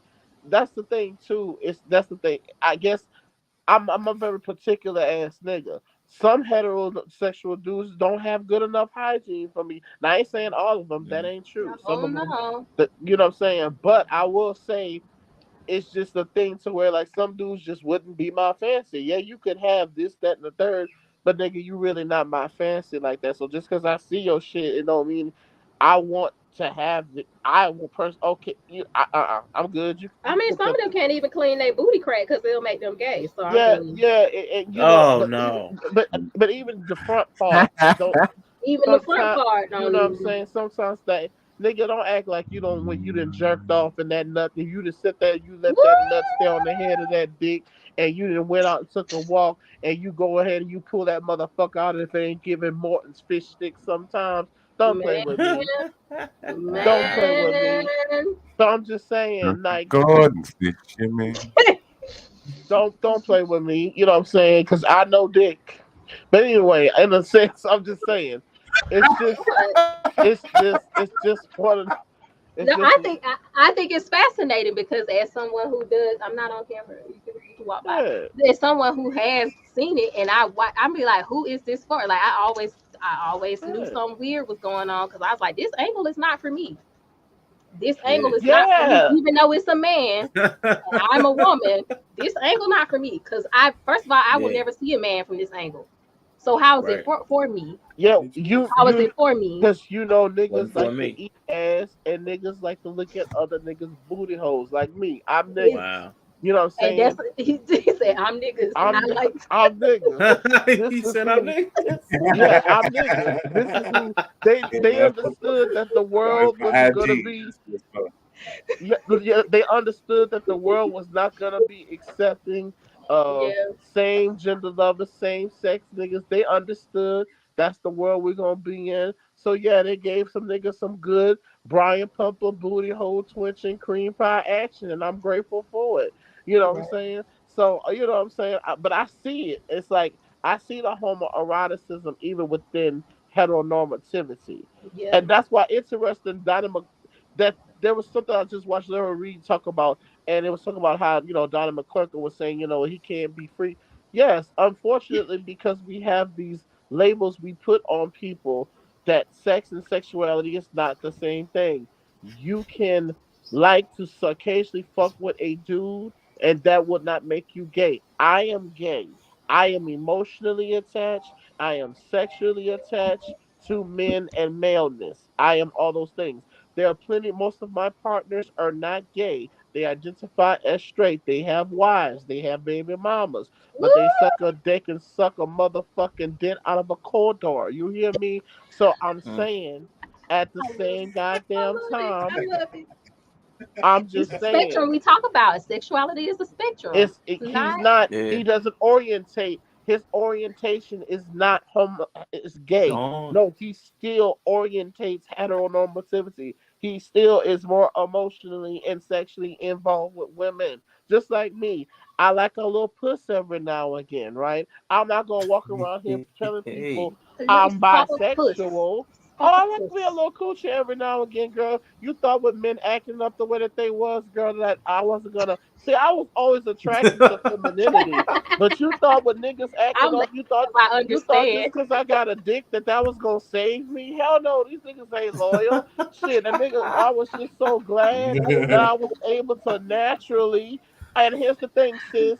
I did it because it was something that naturally I had women that offered, but I was like, girl, what you gonna do with an old lip small dick at that, girl? No, I want to make sure that when I had sex with a woman, it was the same way in my body and in my spirit. I knew what I wanted to with a man. I respected women that much. I didn't want to just have sex with a woman because it's a fucking beard. No, I want them in my spirit, in my body, hormonally feel that same jolt. Like, oh my god, nigga, you are attractive. Oh my goodness. Well, here we are. You know what I'm saying? She was so clueless. I want to feel that natural reflex when it came. So for certain women, that it's not like I have to act or pretend to be anything than what I present for the type of women that are into me. You know what I'm saying? So Mhm. it's not like I can find every. It's not like I'm just starving for the thirst because okay, I can have an orgasm with a woman. She can have an orgasm with me, and I can be who I am. And you know it can, but that doesn't mean like it's a oh my god, I'm just sexually as hot and all feral and primal like I am with a male. No, I'm still very much more, and I understood that as much as I am connected with femininity, I am not a good partner for a woman. I am not a good partner for a Mm, biological female. I am Oh, a I wish terrible. more people could. I just wish that yeah. that statement could come out of a few more people's mouths. Because I've been ranting on Discord about how some I know women I'm really, not. some. Mm-mm. Because I was just saying this about some women. Some women aren't really like heterosexual. Some women are Yeah. what they call a compulsory heterosexual. Yeah, Like you can tell from how they talk and yeah, how they when they're with. It's like I don't think yeah. you really like. I need women. I love women, but don't understand. I understand, like, and I will say maybe that's socialism, but as it stands in patriarchy and how I'm socialized, I can just, there's just certain things, the way that I like to move that patriarchy puts on women. I know I don't want that. Like, I can be honest with myself. If I say to myself, oh my God, if I was bisexual, like totally, and I liked it pussy as much as I liked it pussy. Oh my god, I'd have so many fucking kids. Oh my god, I'd be in such a different predicament if I was able to be just as emotionally attached in the same way. And it's not to say that I'm not emotionally attached, it's just more in a communicative way. But I understand for my domestic partner, maybe that has something to do with me just having a single father too, and not me looking to a woman for everything. Like I said, that's weird for me to when I see men that do that. You're just comfortable letting a woman take care of everything for you. That's just so abnormal to me. So Yeah. so when I say it's more than just sexuality, no, it has to do with sex, anatomy, autonomy as to why I know I'm better fit for a male. Now listen, Shags is back. Shags is up here. Welcome to the stage, Hey, Shags. Shags. Hey, what up? What up? What up? Now that Shags is here, we all have to talk about why black women are unlovable and don't deserve love. What? Because he was in the chat pissed. I, But you know me. I don't really like subjecting myself to concepts that are designed to divide us. That's the dumbest fucking statement I ever heard. You can plop anything in front of that, and it's gonna be stupid. Do cats deserve love? Do dogs deserve love? How about avocado? Like this is the dumbest fucking concept I've ever heard in my life. well, all right. I Yes, am going yes, to ask you what does I know piss they're you off. Go yucky. ahead. Who was it? Let Summer. Go ahead. I said, yes, yes, I know they're yucky. Yes, yes, we know. But everybody that's come up has had to answer this question. Shags, what is something that pisses you off? Especially this week, if you can. But generally too. Um, what's something that really pisses me off? I know y'all. I hate it when I just dealt with this shit on the way home. I hate when people don't use their fucking turn signals to go in the lane, especially when they're trying to get in front of me. How the hell am I Oh supposed to my know? How am I supposed to help you get in if I don't know you're supposed to get in? Uh, god. I Oh. can't stand it, especially on a highway and shit. Shit's crowded. Rush hour. I can't stand that shit. I can't stand a motherfucker on the phone while not putting their turn signal on in the car. Like you're supposed to be driving the car. Like the turn signal. Like just use it. Just use it. It's a way to communicate with motherfuckers without dropping your head out the window and waving your arms and all that. Just give me your fucking turn signal, please, for the love of Christ. Before or Odin, whoever your man is, please just use your goddamn turn signal, especially on the highway. Please, please. Gee, I don't want to keep I going on because 100% I'm agree. gonna sound more crazy than I already am. No, I'm cool. That's hey, I'm right there with you, man. It, The stuff I saw on the road today, man. Okay, woo, yeah, and you live in Ohio. yeah. Oh, it was Y'all bad. got it all. Y'all dudes with wooden doors and all type of shit. Oh, it was bad today. I don't know what they were doing. Plastic on the Oh back window. man. Oh yeah. Oh, woo. All right, cool. So that But one, I yeah, don't know. man. That's just right. That's just recent for me.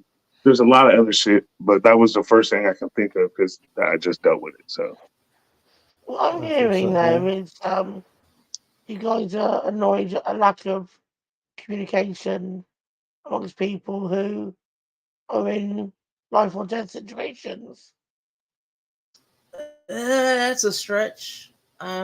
A lack of communication amongst people who have practiced a rehearsed skill that does require some attention and diligence, and it requires communication for everybody's safety, which again is something we have to practice and test upon to prove that we're capable of. So, yes, it may be death defying, but it's also a responsibility. And I expect you, Summer, on the wrong side of the road to still signal. Okay. yeah. I If can't it even wasn't stand a to drive part of anymore. safety, it wouldn't even be a thing. Like you know what I mean? I can't even stand to drive. But I do signal on my bicycle, use the turn Ye- signals on my scooter. yes, yes, So as you're supposed to. actually we started first, so it's because you chose not to follow what was already established. Doesn't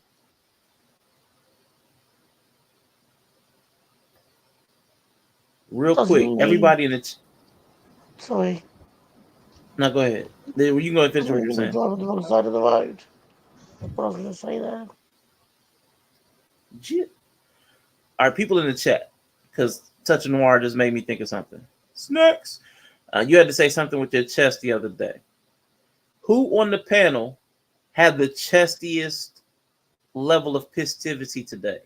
Out of the people that have come up and said what they were pissed about, who was the chestiest? I want to know what y'all think. But yeah, And I then wanted to get Shags. Go ahead, Bree. Jump in. no, go ahead, go ahead. No, no, go ahead, please. No, I'm good. No, go. Because I probably was gonna say what you were gonna say. You weren't going to say what I was going to say because I was going to tell you to go. Say it together. I wanted to know what Shags had to say what we was talking about. What was Which you Yeah, gonna one? because say, he said, yeah, this Hassan? is fun. What I were you did gonna miss like say? an hour because I had a cop trying to fucking track me down and shit from the taco spot. So I did miss a lot. Yeah. Nah, actually, I was just going to try to remember where we were and then try not to get exactly where IG left off at, but then kind of ask questions about where IG left off How at. he But was he was uncomfortable. You talking about the frog position? You was I was trying not like, to go man, back for that? I don't want to get all the way back into what IG, but IG was talking some stuff, and it was interesting and it was funny. But I'm like, man, Oh, you wanted to hear my opinion about the porn stuff? well, yeah, I No, mean, yeah, you, we just yeah. Is yeah, that go what ahead. you want to ask, Bree? The porn, the Yeah, I was sexuality. yeah, what you popped up here for. Hmm. Well, I mean, I think people take porn too fucking seriously to begin with. Um, a lot of the time, I'll be on. A lot of the time, I'll boot up looking for that release, and then I find myself watching the funny shit a lot because like it's like it's not real. Essentially, it's not fucking real. I have friends whose girlfriends and and but guy from boyfriend, all that have broke up with them over porn, and I'm just like, bro, it's not real. There is no actual relationship with these people. It's not fucking real. Why are you putting so much behind something they're never gonna find? Whether an average girl that looked like that walking down the street or that one right there, they ain't never gonna get it. So what are you worried about? Or do whatever. It's like it's stupid to put that much stock into something, even though it is like $1 billion industry. Like it's not fucking real. Like so like to me it's just like it's nothing. Like my mom, like I said, my stepdad had, I mean, the biggest totes I've ever seen. full of the wildest little porno mags I've ever seen. He brought some back from Vietnam and all that shit. The whole attic was flooded with it. My mom wasn't tripping. You know what I'm saying? So it's just, but I think there was something that Bree said was, very insecure women are going to get hung up on that. And very insecure men are going to get hung up on that too. It's just the nature of that beast. But I think people put too much importance on porn and this whole are you gay or are you not? If you have to ask, then you got some experiencing to do. Obviously, you know what I'm saying. You ain't keeping it real with yourself anyway. If you have to sit there and ask, oh, if I touch my booty hole, am I gay? Like, come on, bro. Like, it's just so crazy to me. Like, I But don't I know. I don't know if that's because I have gay people in my family. I have gay friends. I have trans friends. I have non-binary friends. I don't know if it's because of that exposure to all these different corners of the world. If that's why my mindset is like that. But I just think there's so much shit we could be talking about and being butthurt about. Then, oh, someone's watching porn, or hey, maybe I actually do want to touch it. You know what I mean? Like, there's so much other serious shit that we could be talking about than that. And the fact that people are governing their lives around the idea of being anti-porn is just weird as shit to me. well, I think if it's the only outlet that you secretly like, I think some of these people who are putting so much stock in it, I think it's because of a certain energy they carry. Because Absolutely. it's a fear of like, well, is this an outlet that my partner has? What does it mean? I think if you know your partner clenched up and you're also part of the reason they're clenched up, like there are some people who are watching it because it's their only lifeline to the life they will never have. And then there's Absolutely. some people that are watching it because they're just like, I'm just gonna turn this shit on because I just want to see it. And I think the people who are watching it like that, who have a healthy relationship with, some people say you can't have a healthy relationship with it. I don't believe that. I don't either. Um, I don't either. but like there are some people who just watch it. Like I'm a very visual person, so like maybe I just watch it. A lot of it's terrible because we get in them positions for IG and his friends, and the men who don't know they IG friends yet. So a lot of it for me is just terrible anyway. But Yeah, so I exactly. can't imagine that. But I think that some of these women who are having such a problem with it secretly know that like, I know my partner's suppressed and like hiding a side of themselves from me. I don't necessarily know what that is because for a lot of them, it's not even like maybe he likes men. Sometimes it's just simple stuff like they have a kink that they can't even just say out loud. Like, and I Yeah. think it's kind of you picking up Yeah. on your partner has this suppressed side, so it becomes a threat to you. You know. But that just goes to show that the level of judgment that the world lives off of, like, you know what I'm saying, like feeds off of, needs to survive, has gotten so crazy that people can't even be themselves unless they're in the bathroom with their phone on the damn sink. And you know what I mean? Like, it's just so wild to me. Like, that's the only time you can be yourself in this world is in the bathroom by yourself or in your bed by yourself on your phone watching porn. You know what I mean? Because you're so worried about what the world's gonna say, and that's just a wild thing to me. Like, you know what I mean? Like, Or your own wife, Well, because we know like a lot of black women, like we was having a conversation, we was talking about on taboo, the pagan thing, a lot of black women, because we were like, well, what if you do want this? And like, I'm talking about specifically these men who have these very conservative wives. Like, I mean, it's not even just the world, it's just like, I can't say that maybe I want a little tickle, because then it's gonna be this whole thing that like maybe yeah, it's not even that deep, but it's like she's gonna take it this way, and then it's gonna mean exactly. something about my sexuality that it doesn't really mean, and like you're stuck. that's really, but that's just a result of poor communication. No, it's not. It's not poor communication because here's the thing: if the person, no matter how well you articulate, if they translate or interpret what you're communicating something else, it doesn't, say, because you can't necessarily change people's interpretation. We could say, oh, yeah, Johnny, Johnny ate 10 pussies this week, and last week Johnny sucked one dick. We're going to keep your answers. Your answers are gay, bye. And what's going to happen? People are going to put gay, right? No matter how specific you outline that. And I think that's what's the bias, because with the situations with men, it's funny because I was thinking about this. You know what I think too, though, Bree? and maybe you can walk with me because you deal with men as well as a hetero black woman. I think that the whole disdain for the homoerotica with males is because there's already this thing with patriarchy in the sense of men having a thing, right? Together. So it almost kind of seems like, just from my like side, is that it's a big deal when two males get into it because this is the society representation of power. And since if we've deemed anything that we say is equivalent to femaleness, which if people knew their history, they would understand that the Greco-Roman culture that we have in America was very homoerotic and very anti-woman at the same time. So those two things are not necessarily equivalencies, but neither here or there. I think because that is a power status system, most women feel more type of way about it with men than they do women, because it's already a thing like, okay, even among heteronormativity, there's this connection. Damn, now y'all fucking too. You know what I'm saying? I kind Mhm. of could see it being like a thing like that. What do you think about that? I mean, I feel Oh, I feel that there's a lot of validity to what you're saying. You know what I mean? We for a lot of years we've had, well, for fuck, forever there's been this. This is what a man does. This is what a man does. This is how he walks. This is how he talks. This is, you know what I mean? And there has been a patriarchy where it has been cool as well to bash men who don't move in a stereotypical, atypical man way. You know what I'm saying? Like, and I, for one, I think that's bullshit to do that.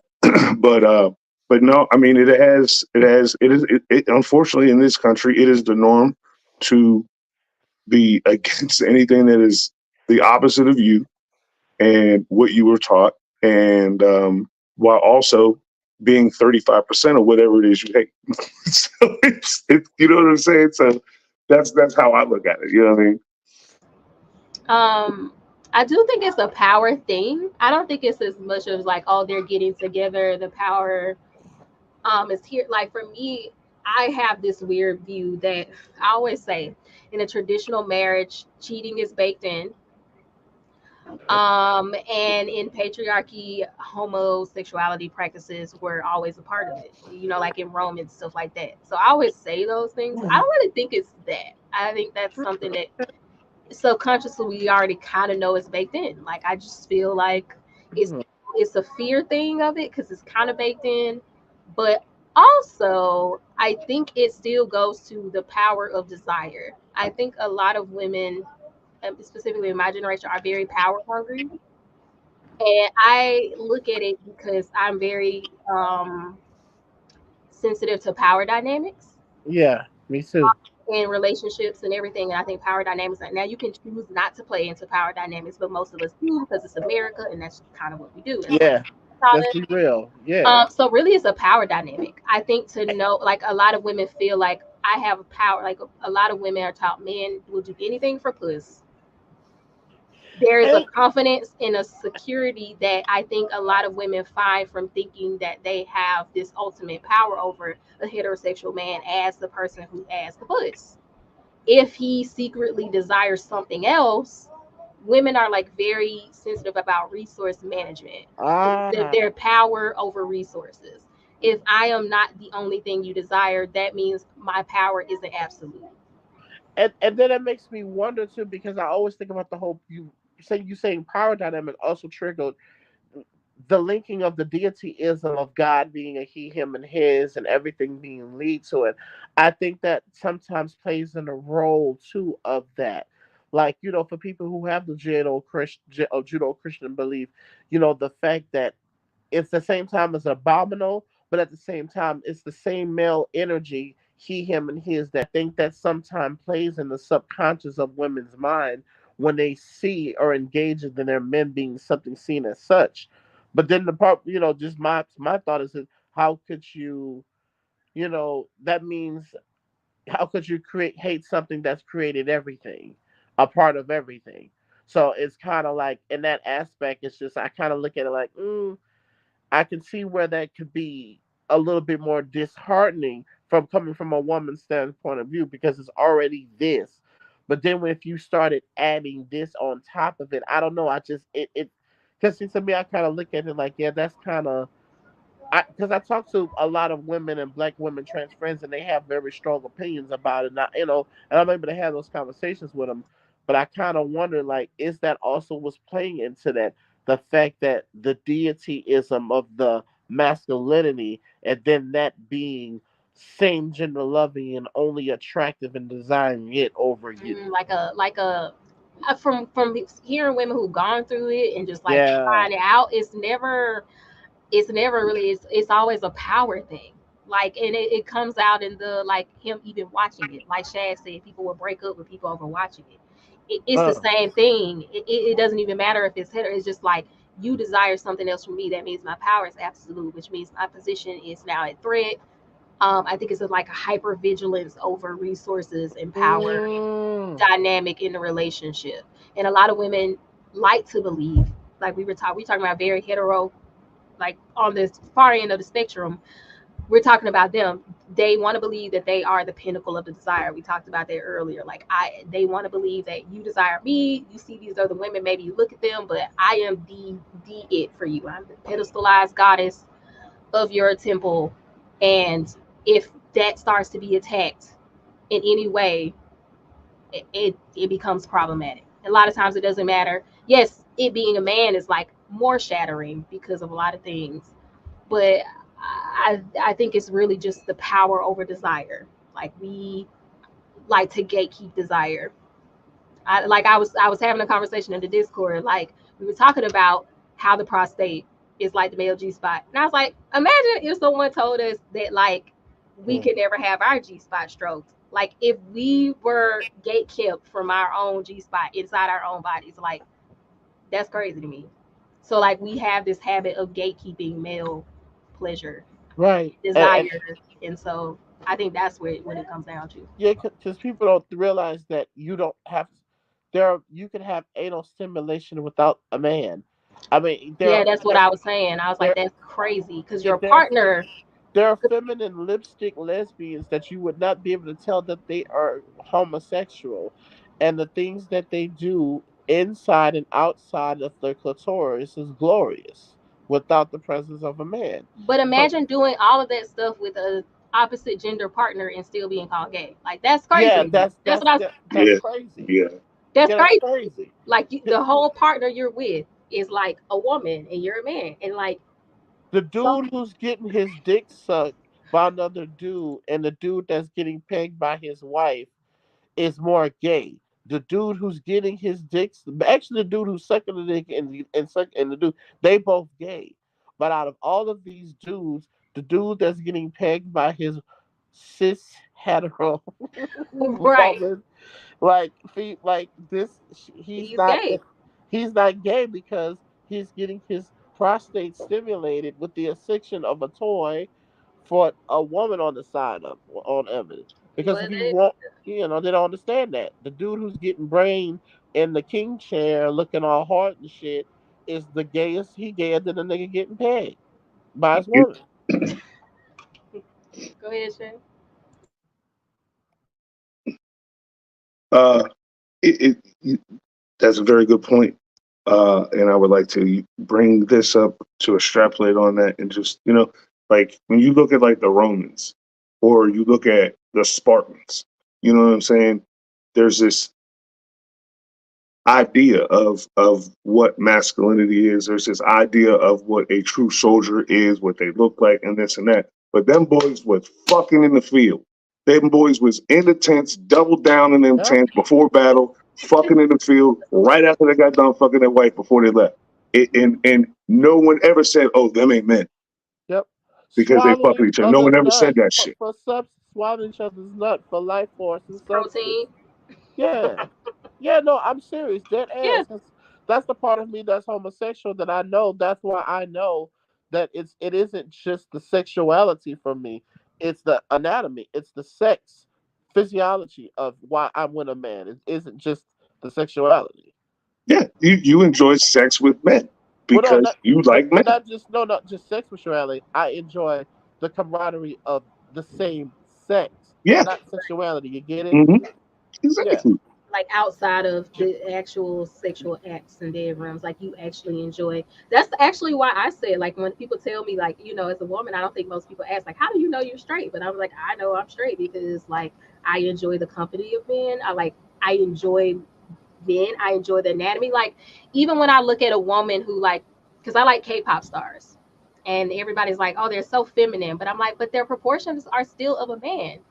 But I think to a person who's not attracted to other men, to men, they don't see that they still have male proportions. But as someone who's attracted to men, if a woman dressed like a man, I wouldn't necessarily be attracted to her because she's still gonna have those female anatomical proportions Features. as far as her hips to waist ratio. So, like, for me, that's how I know I'm straight. Like, I enjoy, even if a man is dressed in a more feminine fashion, I'm not attracted to him because he's still male presenting and he still has the proportions of a man. So, like, I enjoy the company of men, I enjoy the proportions of men, I enjoy sex with men. That is how I know I'm straight.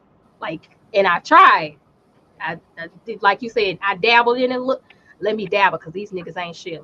Yeah, let me at least try these. Let me see for real. And I was like, not really into it. I can leave it.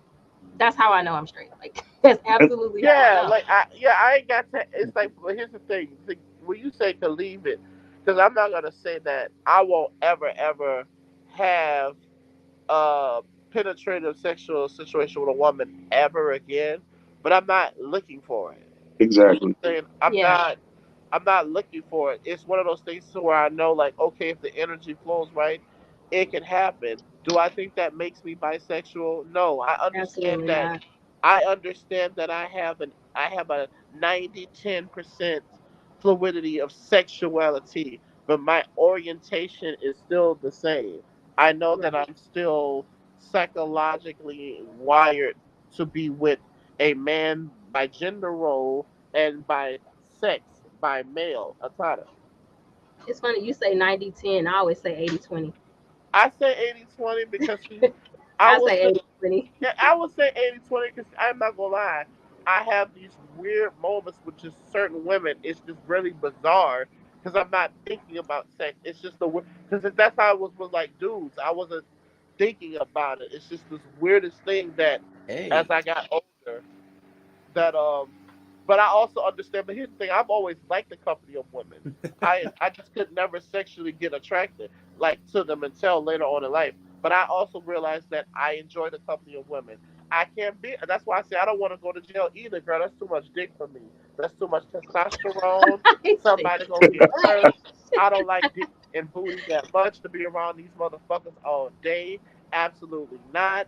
Most of my favorite voices are female voices in music. Hell no. Well, hey, for me, IG. it just comes back. Like my mom is, she's struggling with what is and what isn't homophobia for her, and she always said, "I don't want no woman up on me, like trying to get up on me and shit." I'm like, I need you to understand something. Just like you, they have a type too, and I guarantee you, you're nobody's type. So don't worry about it. Like you're not. There's none of these women. I was like, you have been around so many women who are homosexual and all these different things. Not one of them hit on you. You know why? You're not their type, and that's okay. You have a type. You don't mess with white dudes. That's a type. So their women, they don't mess with sloppy ass white women with grown oh ass kids. no, now hold Hey, on. my mom is No, stop. she is a sloppy woman, and she will be the For first one to white tell you. dudes? Oh yeah, we keep it real over my family. We don't pull no punches. No, no. You sloppy, go back in the house. Go brush your hair. My mom's sloppy. Hey, I mean, IG. in New I do Orleans, want to that's ask how you we a gonna question. get you. Ooh. IG, if you don't mind, I want to ask you this question: is there language in, I would say, the queer community for differences or like some sort of imbalance or incongruity between your romantic interest and your sexual interest? Is there some type of what incongruity you said? Language, because somebody say, everybody says like, oh, if you're Oh, into men you're homosexual, but maybe like you said something about guys that'll have sex with men but they're not inclined towards men romantically. So is there language around that? No, it's not really a language that's, but there is a body. Yes, there's a body language. It's Hmm. not something that you say with words.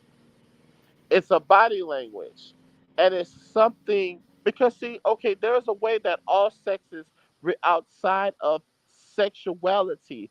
There is a way that women can communicate with other women through sex anatomy, and there's a way that males can communicate with other males through sex. This has nothing to do with sexuality. However, Yep. when you have people who are on the spectrum of sexuality, these lines are blurred. These lines can be. That's why you have so many men. That's why it's so silly when people be like, "Oh, I don't want a man who does such and such." It's homosexuality is not a look. Gay is. So you have people who were engaged in homosexuality. They're not fucking gay. They're not effeminate. They have nothing about them that wants to be a woman.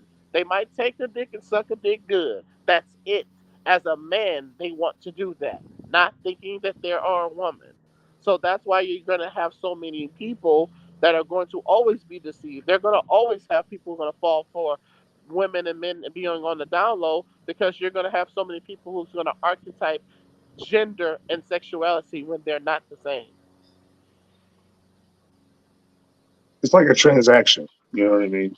It's as a So there bartender, I've is seen a it all the time. it's very straightforward.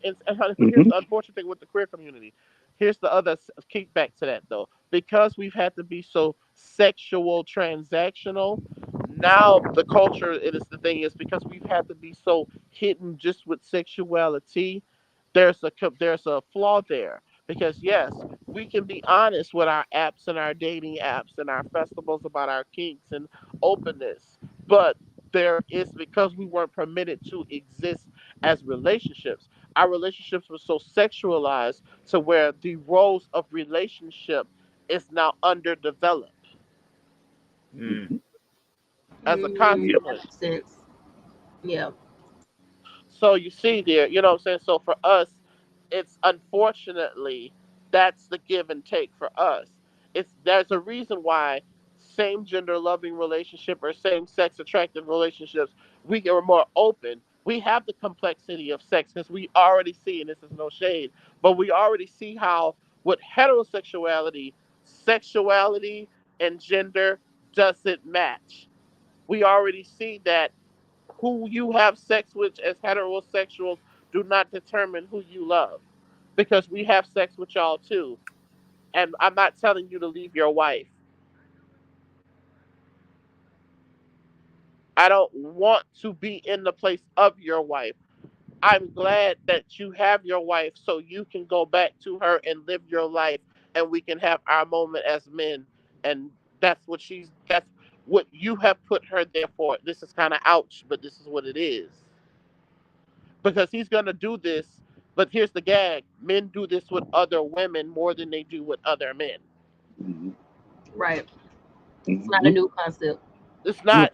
I'm and me as a man. You understand? So because I have most of my friends are heterosexual men that I don't fuck around with, but some of them, the couple of that I have and done and few throughout my lifetime, I'm not delusional to what's going on here. So that way, that relationship is clear. So that's why it's not crossed over. That's why it's very it can have feelings and emotions, but it's very compartmentalized to its understanding because he know and I know that we're on two different paths.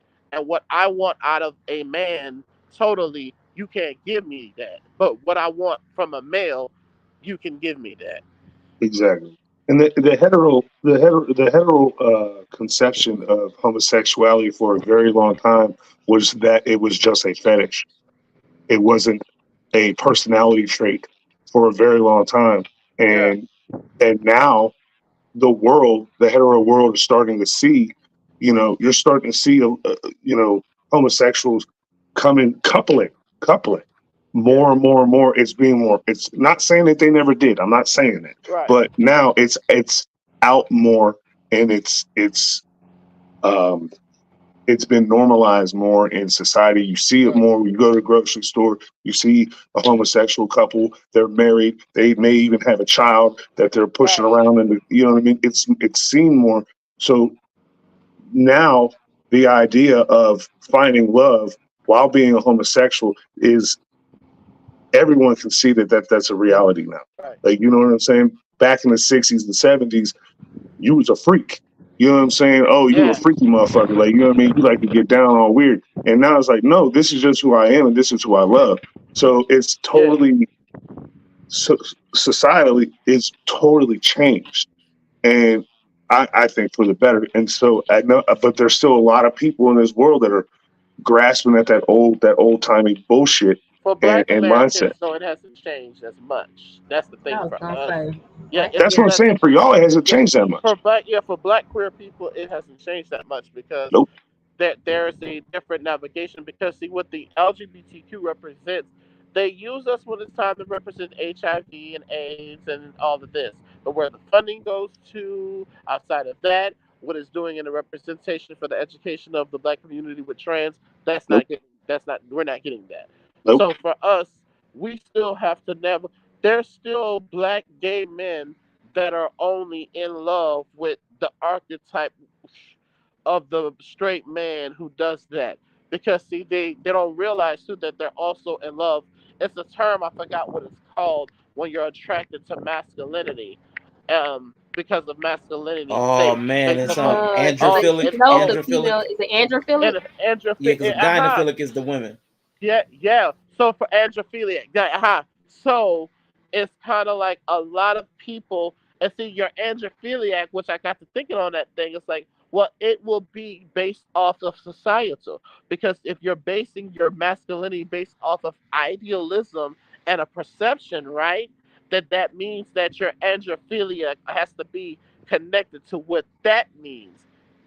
And for Right. a lot of people, what men get men like you said, Bree, which is refreshing to you. I know I've really liked you for a reason. You know what I'm saying? It's kind of like, because I've done the same thing with women. I never was the person to see if a woman doesn't have a makeup. And first of all, I have a nose, and I'm not trying to be weird, but people's body chemistry, pH balances are different, regardless, especially between sexes. There's just certain things that I don't need a woman. She can have very stark certain features, and yeah, everybody might say, "Oh, that's a big bitch or manly bitch," but I'm not Right. confused of her sex. I am absolutely not confused at all about her motherfucking autonomy at all. So It's so nice to hear you say that because sometimes I feel like I'm weird, like when I say that, and people no, are you're just like, not. "No, they look like chicks," and I'm like, "I don't know. It's somebody who love men. Like they just look like men to me. I don't know." Yeah. So so for us, it is kind of like we have a different. But again, I have an exception. But even within the exception to the rule, the I know what I know about homosexuality because of straight men. Let me repeat that one more time. I know what I know about homosexuality from masculinity. It has absolutely nothing to do with femininity. It has my home, what now the expression of who I am. That's queerness. That has absolutely nothing to do with how I like to fuck. That has absolutely nothing to do. The queerness of me is just who I am. That's a personality trait. It's not linked to my sexuality. All So right. for Snaps. so yeah. Snaps. I'm real quick, y'all. I'm getting ready to wrap it up and head up out of here.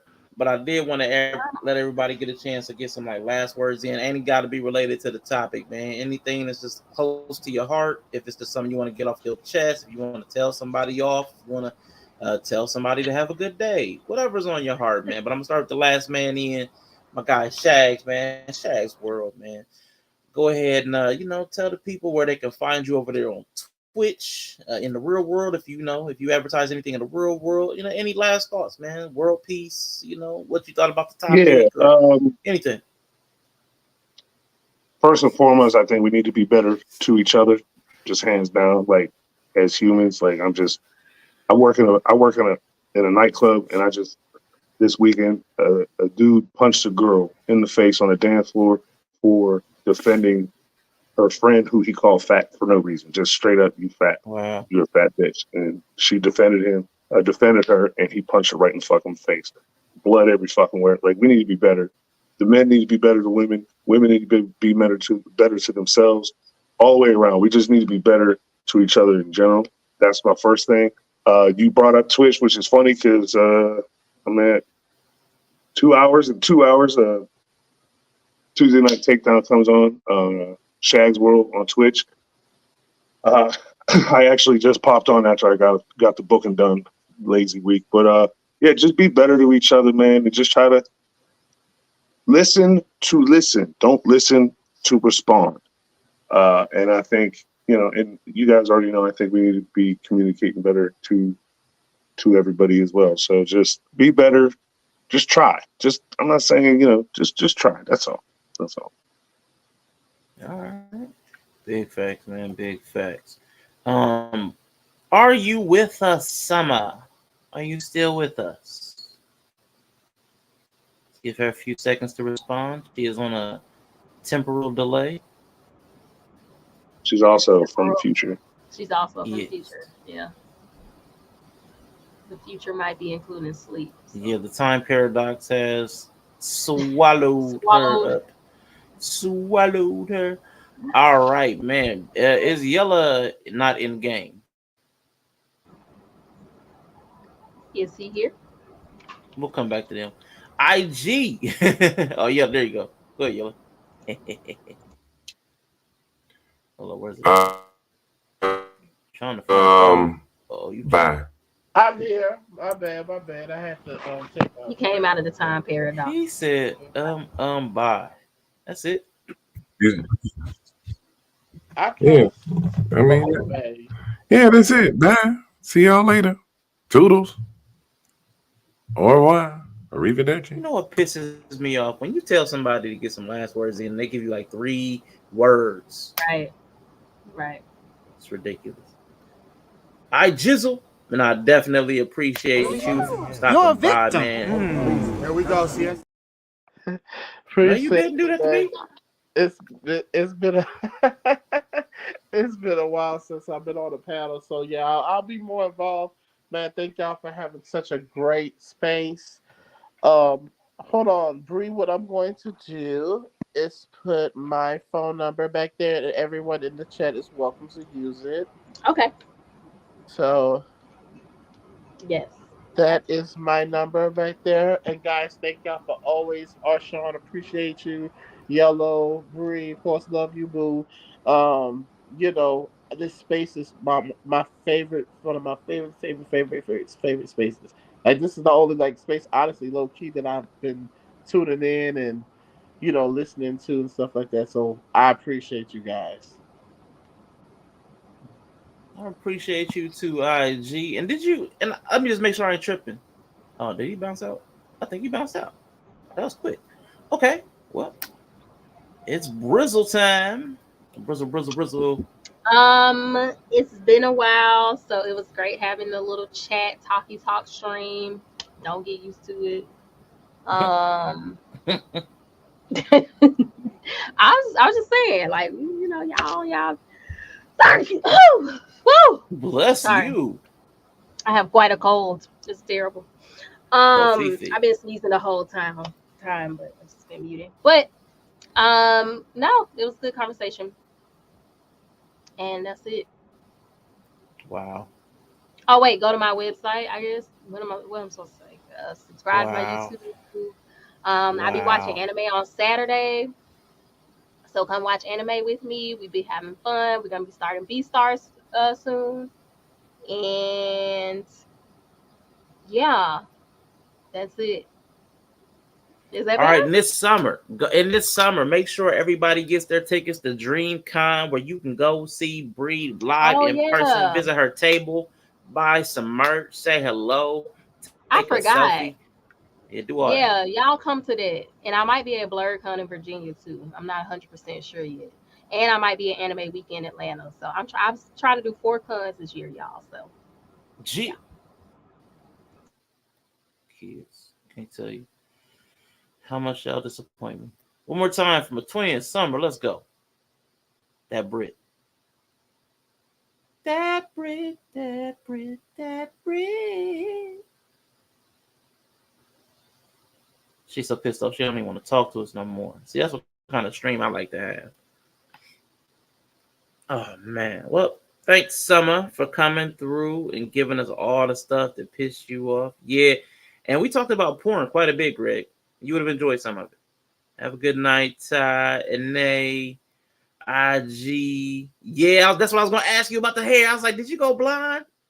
How did you know? I didn't even get to finish that sentence. That's hilarious. Touching the noir snacks. Appreciate you. I just did the salute to the camera that ain't on. Dang, that felt stupid as soon as I did it. Oh my God. All right, well, listen. Goofball. I'm gonna be back on. I know that was dumb. I'm gonna be back here for show on Friday. Again, me versus Greg on the music thing. And since Yella keeps running my quit outro, I'm gonna run his outro. God bless the food, goddammit. God bless the food. Now, I'm gonna tell y'all something. I'm gonna end this goddamn thing.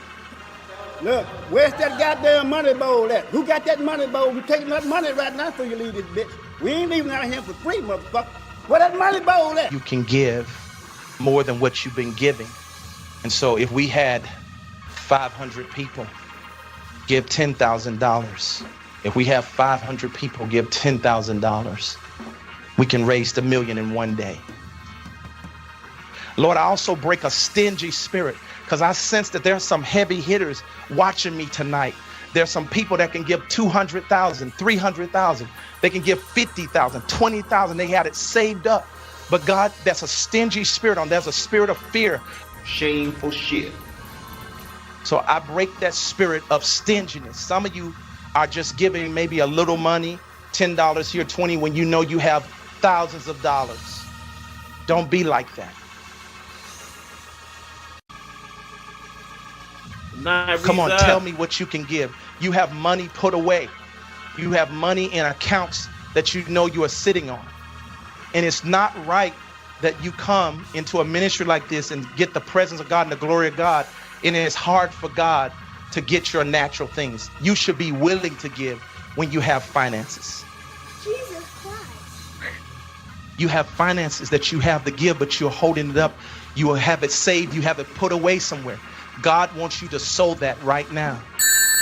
You have large amounts that you have in savings or annuities, or you probably have to go in a CD and break it, but God is giving it to you.